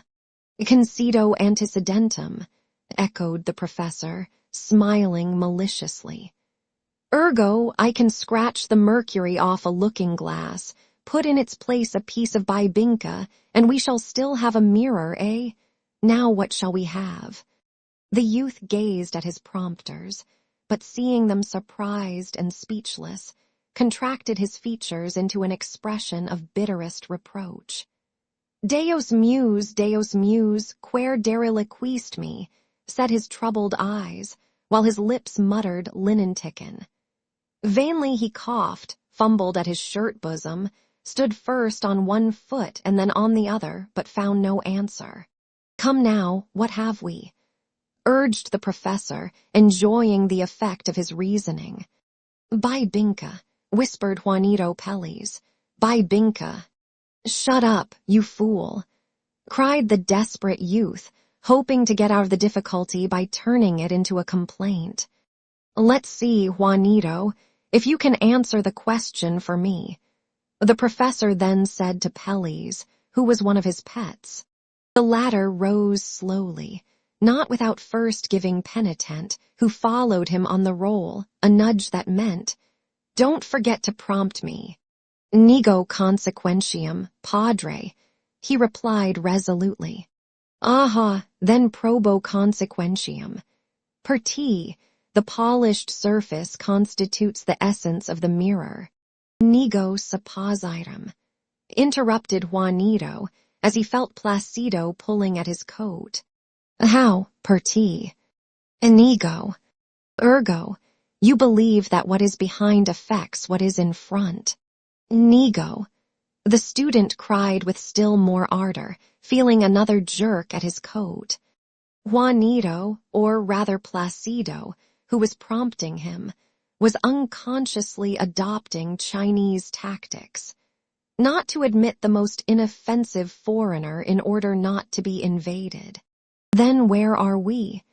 asked the professor, somewhat disconcerted and looking uneasily at the refractory student. "Does the substance behind affect, or does it not affect, the surface?" To this precise and categorical question, a kind of ultimatum, Juanito did not know what to reply, and his coat offered no suggestions. In vain he made signs to Placido, but Placido himself was in doubt. Juanito then took advantage of a moment in which the professor was staring at a student who was cautiously and secretly taking off the shoes that hurt his feet, to step heavily on Placido's toes and whisper, "Tell me, hurry up, tell me." "I distinguish, get out. What an ass you are," yelled Placido unreservedly as he stared with angry eyes and rubbed his hand over his patent leather shoe. The professor heard the cry, stared at the pair, and guessed what had happened. "Listen, you meddler," he addressed Placido. "I wasn't questioning you, but since you think you can save others, let's see if you can save yourself. Salva te ipsum, and decide this question." Juanito sat down in content, and as a mark of gratitude stuck out his tongue at his prompter, who had arisen blushing with shame and muttering incoherent excuses. For a moment Padre Millen regarded him as one gloating over a favorite dish. What a good thing it would be to humiliate and hold up to ridicule that dudish boy, always smartly dressed, with head erect and serene look. It would be a deed of charity, so the charitable professor applied himself to it with all his heart, slowly repeating the question. "The book says that the metallic mirrors are made of brass and an alloy of different metals. Is that true, or is it not true?" "So the book says, Padre. Liber dixit, ergo ira est. Don't pretend that you know more than the book does. It then adds that the glass mirrors are made of a sheet of glass whose two surfaces are well polished, one of them having applied to it an amalgam of tin, nota bene, an amalgam of tin. Is that true?" "If the book says so, Padre." "Is tin a metal?" "It seems so, Padre. The book says so." It is, and the word amalgam means that it is compounded with mercury, which is also a metal. Ergo, a glass mirror is a metallic mirror. Ergo, the terms of the distinction are confused. Ergo, the classification is imperfect. How do you explain that, meddler?" He emphasized the ergos and the familiar use with indescribable relish, at the same time winking, as though to say, "You're done for." It means that," stammered Placido. "It means that you haven't learned the lesson, you petty meddler. You don't understand it yourself, and yet you prompt your neighbor." The class took no offense, but on the contrary many thought the epithet funny and laughed. Placido bit his lips. "What's your name?" the professor asked him. "Placido," was the curt reply. "Aha, Placido penitent, although you look more like Placido the prompter or the prompted. But penitent, I'm going to impose some penance on you for your promptings." Pleased with his play on words, He ordered the youth to recite the lesson, and the latter, in the state of mind to which he was reduced, made more than 3 mistakes. Shaking his head up and down, the professor slowly opened the register and slowly scanned it while he called off the names in a low voice. Palencia, Palomo, Panganibin, Pedraza, Pelado, Pelis, Penitents, Arha. Placido Penitent, 15 unexcused absences. Placido started up. 15 absences, Padre. 15 unexcused absences, continued the professor, so that you only lack one to be dropped from the roll. 15 absences, 15 absences, repeated Placido in amazement. I've never been absent more than 4 times, and with today perhaps 5. Gesso, Monsieur. 3, replied the professor, examining the youth over his gold eye-glasses. You confess that you have missed 5 times, and God knows if you may have missed oftener. Atqui, as I rarely call the roll, every time I catch anyone I put 5 marks against him. Ergo, how many are 5 times 5? Have you forgotten the multiplication table? 5 times 5. 25. Correct. Thus you've still got away with 10, because I have caught you only 3 times. If I had caught you every time, now how many are 3 times 5? 15. 15, right you are, concluded the professor, closing the register. If you miss once more, out of doors with you, get out. Now a mark for the failure in the daily lesson. He again opened the register, sought out the name, and entered the mark. Come, only 1 mark, he said, since you hadn't any before. But, Padre, exclaimed Placido, restraining himself, if your reverence puts a mark against me for failing in the lesson, your reverence owes it to me to erase the one for absence that you have put against me for today. His reverence made no answer. First he slowly entered the mark, then contemplated it with his head on one side. The mark must be artistic, closed the register, and asked with great sarcasm, "Abba, and why so, sir?"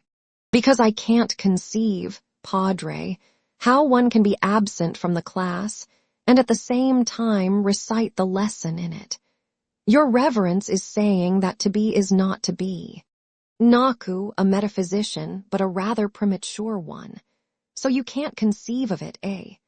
Sed patet experientia and contra experientiam negantum, fusilibus est argendum, do you understand? And can't you conceive, with your philosophical head, that one can be absent from the class and not know the lesson at the same time? Is it a fact that absence necessarily implies knowledge? What do you say to that, philosophaster?" This last epithet was the drop of water that made the full cup overflow. Placido enjoyed among his friends the reputation of being a philosopher, so he lost his patience, threw down his book, arose, and faced the professor. "Enough, Padre, enough. Your reverence can put all the marks against me that you wish, but you haven't the right to insult me. Your reverence may stay with the class. I can't stand any more." Without further farewell, he stalked away. The class was astounded. Such an assumption of dignity had scarcely ever been seen, and who would have thought it of Placido Penitent? The surprised professor bit his lips and shook his head threateningly as he watched him depart. Then, in a trembling voice, he began his preachment on the same old theme, delivered, however, with more energy and more eloquence.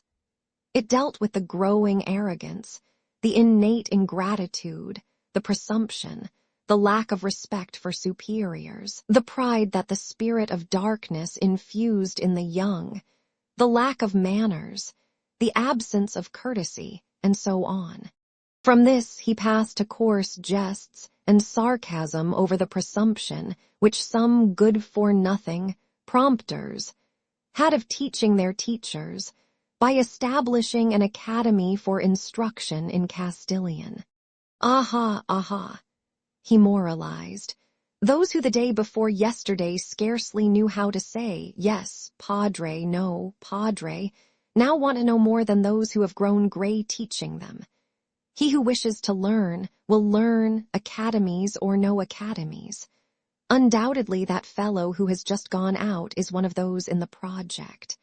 Castilian is in good hands with such guardians. When are you going to get the time to attend the academy, if you have scarcely enough to fulfill your duties in the regular classes?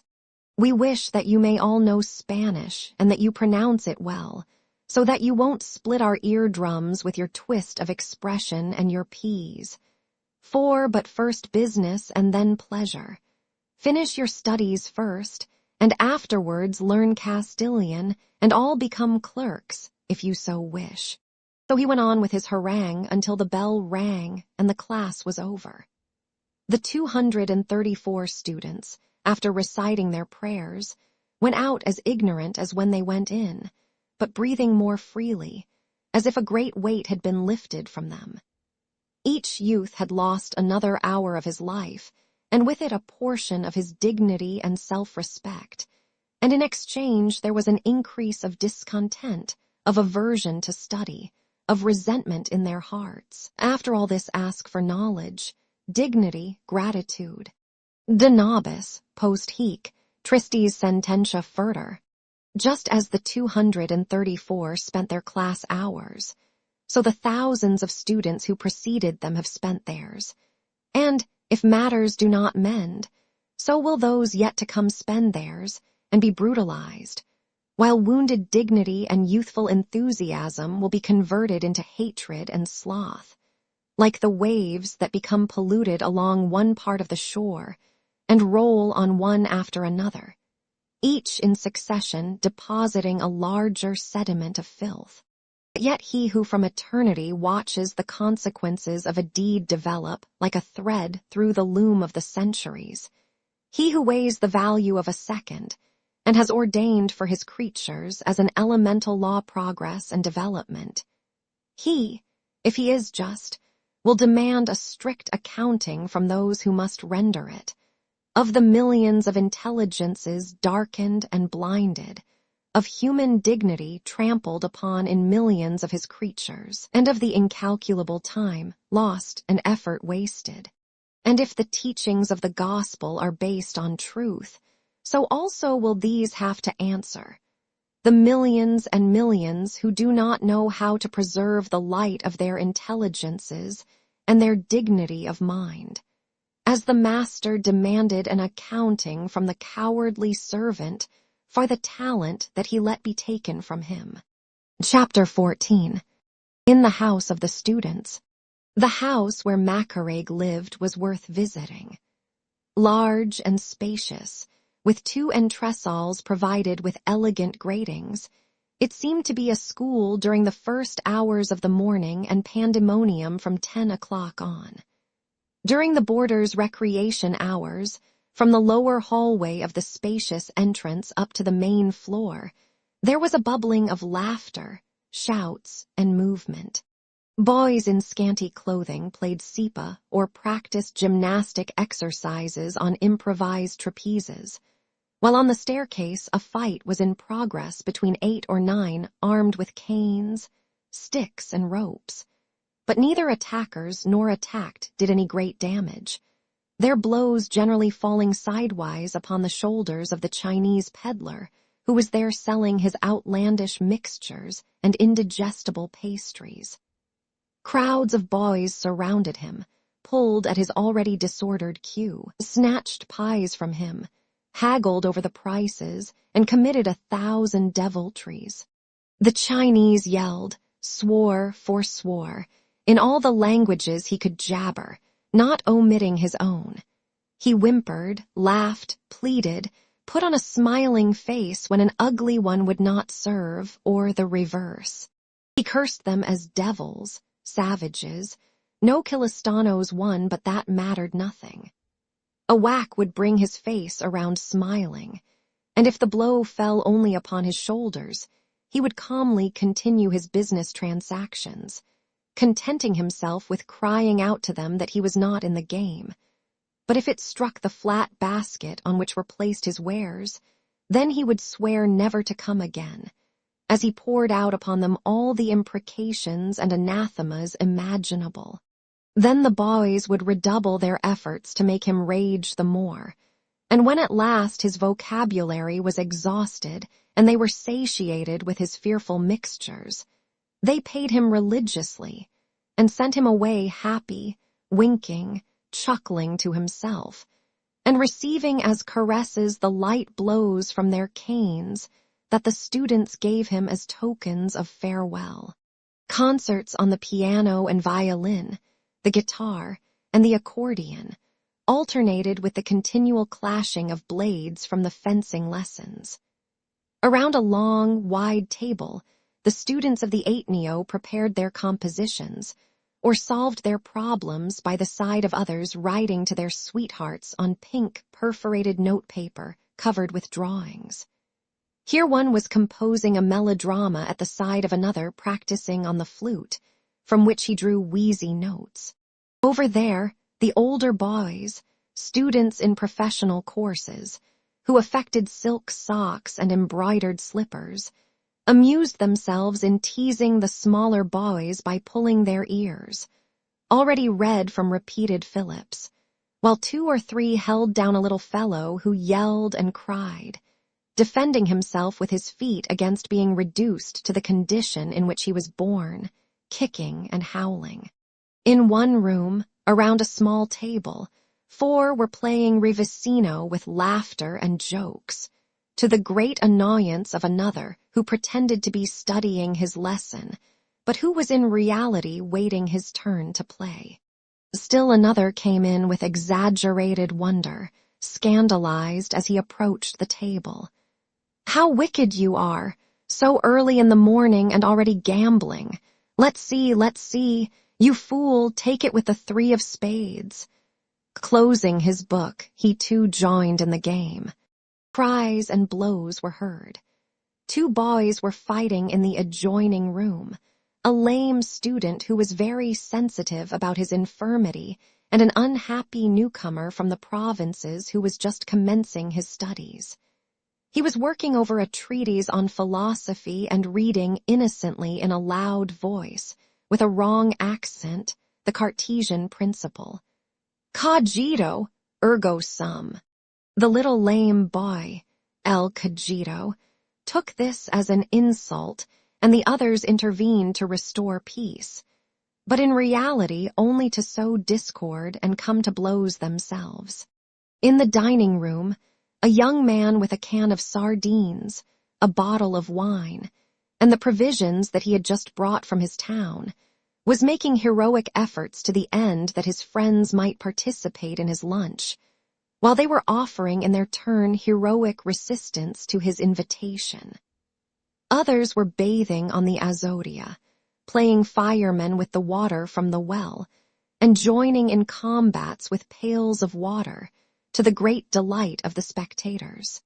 But the noise and shouts gradually died away with the coming of leading students, summoned by Macaraeg to report to them the progress of the Academy of Castilian. Isagani was cordially greeted, as was also the peninsular, Sandoval, who had come to Manila as a government employee and was finishing his studies, and who had completely identified himself with the cause of the Filipino students. The barriers that politics had established between the races had disappeared in the schoolroom, as though dissolved by the zeal of science and youth. From lack of lyceums and scientific, literary, or political centers, Sandoval took advantage of all the meetings to cultivate his great oratorical gifts, delivering speeches and arguing on any subject, to draw forth applause from his friends and listeners. At that moment, the subject of conversation was the instruction in Castilian, but as Macaraeg had not yet arrived, conjecture was still the order of the day. What can have happened? What has the general decided? Has he refused the permit? Has Padre Irene or Padre Sibylla won? Such were the questions they asked one another, questions that could be answered only by Macareg. Among the young men gathered together, there were optimists like Isagani and Sandoval, who saw the thing already accomplished and talked of congratulations and praise from the government for the patriotism of the students. Outbursts of optimism that led Juanito Pelliz to claim for himself a large part of the glory of founding the society.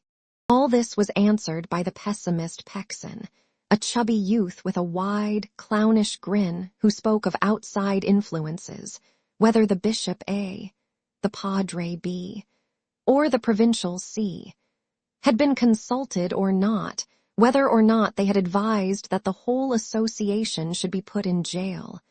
A suggestion that made Juanito Pelliz so uneasy that he stammered out, "Carambas, don't you drag me into."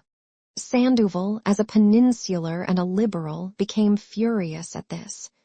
"But Pshaw," he exclaimed, "that is holding a bad opinion of His Excellency. I know that he's quite a friar lover, but in such a matter as this, he won't let the friars interfere. Will you tell me, Pexon, on what you base your belief that the general has no judgment of his own?" "I didn't say that, Sandoval," replied Pexon, grinning until he exposed his wisdom tooth. "For me, the general has his own judgment, that is, the judgment of all those within his reach. That's plain." "You're dodging. Cite me a fact, cried Sandoval. "Let's get away from hollow arguments, from empty phrases, and get on the solid ground of facts." This with an elegant gesture. "Facts, gentlemen, facts. The rest is prejudice. I won't call it filibusterism." Pexon smiled like one of the blessed as he retorted, "There comes the filibusterism. But can't we enter into a discussion without resorting to accusations?" Sandoval protested in a little extemporaneous speech, again demanding facts. "Well, not long ago there was a dispute between some private persons and certain friars, and the acting governor rendered a decision that it should be settled by the provincial of the order concerned," replied Pexon, again breaking out into a laugh. As though he were dealing with an insignificant matter, he cited names and dates, and promised documents that would prove how justice was dispensed.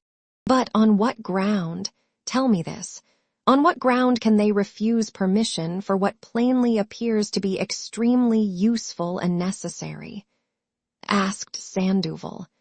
Pexon shrugged his shoulders. "It's that it endangers the integrity of the fatherland," he replied in the tone of a notary reading an allegation. "That's pretty good. What has the integrity of the fatherland to do with the rules of syntax? The Holy Mother Church has learned doctors. What do I know? Perhaps it is feared that we may come to understand the laws so that we can obey them. What will become of the Philippines on the day when we understand one another?" Sandoval did not relish the dialectic and jesting turn of the conversation. Along that path could rise no speech worth the while. "Don't make a joke of things," he exclaimed. "This is a serious matter. The Lord deliver me from joking when there are friars concerned." "But on what do you base?" "On the fact that the hours for the classes having to come at night," continued Pexon in the same tone, as if he were quoting known and recognized formulas, "there may be invoked as an obstacle the immorality of the thing, as was done in the case of the school at Malilos." Another, "But don't the classes of the Academy of Drawing, and the novenaries and the processions, cover themselves with the mantle of night? The scheme affects the dignity of the university," went on the chubby youth, taking no notice of the question. "Affects nothing. The university has to accommodate itself to the needs of the students. And granting that, what is a university then? Is it an institution to discourage study? Have a few men banded themselves together in the name of learning and instruction in order to prevent others from becoming enlightened? The fact is that movements initiated from below are regarded as discontent. What about projects that come from above? Interpolated one of the students. There's the School of Arts and Trades. Slowly, slowly, gentlemen, protested Sandoval. I'm not a friar lover, my liberal views being well known, but render unto Caesar that which is Caesar's. Of that School of Arts and Trades, of which I have been the most enthusiastic supporter, and the realization of which I shall greet as the first streak of dawn for these fortunate islands, of that School of Arts and Trades the friars have taken charge. Or the cat of the canary, which amounts to the same thing, added Pexon, in his turn interrupting the speech. Get out, cried Sandoval, enraged at the interruption, which had caused him to lose the thread of his long, well-rounded sentence. As long as we hear nothing bad, let's not be pessimists, let's not be unjust, doubting the liberty and independence of the government. Here he entered upon a defense in beautiful phraseology of the government and its good intentions, a subject that Pexon dared not break in upon. The Spanish government, he said among other things, has given you everything, it has denied you nothing. We had absolutism in Spain, and you had absolutism here. The friars covered our soil with conventos, and conventos occupy a third part of Manila. In Spain the garrote prevails, and here the garrote is the extreme punishment. We are Catholics, and we have made you Catholics. We were scholastics, and scholasticism sheds its light in your college halls. In short, gentlemen, we weep when you weep. We suffer when you suffer. We have the same altars, the same courts, the same punishments, and it is only just that we should give you our rights and our joys. As no one interrupted him, he became more and more enthusiastic until he came to speak of the future of the Philippines. As I have said, gentlemen, the dawn is not far distant. Spain is now breaking the eastern sky for her beloved Philippines, and the times are changing, as I positively know, faster than we imagine.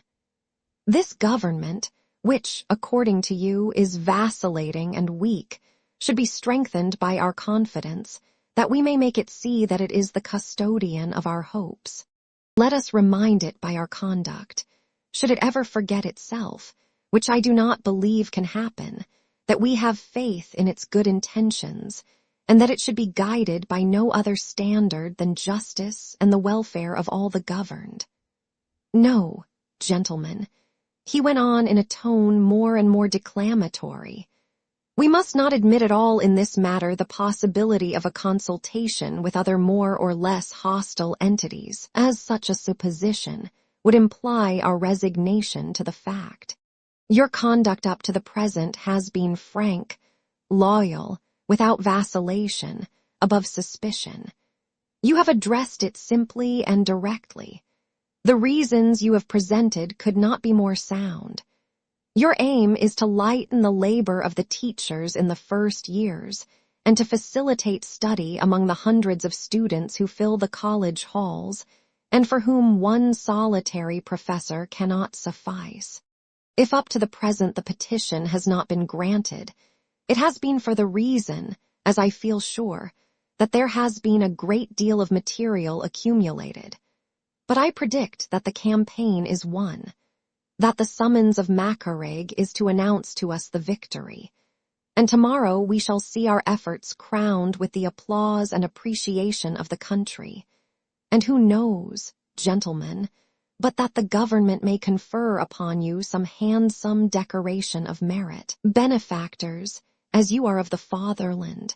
Enthusiastic applause resounded. All immediately believed in the triumph, and many in the decoration.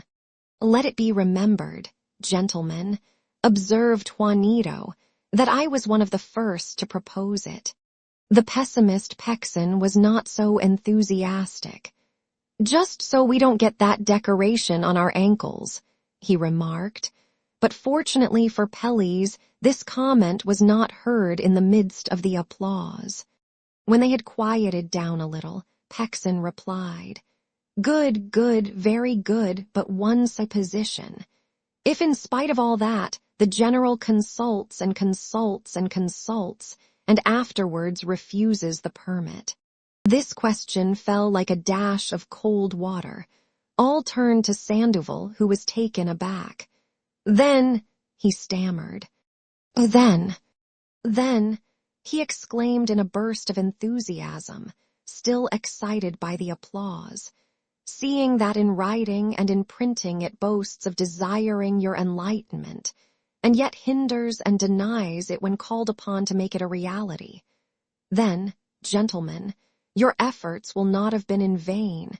You will have accomplished what no one else has been able to do. Make them drop the mask and fling down the gauntlet to you." "Bravo, bravo," cried several enthusiastically. "Good for Sandoval, hurrah for the gauntlet," added others. "Let them fling down the gauntlet to us," repeated Pexin disdainfully.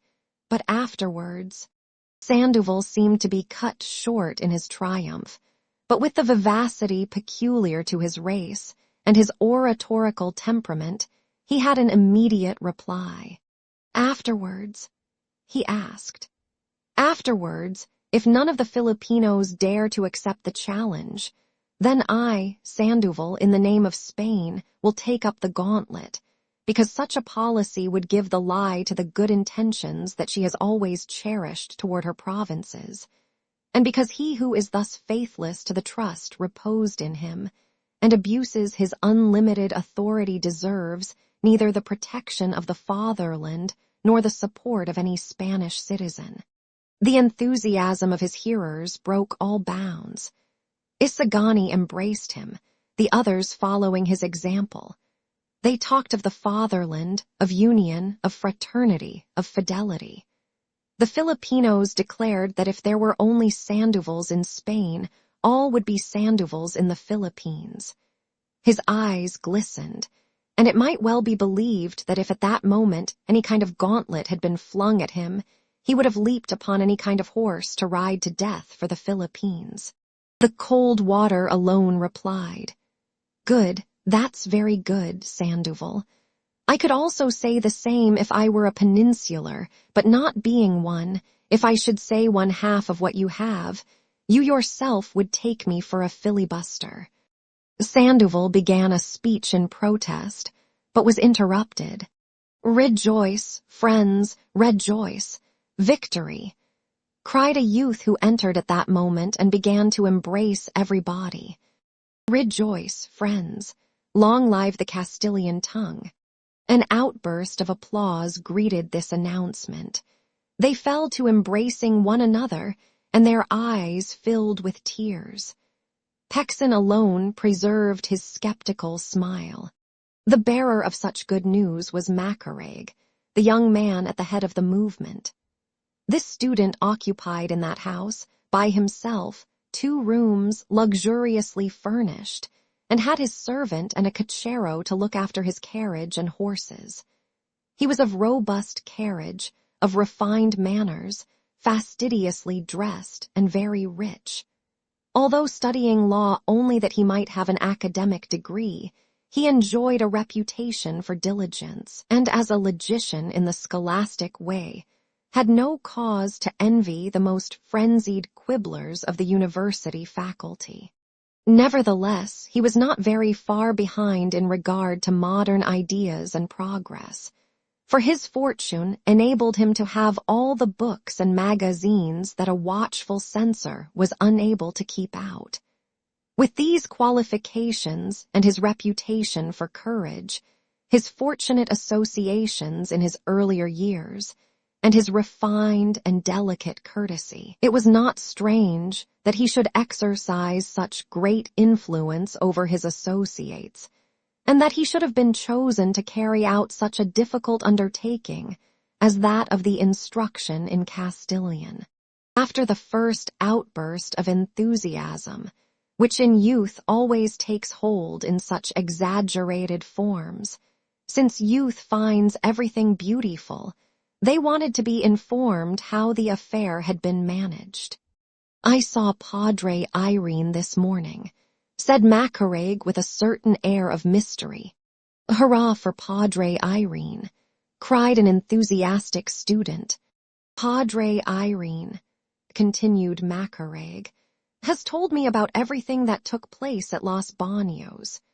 It seems that they disputed for at least a week, he supporting and defending our case against all of them, against Padre Sibylla, Padre Fernandez, Padre Salvi, the general, the jeweler Simeon."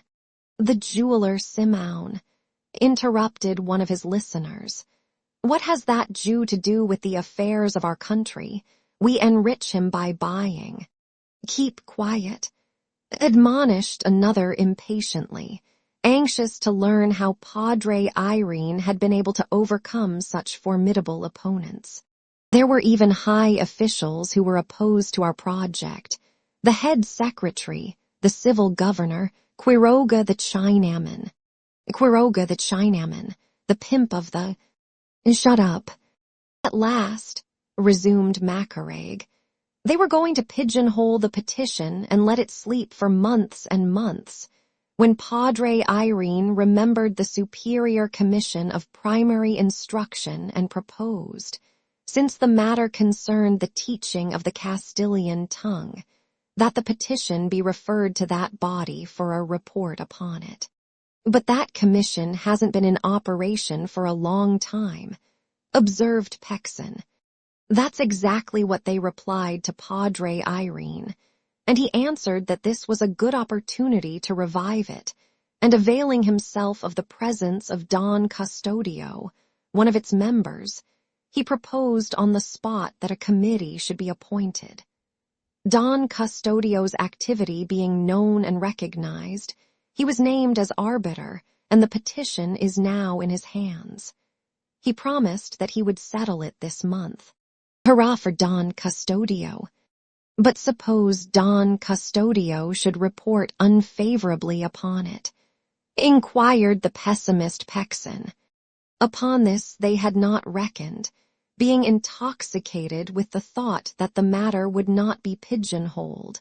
So they all turned to Macaraeg to learn how it could be arranged. The same objection I presented to Padre Irene, but with his sly smile he said to me, "We've won a great deal. We have succeeded in getting the matter on the road to a decision. The opposition sees itself forced to join battle. If we can bring some influence to bear upon Don Custodio so that he, in accordance with his liberal tendencies, may report favorably, all is won, for the general showed himself to be absolutely neutral." Macaraeg paused, and an impatient listener asked, "How can we influence him?" Padre Irene pointed out to me 2 ways. "Quiroga," someone suggested. "Pshaw, great use Quiroga.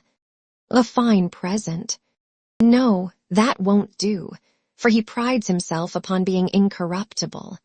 "Ah, yes, I know," exclaimed Pexon with a laugh. "Pepe the dancing girl." "Ah, yes, Pepe the dancing girl," echoed several. This Pepe was a showy girl, supposed to be a great friend of Don Custodio. To her resorted the contractors, the employees, the intriguers, when they wanted to get something from the celebrated counselor. Juanito Peles, who was also a great friend of the dancing girl, offered to look after the matter, but Isagani shook his head, saying that it was sufficient that they had made use of Padre Irene, and that it would be going too far to avail themselves of Pepe in such an affair. "Show us the other way."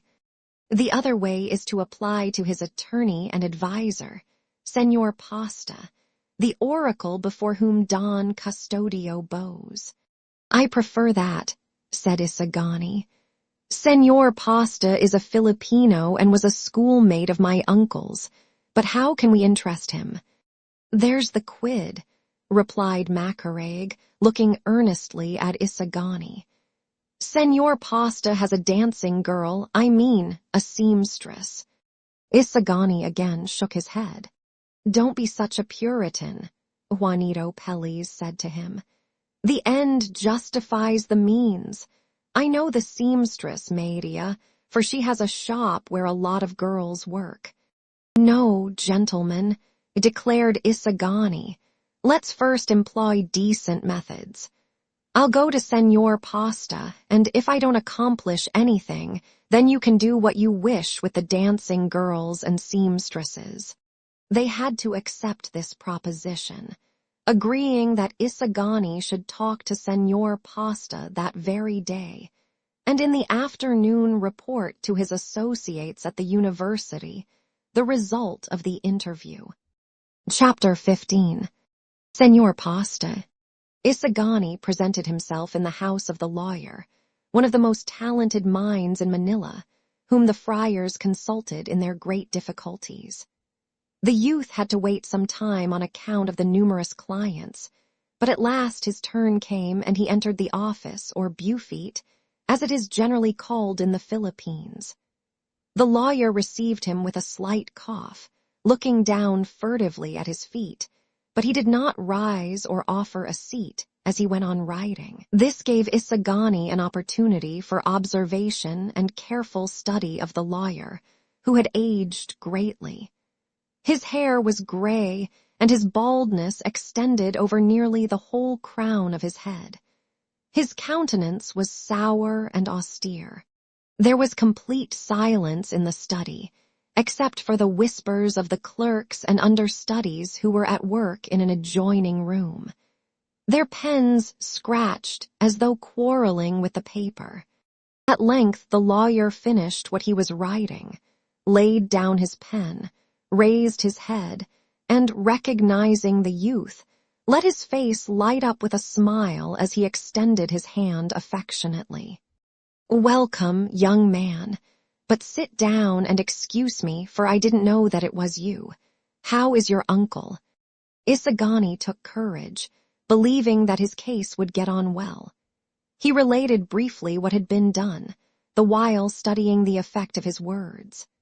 Senor Pasta listened impassively at first, and although he was informed of the efforts of the students, pretended ignorance, as if to show that he had nothing to do with such childish matters. But when he began to suspect what was wanted of him and heard mention of the vice-rector, friars, the captain general, a project, and so on, his face slowly darkened and he finally exclaimed, "This is the land of projects. But go on, go on." Isagani was not yet discouraged. He spoke of the manner in which a decision was to be reached, and concluded with an expression of the confidence which the young men entertained that he, Senor Pasta, would intercede in their behalf in case Don Custodio should consult him, as was to be expected. He did not dare to say would advise, deterred by the wry face the lawyer put on. But Senor Pasta had already formed his resolution, and it was not to mix at all in the affair, either as consultor or consulted. He was familiar with what had occurred at Los Baños. He knew that there existed two factions, and that Padre Irene was not the only champion on the side of the students, nor had he been the one who proposed submitting the petition to the Commission of Primary Instruction, but quite the contrary. Padre Irene, Padre Fernandez, the Countess, a merchant who expected to sell the materials for the new academy, and the high official who had been citing royal decree after royal decree, were about to triumph when Padre Sibylla, wishing to gain time, had thought of the commission. All these facts the great lawyer had present in his mind, so that when Isagani had finished speaking, he determined to confuse him with evasions, tangle the matter up, and lead the conversation to other subjects. Yes, he said, pursing his lips and scratching his head. "There is no one who surpasses me in love for the country and in aspirations toward progress, but I can't compromise myself. I don't know whether you clearly understand my position, a position that is very delicate. I have so many interests. I have to labor within the limits of strict prudence. It's a risk." The lawyer sought to bewilder the youth with an exuberance of words. So he went on speaking of laws and decrees, and talked so much that instead of confusing the youth, he came very near to entangling himself in a labyrinth of citations. "In no way do we wish to compromise you," replied Isagani with great calmness.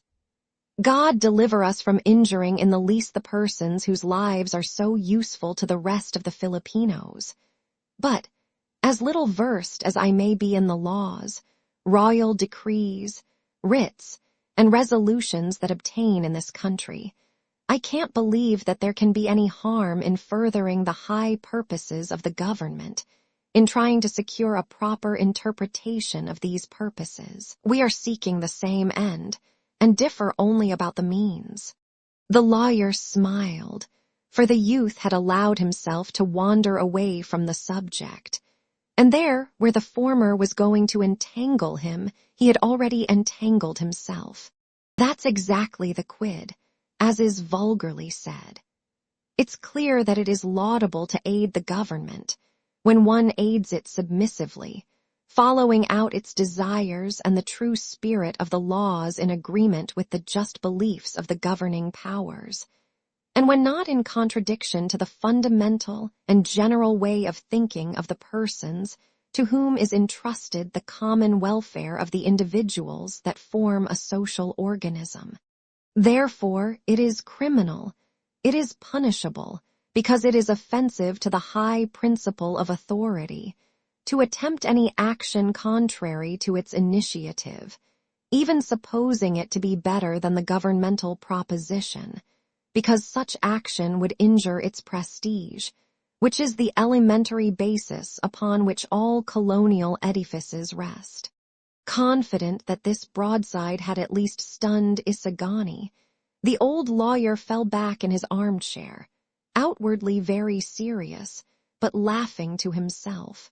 Isagani, however, ventured to reply. "I should think that governments, the more they are threatened, would be all the more careful to seek bases that are impregnable.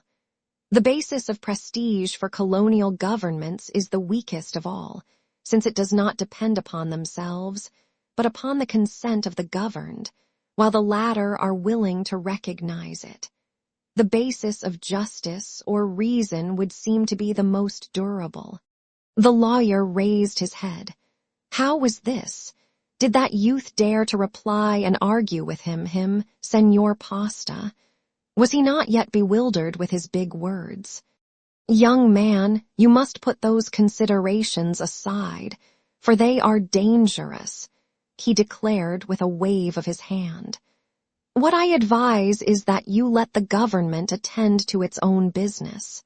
Governments are established for the welfare of the peoples, and in order to accomplish this purpose properly, they have to follow the suggestions of the citizens, who are the ones best qualified to understand their own needs.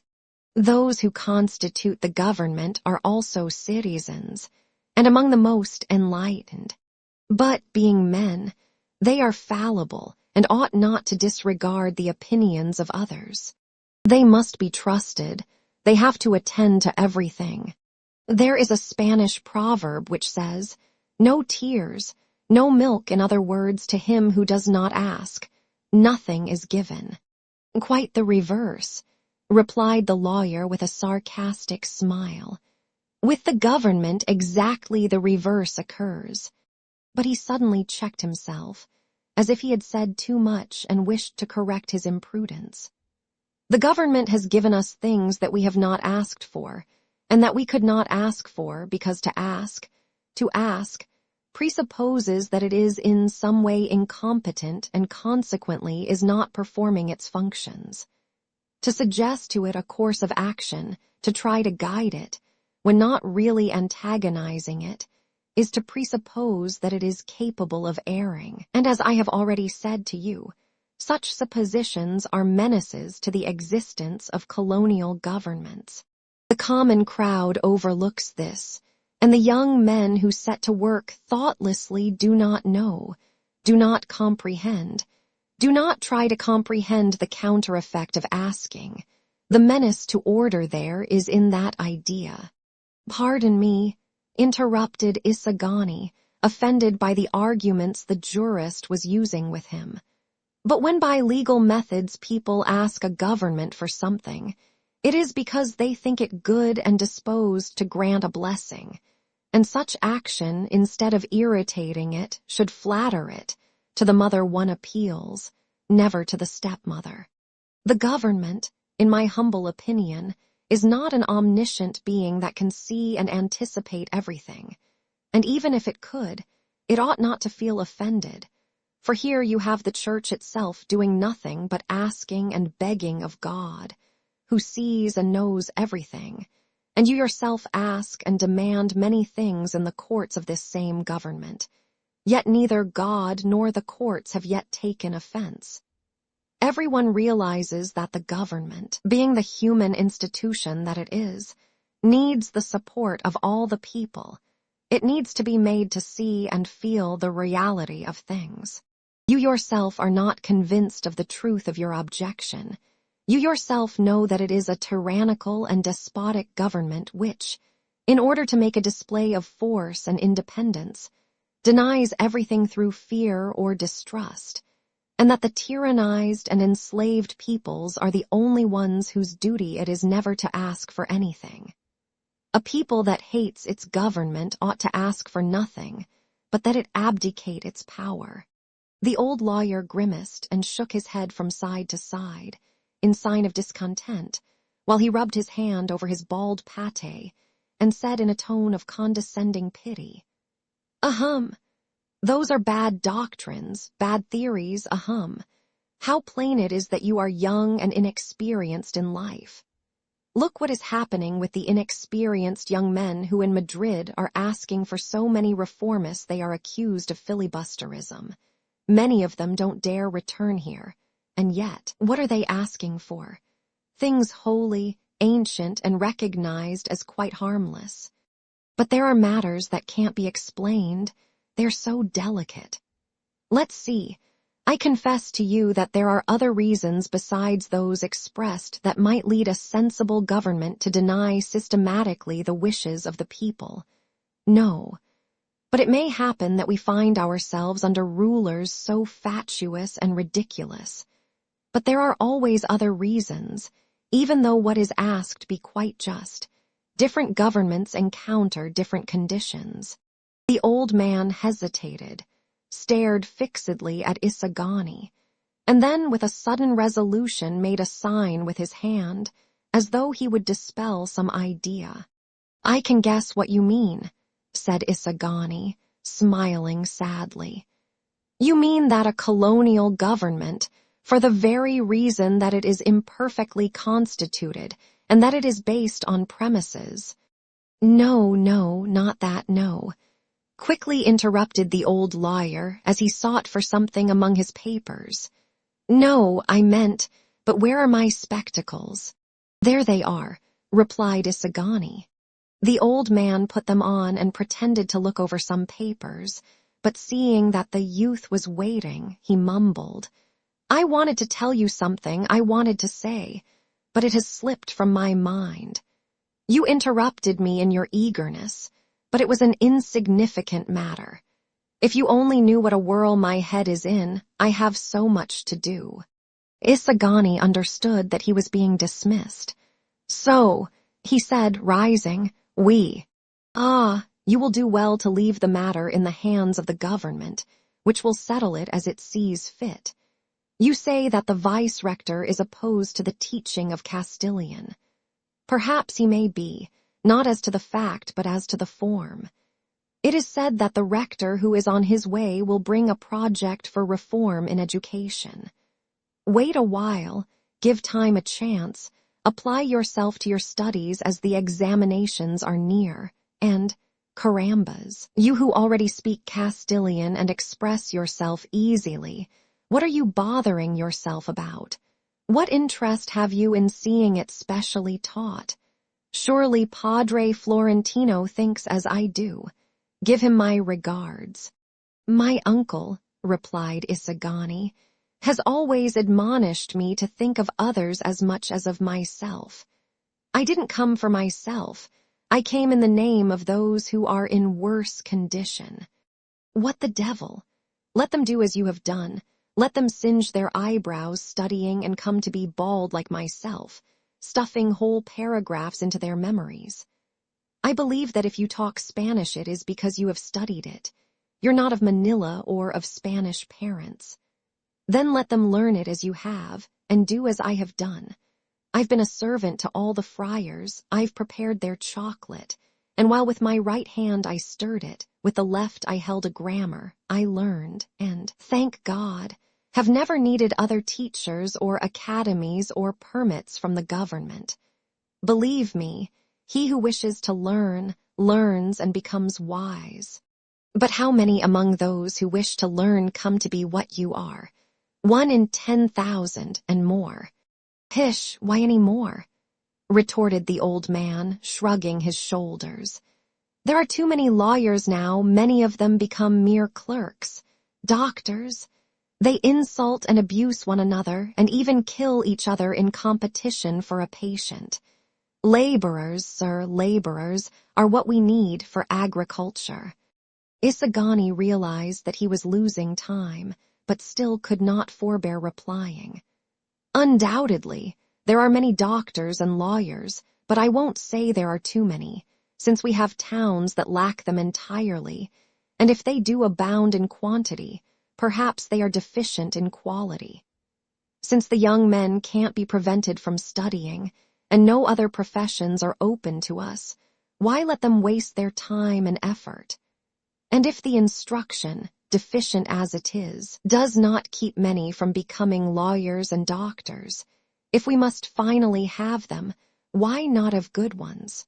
After all, even if the sole wish is to make the country a country of farmers and laborers, and condemn in it all intellectual activity, I don't see any evil in enlightening those same farmers and laborers, in giving them at least an education that will aid them in perfecting themselves, and in perfecting their work, in placing them in a condition to understand many things of which they are at present ignorant. Bah, bah, bah, exclaimed the lawyer, drawing circles in the air with his hand to dispel the ideas suggested. To be a good farmer, no great amount of rhetoric is needed. Dreams, illusions, fancies. Will you take a piece of advice? He arose and placed his hand affectionately on the youth's shoulder as he continued. I'm going to give you one, and a very good one, because I see that you are intelligent and the advice will not be wasted. You're going to study medicine. Well, confine yourself to learning how to put on plasters and apply leeches, and don't ever try to improve or impair the condition of your kind.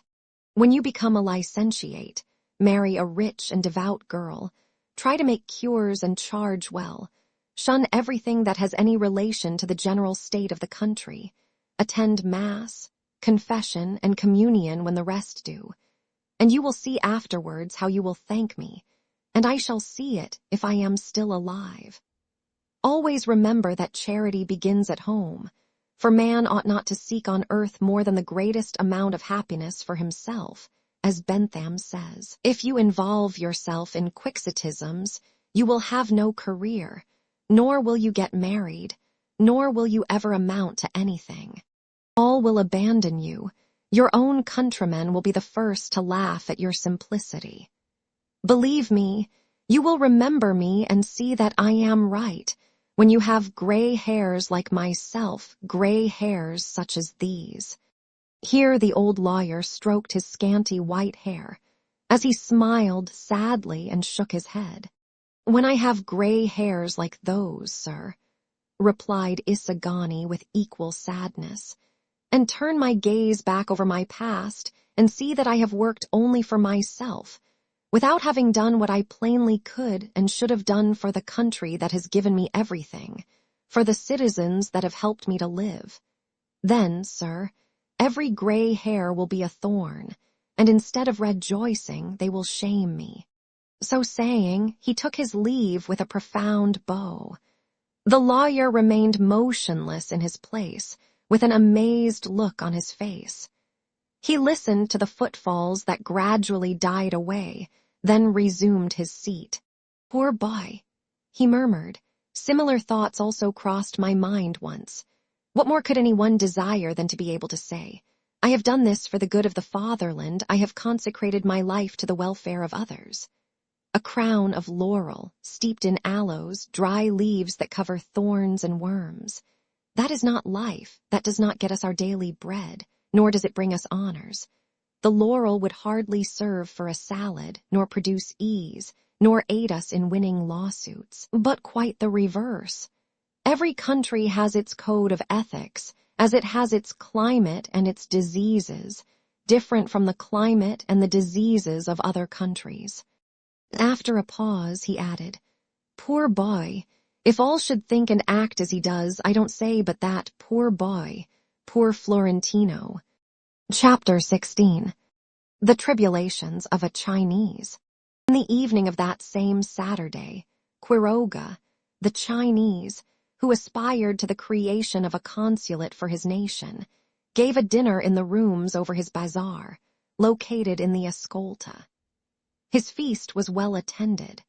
Friars, government employees, soldiers, merchants, all of them his customers, partners, or patrons were to be seen there, for his store supplied the curates and the conventos with all their necessities. He accepted the chits of all the employees, and he had servants who were discreet, prompt, and complacent. The friars themselves did not disdain to pass whole hours in his store, sometimes in view of the public, sometimes in the chambers with agreeable company. That night, then, the sala presented a curious aspect, being filled with friars and clerks seated on Vienna chairs, stools of black wood, and marble benches of Cantonese origin, before little square tables, playing cards or conversing among themselves, under the brilliant glare of the gilt chandeliers or the subdued light of the Chinese lanterns, which were brilliantly decorated with long silken tassels.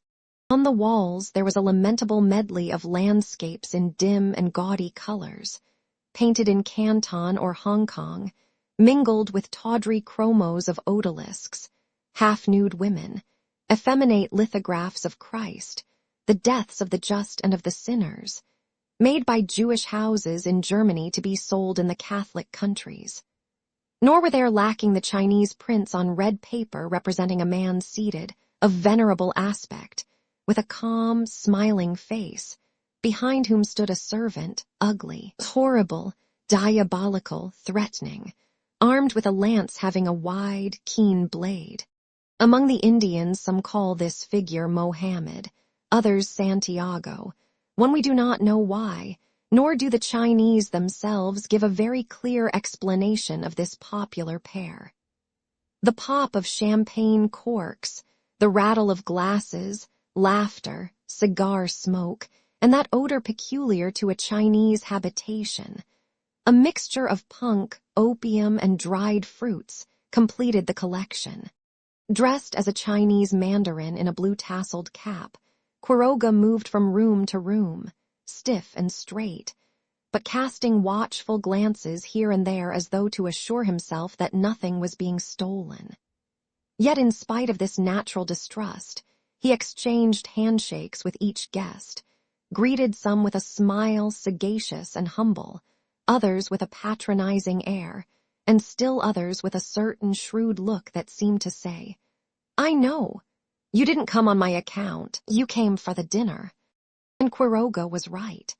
That fat gentleman who is now praising him and speaking of the advisability of a Chinese consulate in Manila, intimating that to manage it there could be no one but Quiroga, is the Señor González who hides behind the pseudonym Pitilly when he attacks Chinese immigration through the columns of the newspapers. That other, an elderly man who closely examines the lamps, pictures, and other furnishings with grimaces and ejaculations of disdain, is Don Timoteo Pelliz, Juanito's father, a merchant who inveighs against the Chinese competition that is ruining his business. The one over there, that thin, brown individual with a sharp look and a pale smile, is the celebrated originator of the dispute over Mexican pesos, which so troubled one of Quiroga's proteges. That government clerk is regarded in Manila as very clever. That one farther on, he of the frowning look and unkempt mustache, is a government official who passes for a most meritorious fellow, because he has the courage to speak ill of the business in lottery tickets, carried on between Quiroga and an exalted dame in Manila society. The fact is that 2/3 of the tickets go to China, and the few that are left in Manila are sold at a premium of a half-real. The honorable gentleman entertains the conviction that some day he will draw the first prize, and is in a rage at finding himself confronted with such tricks. The dinner, meanwhile, was drawing to an end. From the dining room floated into the sala snatches of toasts, interruptions, bursts, and ripples of laughter. The name of Quiroga was often heard mingled with the words consul, equality, justice. The amphitryon himself did not eat European dishes, so he contented himself with drinking a glass of wine with his guests from time to time, promising to dine with those who were not seated at the first table. Simeon, who was present, having already dined, was in the sala talking with some merchants, who were complaining of business conditions. Everything was going wrong, trade was paralyzed, the European exchanges were exorbitantly high. They sought information from the jeweler or insinuated to him a few ideas, with the hope that these would be communicated to the Captain General. To all the remedies suggested, Simeon responded with a sarcastic and unfeeling exclamation about nonsense, until one of them in exasperation asked him for his opinion. "My opinion," he retorted. "Study how other nations prosper and then do as they do." "And why do they prosper, Señor Simeon?" Simeon replied with a shrug of his shoulders. "The port works which weigh so heavily upon commerce, and the port not yet completed," sighed Don Timoteo Pelliz. "A Penelope's web, as my son says, that is spun and unspun. The taxes." "You complaining," exclaimed another. "Just as the general has decreed the destruction of houses of light materials, and you with a shipment of galvanized iron." "Yes," rejoined Don Timoteo, "but look what that decree cost me. Then the destruction will not be carried out for a month, not until Lent begins and other shipments may arrive. I would have wished them destroyed right away, but, besides, what are the owners of those houses going to buy from me if they are all poor, all equally beggars? You can always buy up their shacks for a trifle, and afterwards have the decree revoked and sell them back at double the price. That's business." Simeon smiled his frigid smile. Seeing Quiroga approach, he left the querulous merchants to greet the future consul, who on catching sight of him lost his satisfied expression and assigned a countenance like those of the merchants, while he bent almost double. Quiroga respected the jeweler greatly, not only because he knew him to be very wealthy, but also on account of his rumored influence with the Captain General. It was reported that Simeon favored Quiroga's ambitions, that he was an advocate for the consulate, and a certain newspaper hostile to the Chinese had alluded to him in many paraphrases, veiled allusions, and suspension points, in the celebrated controversy with another sheet that was favorable to the cued folk. Some prudent persons added with winks and half-uttered words that his black eminence was advising the general to avail himself of the Chinese in order to humble the tenacious pride of the natives, to hold the people in subjection. He was reported to have said, "There's nothing like humiliating them and humbling them in their own eyes." To this end, an opportunity had soon presented itself. The guilds of mestizos and natives were continually watching one another, venting their bellicose spirits and their activities in jealousy and distrust. At Mass one day, the gobernadorcillo of the natives was seated on a bench to the right, and being extremely thin, happened to cross one of his legs over the other, thus adopting a nonchalant attitude, in order to expose his thighs more and display his pretty shoes. The gobernadorcillo of the Guild of Mestizos, who was seated on the opposite bench, as he had bunions, and could not cross his legs on account of his obesity, spread his legs wide apart to expose a plain waistcoat adorned with a beautiful gold chain set with diamonds. The two cliques comprehended these maneuvers and joined battle. On the following Sunday, all the mestizos, even the thinnest, had large paunches and spread their legs wide apart as though on horseback, while the natives placed one leg over the other, even the fattest, there being one Cabeza de Barangay who turned a somersault. Seeing these movements, the Chinese all adopted their own peculiar attitude, that of sitting as they do in their shops, with one leg drawn back and upward, the other swinging loose. There resulted protests and petitions. The police rushed to arms ready to start a civil war. The curates rejoiced. The Spaniards were amused and made money out of everybody, until the general settled the quarrel by ordering that everyone should sit as the Chinese did, since they were the heaviest contributors, even though they were not the best Catholics. The difficulty for the mestizos and natives, then, was that their trousers were too tight to permit of their imitating the Chinese. But to make the intention of humiliating them the more evident, the measure was carried out with great pomp and ceremony, the church being surrounded by a troop of cavalry, while all those within were sweating. The matter was carried to the courts, but it was repeated that the Chinese, as the ones who paid, should have their way in the religious ceremonies, even though they apostatized and laughed at Christianity immediately after. The natives and the mestizos had to be content, learning thus not to waste time over such fatuity. 3. Quiroga, with his smooth tongue and humble smile, was lavishly and flatteringly attentive to Simeon. His voice was caressing and his bows numerous, but the jeweler cut his blandishments short by asking brusquely, "Did the bracelets suit her?" At this question all Quiroga's liveliness vanished like a dream. His caressing voice became plaintive. He bowed lower, gave the Chinese salutation of raising his clasped hands to the height of his face, and groaned, "Ah, Senor Simeon, I'm lost, I'm ruined." 4. How, Quiroga, lost and ruined when you have so many bottles of champagne and so many guests? Quiroga closed his eyes and made a grimace.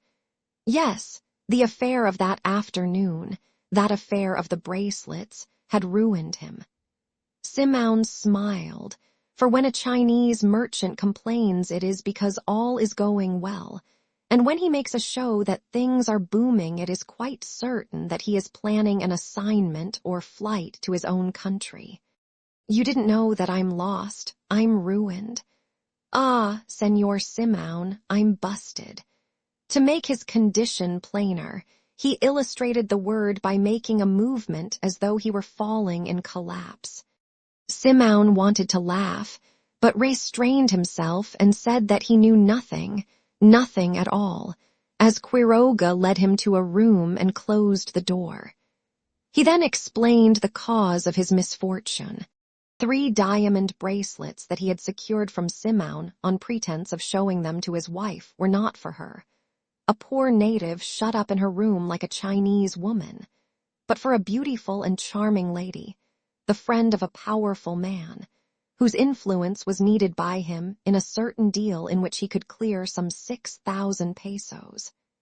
As he did not understand feminine tastes and wished to be gallant, the Chinese had asked for the 3 finest bracelets the jeweler had, each priced at 3,000 to 4,000 pesos. With affected simplicity and his most caressing smile, Quiroga had begged the lady to select the one she liked best, and the lady, more simple and caressing still, had declared that she liked all 3 and had kept them. Simão burst out into laughter. "Ah, sir, I'm lost, I'm ruined," cried the Chinese, slapping himself lightly with his delicate hands, but the jeweler continued his laughter. "Ugh, bad people, surely not a real lady," went on the Chinaman, shaking his head in disgust. "What? She has no decency, while me, a Chinaman, me always polite. Ah, surely she not a real lady, a Sigurara has more decency." They've caught you," exclaimed Simão, poking him in the chest. "And everybody's asking for loans and never pays. What about that? Clerks, officials, lieutenants, soldiers." He checked them off on his long-nailed fingers. "Ah, Señor Simão, I'm lost, I'm busted." "Get out with your complaints," said Simão. "I've saved you from many officials that wanted money from you. I've lent it to them so that they wouldn't bother you, even when I knew that they couldn't pay. But, Señor Simão, you lend to officials. I lend to women, sailors, everybody. I bet you get your money back." "Me money back? Ah, surely you don't understand. When it's lost in gambling, they never pay. Besides, you have a consul, you can force them, but I haven't." Simão became thoughtful. "Listen, Quiroga," he said, somewhat abstractedly, "I'll undertake to collect what the officers and sailors owe you. Give me their notes." Quiroga again fell to whining. They had never given him any notes. "When they come to you asking for money, send them to me. I want to help you." The grateful Quiroga thanked him, but soon fell to lamenting again about the bracelets. "A Sigurara wouldn't be so shameless," he repeated. "The devil!" exclaimed Simão, looking askance at the Chinese as though studying him. "Exactly when I need the money and thought that you could pay me. But it can all be arranged, as I don't want you to fail for such a small amount. Come, a favor, and I'll reduce to 7 the 9,000 pesos you owe me. You can get anything you wish through the customs, boxes of lamps, iron, copper, glassware, Mexican pesos. You furnish arms to the conventos, don't you?" The Chinese nodded affirmation, but remarked that he had to do a good deal of bribing. "I furnish the padres everything." "Well then," added Simão in a low voice, "I need you to get in for me some boxes of rifles that arrived this evening. I want you to keep them in your warehouse. There isn't room for all of them in my house." Quiroga began to show symptoms of fright. "Don't get scared, you don't run any risk. These rifles are to be concealed, a few at a time, in various dwellings, then a search will be instituted, and many people will be sent to prison. You and I can make a haul getting them set free. Understand me." Quiroga wavered, for he was afraid of firearms in his desk. He had an empty revolver that he never touched without turning his head away and closing his eyes. "If you can't do it, I'll have to apply to someone else. But then I'll need the 9,000 pesos to cross their palms and shut their eyes." All right, Quiroga finally agreed. "But many people will be arrested. There'll be a search, eh?" When Quiroga and Simone returned to the sala they found there, in animated conversation, those who had finished their dinner, for the champagne had loosened their tongues and stirred their brains. They were talking rather freely. In a group where there were a number of government clerks, some ladies, and Don Custodio, the topic was a commission sent to India to make certain investigations about footwear for the soldiers. "Who compose it?" asked an elderly lady. "A colonel, 2 other officers, and His Excellency's nephew." "4," rejoined a clerk. "What a commission! Suppose they disagree, are they competent?" "That's what I asked," replied a clerk. "It said that one civilian ought to go, one who has no military prejudices, a shoemaker, for instance." "That's right," added an importer of shoes. "But it wouldn't do to send an Indian or a Chinaman, and the only peninsular shoemaker demanded such large fees." "But why do they have to make any investigations about footwear?" inquired the elderly lady. "It isn't for the peninsular artillerymen. The Indian soldiers can go barefoot, as they do in their towns." 5. "Exactly so, and the treasury would save more," corroborated another lady, a widow who was not satisfied with her pension. "But you must remember," remarked another in the group, a friend of the officers on the commission, "that while it's true they go barefoot in the towns, it's not the same as moving about under orders in the service. They can't choose the hour, nor the road, nor rest when they wish. Remember, madam, that, with the noonday sun overhead and the earth below baking like an oven, they have to march over sandy stretches, where there are stones, the sun above and fire below, bullets in front. It's only a question of getting used to it. Like the donkey that got used to not eating. In our present campaign, the greater part of our losses have been due to wounds on the soles of the feet. Remember the donkey, madam, remember the donkey." "But, my dear sir," retorted the lady, "look how much money is wasted on shoe leather. There's enough to pension many widows and orphans in order to maintain our prestige.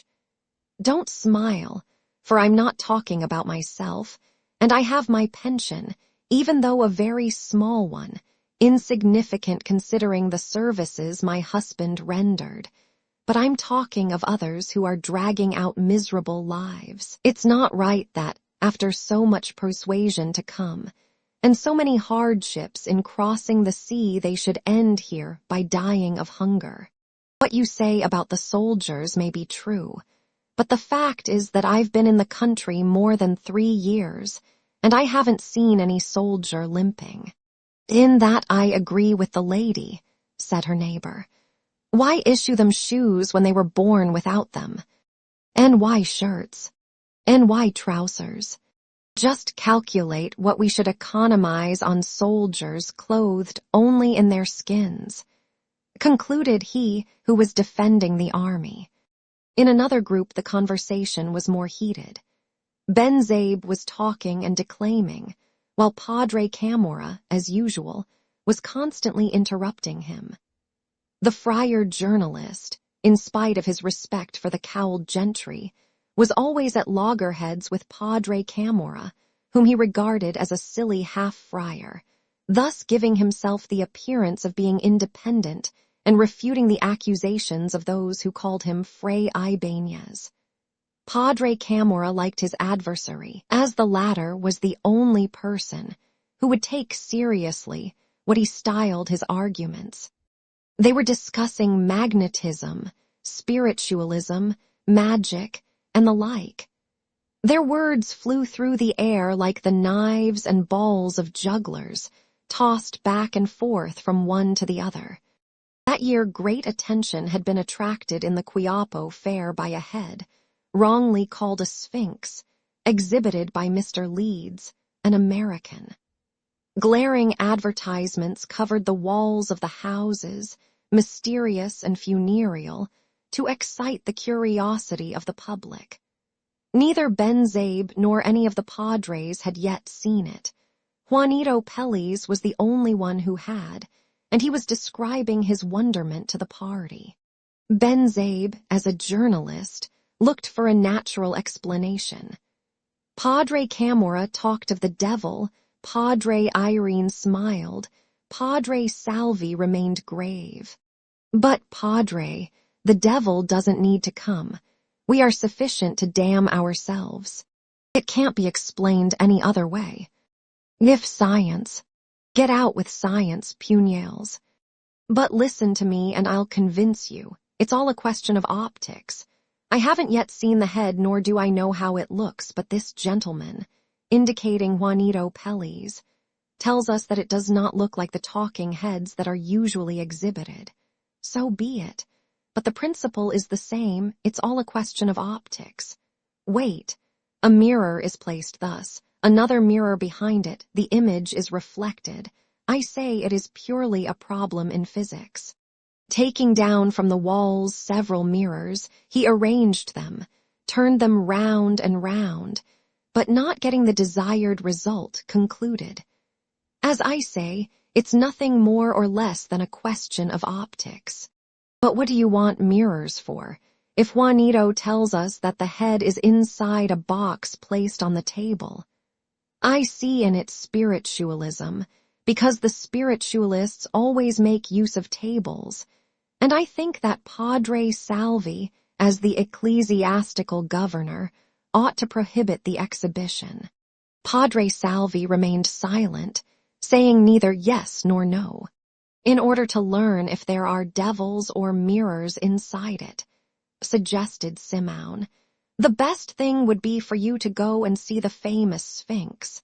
The proposal was a good one, so it was accepted, although Padre Salvi and Don Custodio showed some repugnance. They had a fair, to rub shoulders with the public, to see sphinxes and talking heads. What would the natives say? These might take them for mere men, endowed with the same passions and weaknesses as others. But Benzabe, with his journalistic ingenuity, promised to request Mr. Leeds not to admit the public while they were inside. They would be honoring him sufficiently by the visit not to admit of his refusal, and besides he would not charge any admission fee. To give a show of probability to this, he concluded, because, remember, if I should expose the trick of the mirrors to the public, it would ruin the poor American's business. Benzabe was a conscientious individual. About a dozen set out. Among them are acquaintances, Padres Salvi, Camorra, and Irene, Don Custodio, Benzabe, and Juanito Peles. Their carriages set them down at the entrance to the Quiapo Plaza. Chapter 17. The Quiapo Fair. It was a beautiful night, and the plaza presented a most animated aspect.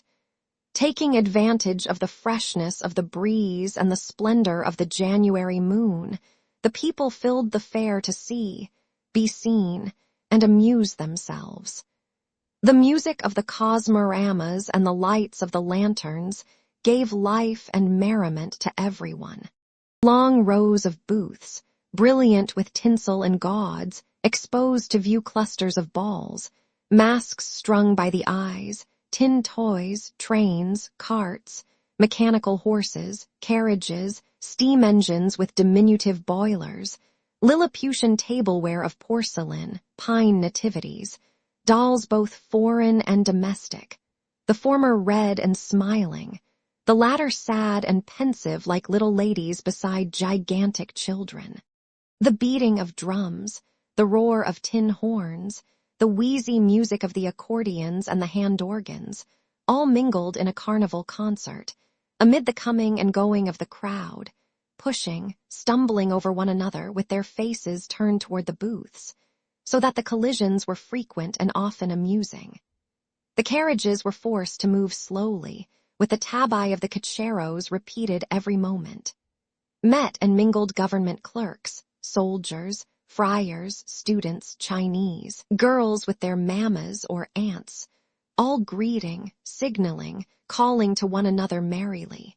Padre Camorra was in the seventh heaven at the sight of so many pretty girls.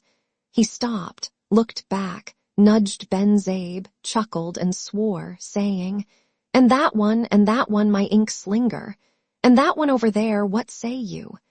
In his contentment, he even fell to using the familiar too toward his friend and adversary. Padre Salvi stared at him from time to time, but he took little note of Padre Salvi. On the contrary, he pretended to stumble so that he might brush against the girls. He winked and made eyes at them. Puñals, he kept saying to himself, when shall I be the curate of Quiapo? Suddenly Ben Zabe let go an oath, jumped aside, and slapped his hand on his arm. Padre Camorra, in his excess of enthusiasm, had pinched him. They were approaching a dazzling señorita who was attracting the attention of the whole plaza, and Padre Camorra, unable to restrain his delight, had taken Ben Zabe's arm as a substitute for the girls. It was Paulita Gomez, the prettiest of the pretty, in company with Isagani, followed by Doña Victorina. The young woman was resplendent in her beauty. All stopped and craned their necks, while they ceased their conversation and followed her with their eyes. Even Doña Victorina was respectfully saluted. Paulita was arrayed in a rich camisa and pañuelo of embroidered piña, different from those she had worn that morning to the church. The gauzy texture of the piña set off her shapely head, and the Indians who saw her compared her to the moon surrounded by fleecy clouds. A silk rose-colored skirt, caught up in rich and graceful folds by her little hand, gave majesty to her erect figure, the movement of which, harmonizing with her curving neck, displayed all the triumphs of vanity and satisfied coquetry. Isagani appeared to be rather disgusted, for so many curious eyes fixed upon the beauty of his sweetheart annoyed him. The stares seemed to him robbery, and the girls' smiles faithlessness. Juanito saw her, and his hump increased when he spoke to her. Paulita replied negligently, while Doña Victorina called to him, for Juanito was her favorite, she preferring him to Isagani. What a girl, muttered the entranced Padre Camorra. Come, Padre, pinch yourself and let me alone, said Ben Zabe fretfully. What a girl, repeated the friar. And she has for a sweetheart a pupil of mine, the boy I had the quarrel with.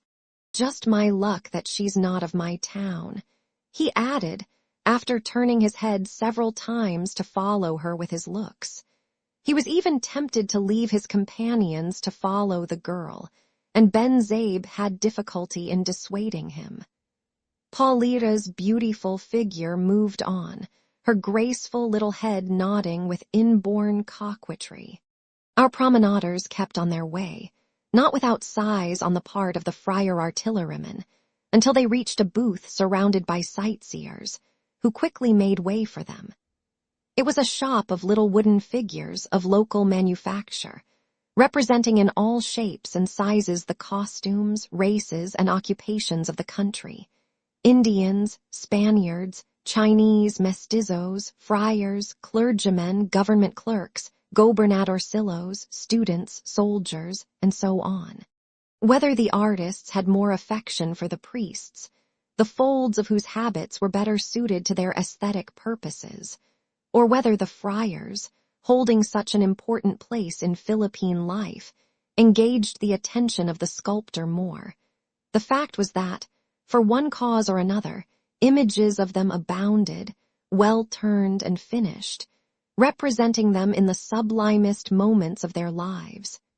The opposite of what is done in Europe, where they are pictured as sleeping on casks of wine, playing cards, emptying tankards, rousing themselves to gaiety, or patting the cheeks of a buxom girl. No, the friars of the Philippines were different. Elegant, handsome, well-dressed, their tonsures neatly shaven, their features symmetrical and serene, their gaze meditative, their expression saintly, somewhat rosy-cheeked, cane in hand and patent leather shoes on their feet, inviting adoration and a place in a glass case. Instead of the symbols of gluttony and incontinence of their brethren in Europe, those of Manila carried the book, the crucifix, and the palm of martyrdom. Instead of kissing the simple country lasses, those of Manila gravely extended the hand to be kissed by children and grown men doubled over almost to kneeling.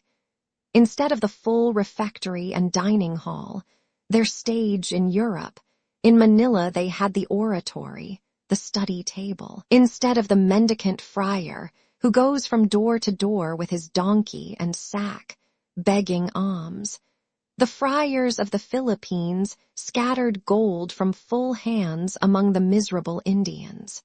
"Look, here's Padre Camorra," exclaimed Ben-Zabe, upon whom the effect of the champagne still lingered. He pointed to a picture of a lean friar of thoughtful mien who was seated at a table with his head resting on the palm of his hand, apparently writing a sermon by the light of a lamp. The contrast suggested drew laughter from the crowd. Padre Camorra, who had already forgotten about Paulita, saw what was meant and laughing his clownish laugh, asked in turn, "Whom does this other figure resemble, Ben-Zabe?" It was an old woman with one eye, with disheveled hair, seated on the ground like an Indian idol, ironing clothes. The sad iron was carefully imitated, being of copper with coals of red tinsel and smoke wreaths of dirty, twisted cotton.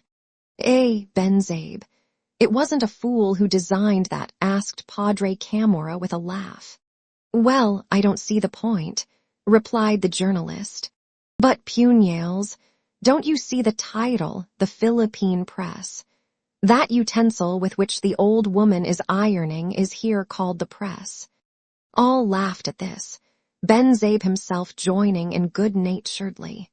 Two soldiers of the civil guard, appropriately labeled, were placed behind a man who was tightly bound and had his face covered by his hat. It was entitled The Country of Abaca, and from appearances they were going to shoot him. Many of our visitors were displeased with the exhibition. They talked of rules of art, they sought proportion.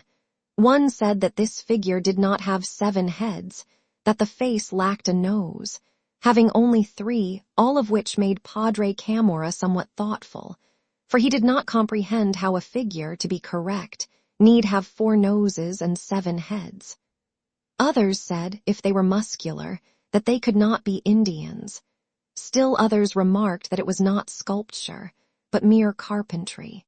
Each added his spoonful of criticism, until Padre Camorra, not to be outdone, ventured to ask for at least 30 legs for each doll, because, if the others wanted noses, couldn't he require feet?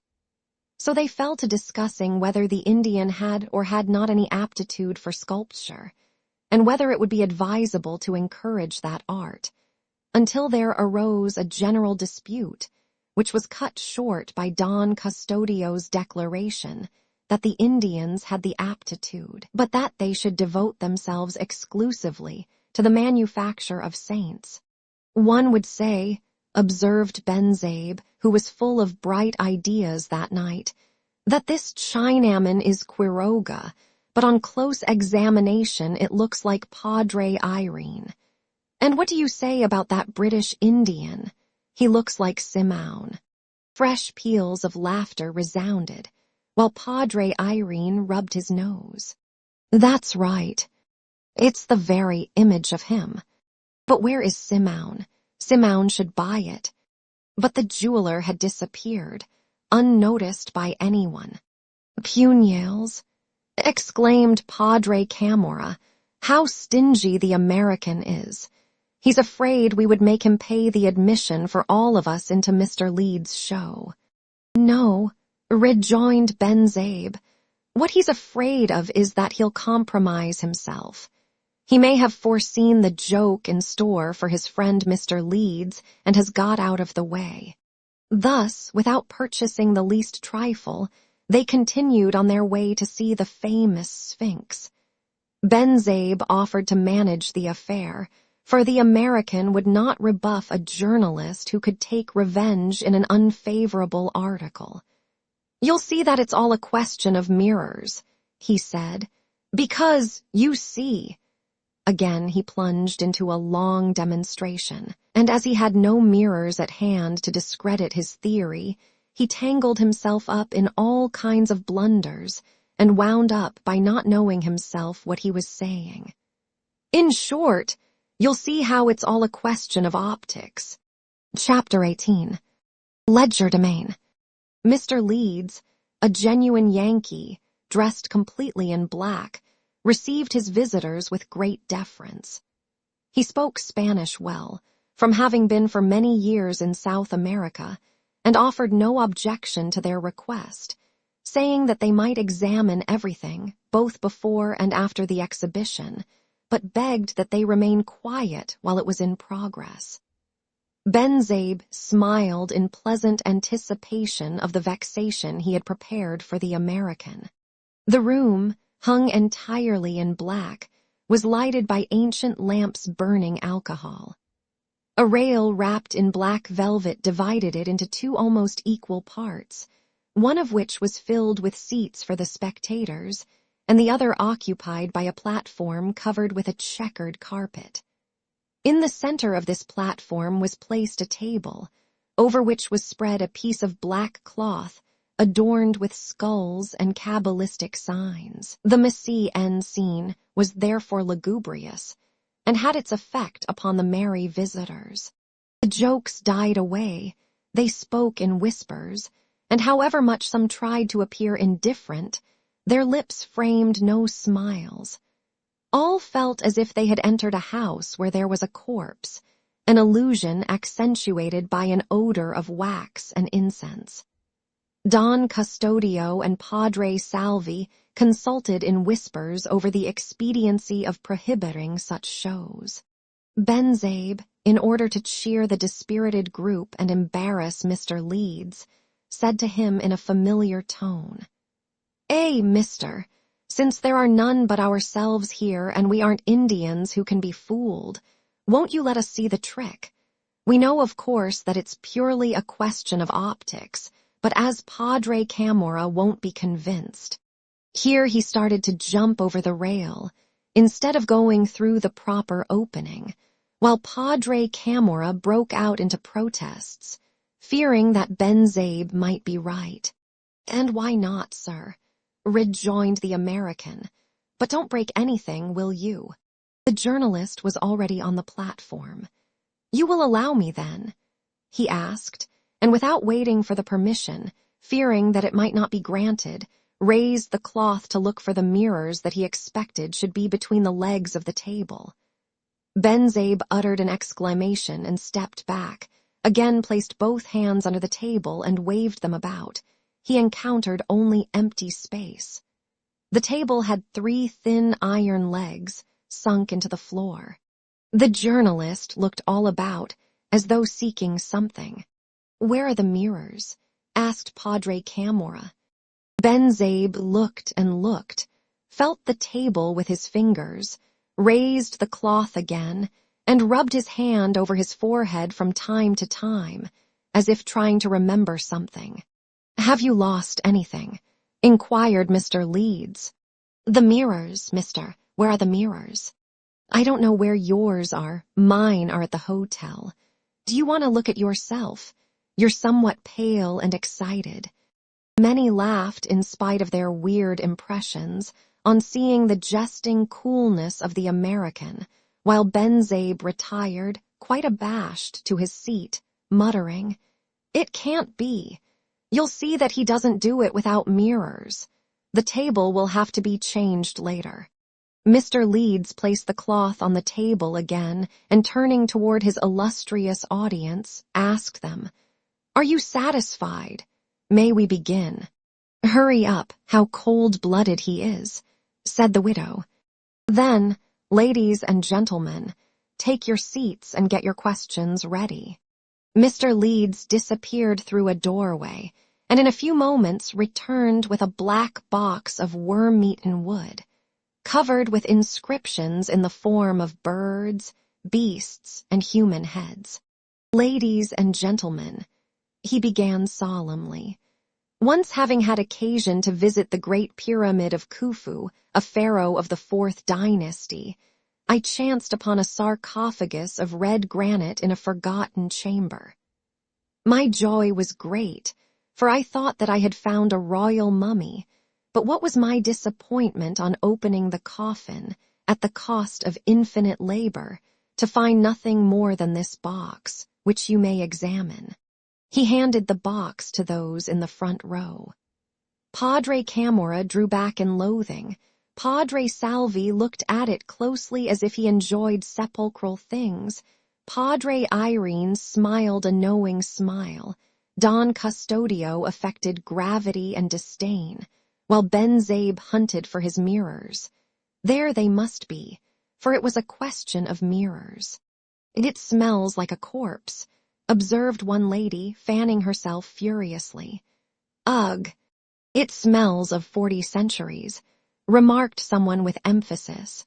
Ben Zabe forgot about his mirrors to discover who had made this remark. It was a military official who had read the history of Napoleon. Ben Zabe felt jealous, and to utter another epigram that might annoy Padre Camorra a little said, "It smells of the church." "This box, ladies and gentlemen," continued the American, "contained a handful of ashes and a piece of papyrus on which were written some words. Examine them yourselves, but I beg of you not to breathe heavily, because if any of the dust is lost, my sphinx will appear in a mutilated condition."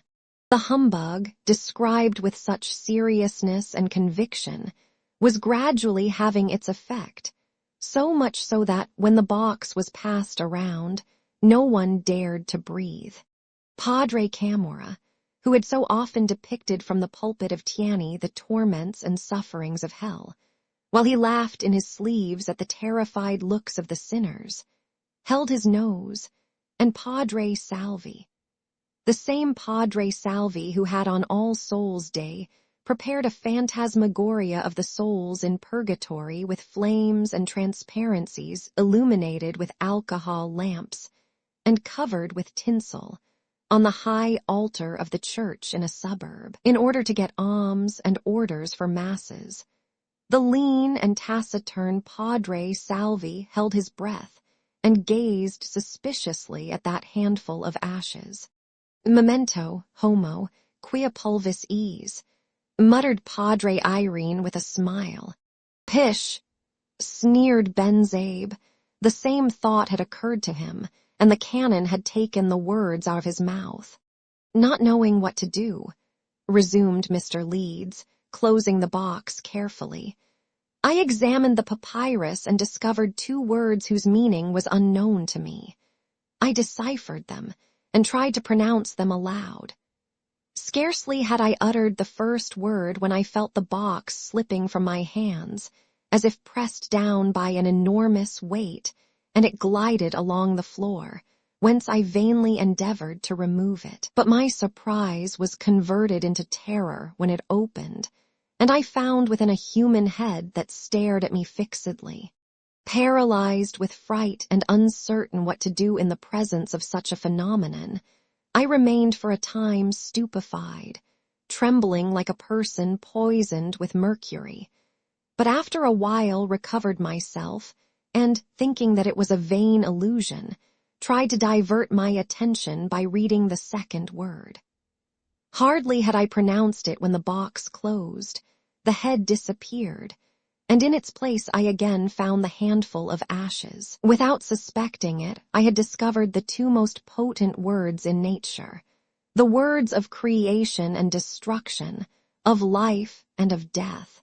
He paused for a few moments to note the effect of his story, then with grave and measured steps approached the table and placed the mysterious box upon it. "The cloth, mister," exclaimed the incorrigible Ben-Zabe. "Why not?" rejoined Mr. Leeds very complacently. Lifting the box with his right hand, he caught up the cloth with his left, completely exposing the table sustained by its 3 legs. Again he placed the box upon the center and with great gravity turned to his audience. "Here's what I want to see," said Ben-Zabe to his neighbor. "You notice how he makes some excuse." Great attention was depicted on all countenances and silence reigned. The noise and roar of the street could be distinctly heard, but all were so affected that a snatch of dialogue which reached them produced no effect. "Why can't we go in?" asked a woman's voice. "Bah, there's a lot of friars and clerks in there," answered a man. "The Sphinx is for them only." "The friars are inquisitive too," said the woman's voice, drawing away. "They don't want us to know how they're being fooled. Why is the head a friar's querida?" In the midst of a profound silence, the American announced in a tone of emotion, "Ladies and gentlemen, with a word I am now going to reanimate the handful of ashes, and you will talk with a being that knows the past, the present, and much of the future." Here the prestidigitator uttered a soft cry, first mournful, then lively, a medley of sharp sounds like imprecations and hoarse notes like threats, which made Ben-Zabe's hair stand on end. "Daramoff," cried the American. The curtains on the wall rustled, the lamps burned low, the table creaked. A feeble groan responded from the interior of the box. Pale and uneasy, all stared at one another, while one terrified senora caught hold of Padre Salvi. The box then opened of its own accord, and presented to the eyes of the audience a head of cadaverous aspect, surrounded by long and abundant black hair. It slowly opened its eyes and looked around the whole audience. Those eyes had a vivid radiance, accentuated by their cavernous sockets, and, as if deep were calling unto deep, fixed themselves upon the profound, sunken eyes of the trembling Padre Salvi, who was staring unnaturally, as though he saw a ghost. "Sphinx," commanded Mr. Leeds, "tell the audience who you are." A deep silence prevailed, while a chill wind blew through the room and made the blue flames of the sepulchral lamps flicker. The most skeptical shivered. "I am Amuthes," declared the head in a funereal but strangely menacing voice. "I was born in the time of Amasis and died under the Persian domination, when Cambyses was returning from his disastrous expedition into the interior of Libya. I had come to complete my education after extensive travels through Greece, Assyria, and Persia, and had returned to my native Laud to dwell in it, until Thoth should call me before his terrible tribunal. But to my undoing, on passing through Babylonia, I discovered an awful secret, the secret of the false Smyrtis who usurped the throne, the bold Magian Gaumata who governed as an impostor. Fearing that I would betray him to Cambyses, he determined upon my ruin through the instrumentality of the Egyptian priests, who at that time ruled my native country.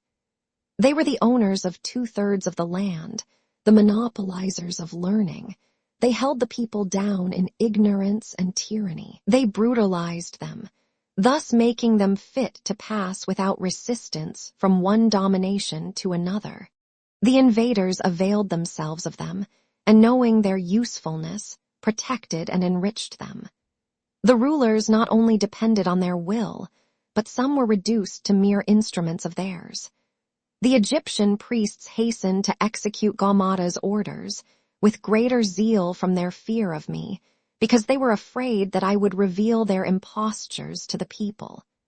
To accomplish their purpose, they made use of a young priest of Abydos, who passed for a saint. A painful silence followed these words. That head was talking of priestly intrigues and impostures, and although referring to another age and other creeds, all the friars present were annoyed, possibly because they could see in the general trend of the speech some analogy to the existing situation. Padre Salvi was in the grip of convulsive shivering. He worked his lips, and with bulging eyes followed the gaze of the head as though fascinated. Beads of sweat began to break out on his emaciated face, but no one noticed this, so deeply absorbed and affected were they. What was the plot concocted by the priests of your country against you? Asked Mr. Leeds. The head uttered a sorrowful groan, which seemed to come from the bottom of the heart, and the spectators saw its eyes, those fiery eyes, clouded and filled with tears. Many shuddered and felt their hair rise. No, that was not an illusion, it was not a trick. The head was the victim, and what it told was its own story. It moaned, shaking with affliction. I loved a maiden, the daughter of a priest, pure as light, like the freshly opened lotus. The young priest of Abydos also desired her and planned a rebellion, using my name and some papyri that he had secured from my beloved. The rebellion broke out at the time when Cambyses was returning in rage over the disasters of his unfortunate campaign. I was accused of being a rebel, was made a prisoner, and having effected my escape was killed in the chase on Lake Moeris. From out of eternity, I saw the imposture triumph. I saw the priest of Abydos night and day persecuting the maiden, who had taken refuge in a temple of Isis on the island of Falah. I saw him persecute and harass her, even in the subterranean chambers. I saw him drive her mad with terror and suffering, like a huge bat pursuing a white dove. Ah, priest of Abydos, I have returned to life to expose your infamy, and after so many years of silence, I name thee murderer, hypocrite, liar. A dry, hollow laugh accompanied these words, while a choked voice responded, No, mercy. It was Padre Salvi, who had been overcome with terror, and with arms extended was slipping in collapse to the floor. What's the matter with your reverence? Are you ill? Asked Padre Irene. The heat of the room. This odor of corpses we're breathing here. Murderer, slanderer, hypocrite, repeated the head. I accuse you, murderer, murderer, murderer. Again the dry laugh, sepulchral and menacing, resounded, as though that head were so absorbed in contemplation of its wrongs that it did not see the tumult that prevailed in the room. Mercy, she still lives, groaned Padre Salvi, and then lost consciousness. He was as pallid as a corpse. Some of the ladies thought it their duty to faint also, and proceeded to do so. He is out of his head, Padre Salvi. I told him not to eat that bird's nest soup, said Padre Irene. It has made him sick. But he didn't eat anything, rejoined Don Custodio, shivering. As the head has been staring at him fixedly, it has mesmerized him. So disorder prevailed, the room seemed to be a hospital or a battlefield. Padre Salvi looked like a corpse, and the ladies, seeing that no one was paying them any attention, made the best of it by recovering. Meanwhile, the head had been reduced to ashes, and Mr. Leeds, having replaced the cloth on the table, bowed his audience out. This show must be prohibited, said Don Custodio on leaving. It's wicked and highly immoral. And above all, because it doesn't use mirrors, added Ben Zabe, who before going out of the room tried to assure himself finally. So he leaped over the rail, went up to the table, and raised the cloth. Nothing, absolutely nothing. On the following day, he wrote an article in which he spoke of occult sciences, spiritualism, and the like. An order came immediately from the ecclesiastical governor prohibiting the show. But Mr. Leeds had already disappeared, carrying his secret with him to Hong Kong. Chapter 19. The Fuse. Placido Penitent left the class with his heart overflowing with bitterness and sullen gloom in his looks. He was worthy of his name when not driven from his usual course, but once irritated, he was a veritable torrent, a wild beast that could only be stopped by the death of himself or his foe. So many affronts, so many pinpricks, day after day, had made his heart quiver, lodging in it to sleep the sleep of lethargic vipers, and they now were awaking to shake and hiss with fury. The hisses resounded in his ears with the jesting epithets of the professor, the phrases in the slang of the markets, and he seemed to hear blows and laughter. 1,000 schemes for revenge rushed into his brain, crowding one another, only to fade immediately like phantoms in a dream. His vanity cried out to him with desperate tenacity that he must do something. "Placido Penitent," said the voice, "show these youths that you have dignity, that you are the son of a valiant and noble province, where wrongs are washed out with blood. You're a Batangan Placido Penitent. Avenge yourself, Placido Penitent." The youth groaned and gnashed his teeth, stumbling against everyone in the street and on the bridge of Spain, as if he were seeking a quarrel. In the latter place he saw a carriage in which was the vice-rector, Padre Sibylla, accompanied by Don Custodio, and he had a great mind to seize the friar and throw him into the river. He proceeded along the Escolta, and was tempted to assault 2 Augustinians who were seated in the doorway of Quiroga's bazaar, laughing and joking with other friars who must have been inside in joyous conversation, for their merry voices and sonorous laughter could be heard. Somewhat farther on, 2 cadets blocked up the sidewalk, talking with the clerk of a warehouse, who was in his shirt sleeves. Penitents moved toward them to force a passage, and they, perceiving his dark intention, good-humoredly made way for him. Placido was by this time under the influence of the amok, as the Malayists say. As he approached his home, the house of a silversmith where he lived as a boarder, he tried to collect his thoughts and make a plan, to return to his town and avenge himself by showing the friars that they could not with impunity insult a youth or make a joke of him. He decided to write a letter immediately to his mother, Kabsang Andang, to inform her of what had happened and to tell her that the schoolroom had closed forever for him, although there was the Ateneo of the Jesuits where he might study that year.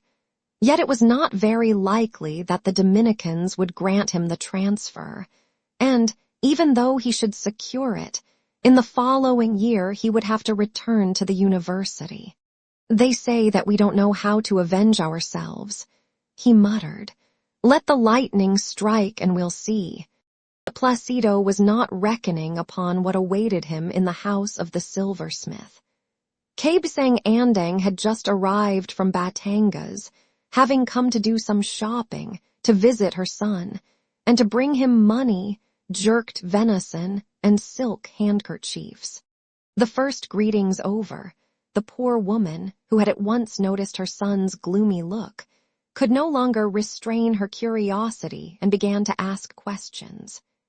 His first explanations Kabsang Andang regarded as some subterfuge, so she smiled and soothed her son, reminding him of their sacrifices and privations. She spoke of Capitana Simona's son, who, having entered the seminary, now carried himself in the town like a bishop, and Capitana Simona already considered herself a mother of God, clearly so, for her son was going to be another Christ. "If the son becomes a priest," said she, "the mother won't have to pay us what she owes us. Who will collect from her then?" But on seeing that Placido was speaking seriously and reading in his eyes the storm that raged within him, she realized that what he was telling her was unfortunately the strict truth. She remained silent for a while, and then broke out into lamentations. She exclaimed, I promised your father that I would care for you, educate you, and make a lawyer of you.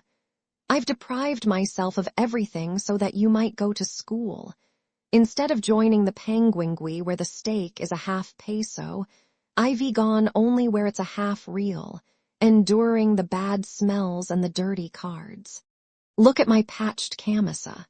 For instead of buying new ones, I've spent the money in masses and presents to Saint Sebastian, even though I don't have great confidence in his power, because the curate recites the masses fast and hurriedly. He's an entirely new saint and doesn't yet know how to perform miracles, and isn't made of baticulin but of lanite. What will your father say to me when I die and see him again? So the poor woman lamented and wept, while Placido became gloomier and let stifled sighs escape from his breast. What would I get out of being a lawyer? Was his response. What will become of you? Asked his mother, clasping her hands. They'll call you a filibuster and garrote you. I've told you that you must have patience, that you must be humble. I don't tell you that you must kiss the hands of the curates, for I know that you have a delicate sense of smell, like your father, who couldn't endure European cheese. But we have to suffer, to be silent, to say yes to everything. What are we going to do? The friars own everything, and if they are unwilling, no one will become a lawyer or a doctor. Have patience, my son, have patience. But I've had a great deal, mother. I've suffered for months and months. Kabsang Andang then resumed her lamentations. She did not ask that he declare himself a partisan of the friars. She was not one herself. It was enough to know that for one good friar there were 10 bad, who took the money from the poor and deported the rich. But one must be silent, suffer, and endure. There was no other course. She cited this man and that one, who by being patient and humble, even though in the bottom of his heart he hated his masters, had risen from servant of the friars to high office, and such another who was rich and could commit abuses, secure of having patrons who would protect him from the law, yet who had been nothing more than a poor sacristan, humble and obedient, and who had married a pretty girl whose son had the curate for a godfather. So Kabsang Andang continued her litany of humble and patient Filipinos, as she called them, and was about to cite others who by not being so had found themselves persecuted and exiled, when Placido on some trifling pretext left the house to wander about the streets. He passed through Sibicong, Tondo, San Nicolas, and Santo Cristo, absorbed in his ill humor, without taking note of the sun or the hour, and only when he began to feel hungry and discovered that he had no money, having given it all for celebrations and contributions, did he return to the house. He had expected that he would not meet his mother there, as she was in the habit, when in Manila, of going out at that hour to a neighboring house where penguingui was played. But Kabsang Andang was waiting to propose her plan. She would avail herself of the procurator of the Augustinians to restore her son to the good graces of the Dominicans. Placido stopped her with a gesture. I'll throw myself into the sea first, he declared. I'll become a Chalisan before I'll go back to the university.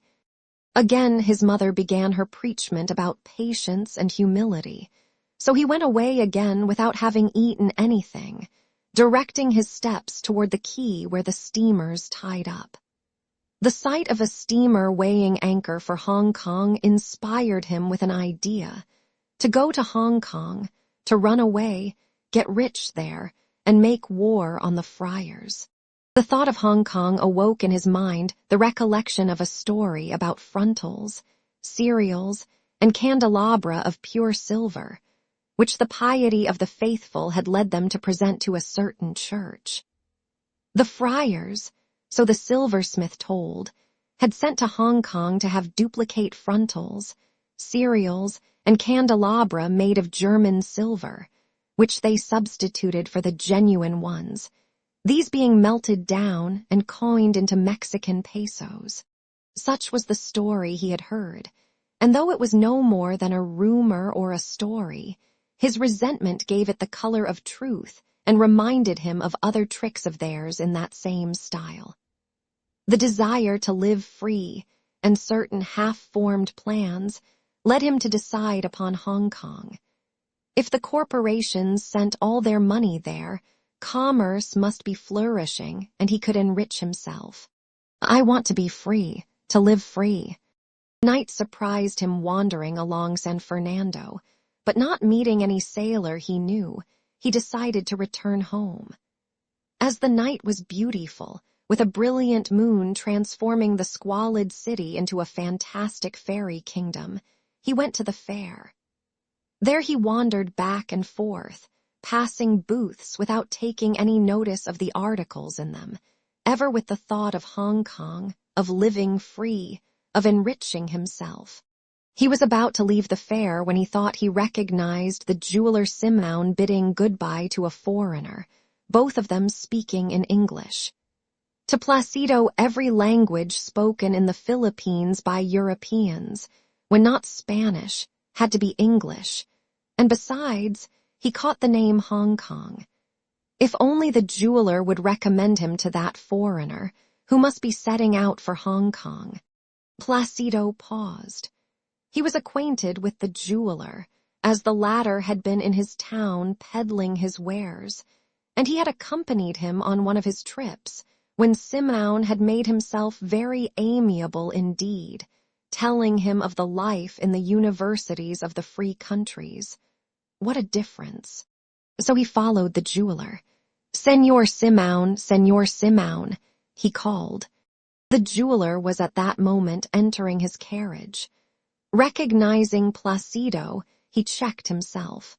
"I want to ask a favor of you, to say a few words to you." Simeon made a sign of impatience which Placido, in his perturbation, did not observe. In a few words the youth related what had happened and made known his desire to go to Hong Kong. "Why?" asked Simeon, staring fixedly at Placido through his blue goggles. Placido did not answer, so Simeon threw back his head, smiled his cold, silent smile and said, "All right, come with me to Cal Iris." He directed the cochero. Simeon remained silent throughout the whole drive, apparently absorbed in meditation of a very important nature.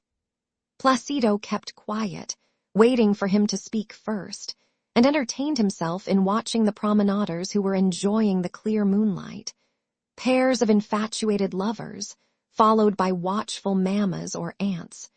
Groups of students in white clothes that the moonlight made whiter still. Half-drunken soldiers in a carriage, 6 together, on their way to visit some Nipa temple dedicated to Cytherea. Children playing their games, and Chinese selling sugar cane. All these filled the streets, taking on in the brilliant moonlight fantastic forms and ideal outlines.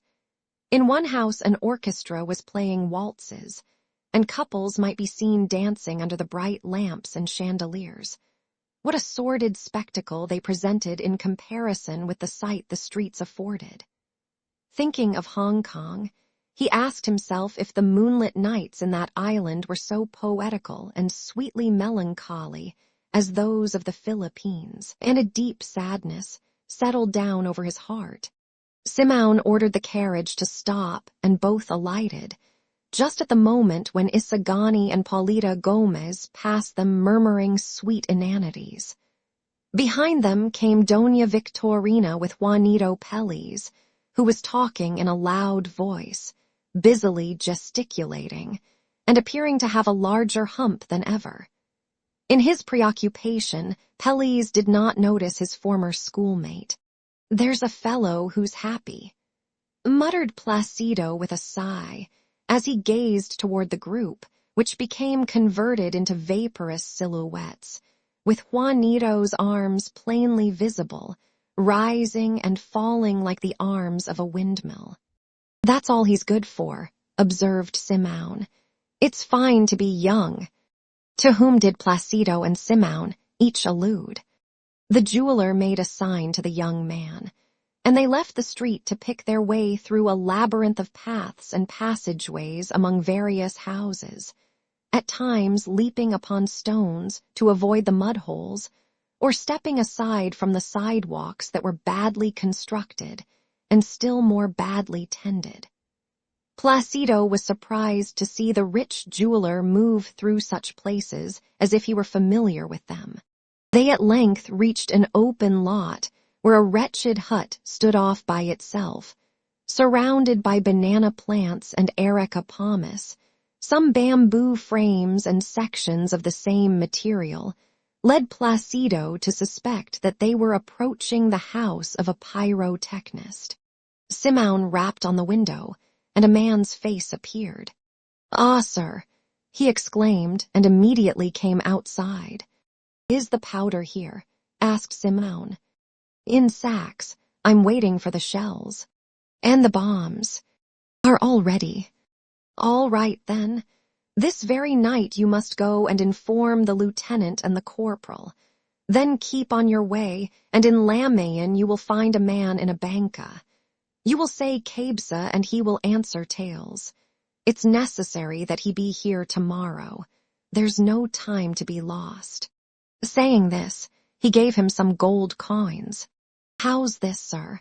The man inquired in very good Spanish. "Is there any news?" "Yes, it'll be done within the coming week." "The coming week?" exclaimed the unknown, stepping backward. "The suburbs are not yet ready. They hope that the general will withdraw the decree. I thought it was postponed until the beginning of Lent." Simão shook his head. "We won't need the suburbs," he said. "With Cabsang Tales people, the ex-carbineers, and a regiment, we'll have enough. Later, Maria Clara may be dead. Start at once." The man disappeared. Placido, who had stood by and heard all of this brief interview, felt his hair rise and stared with startled eyes at Simão, who smiled. "You're surprised," he said with his icy smile, "that this Indian, so poorly dressed, speaks Spanish well. He was a schoolmaster who persisted in teaching Spanish to the children and did not stop until he had lost his position and had been deported as a disturber of the public peace, and for having been a friend of the unfortunate Ibarra. I got him back from his deportation, where he had been working as a pruner of coconut palms, and have made him a pyrotechnist." They returned to the street and set out for Trozo.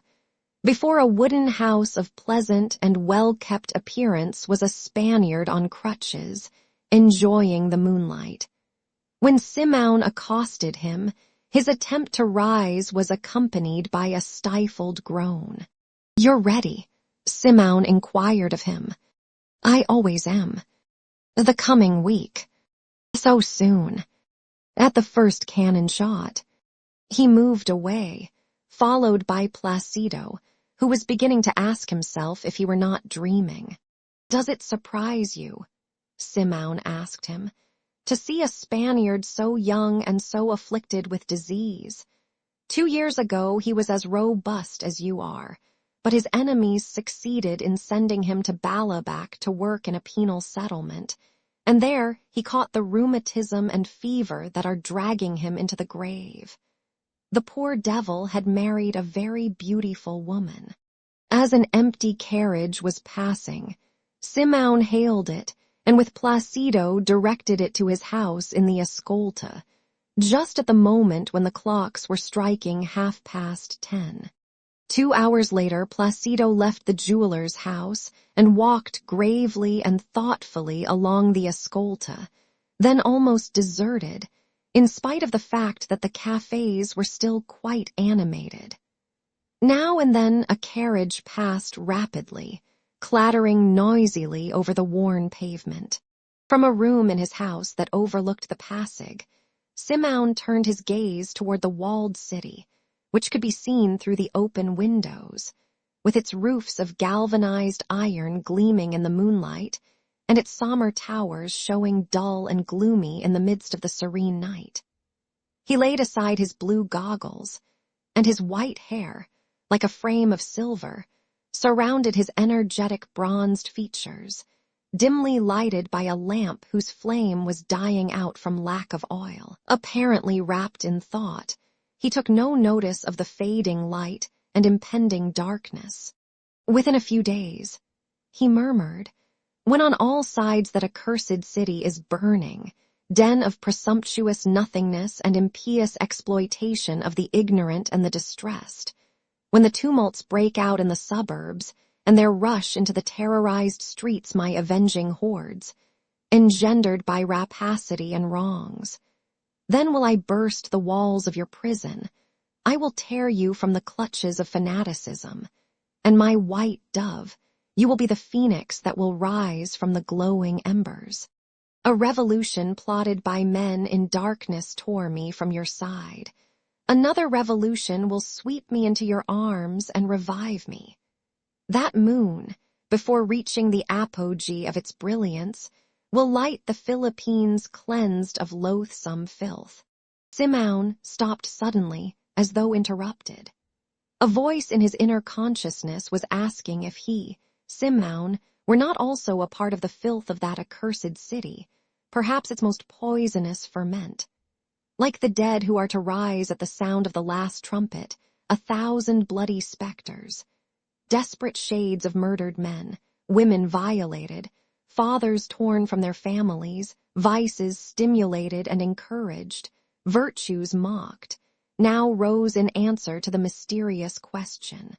For the first time in his criminal career, since in Havana he had by means of corruption and bribery set out to fashion an instrument for the execution of his plans, a man without faith, patriotism, or conscience, for the first time in that life, something within rose up and protested against his actions.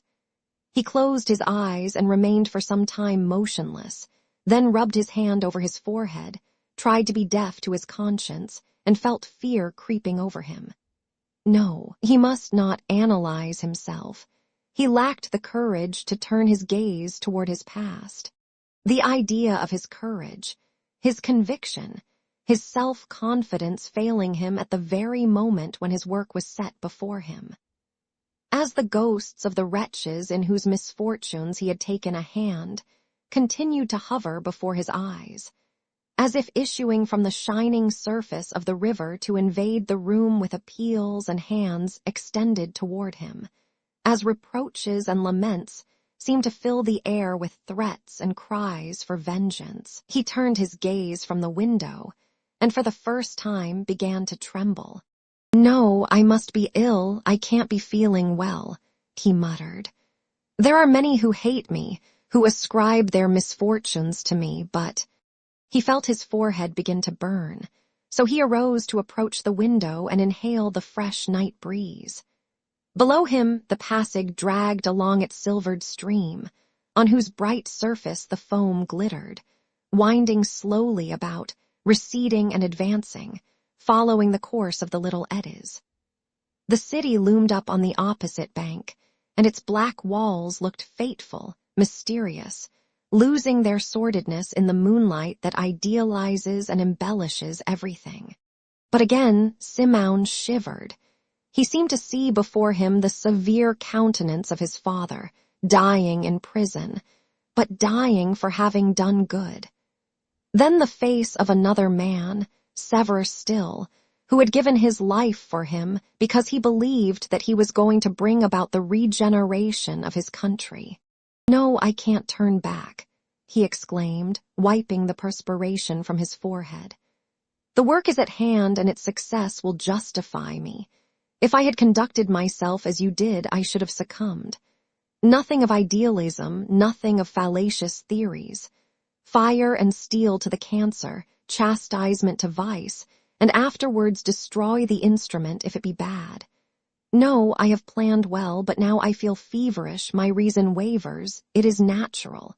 If I have done ill, it has been that I may do good, and the end justifies the means. What I will do is not to expose myself, With his thoughts thus confused, he lay down and tried to fall asleep.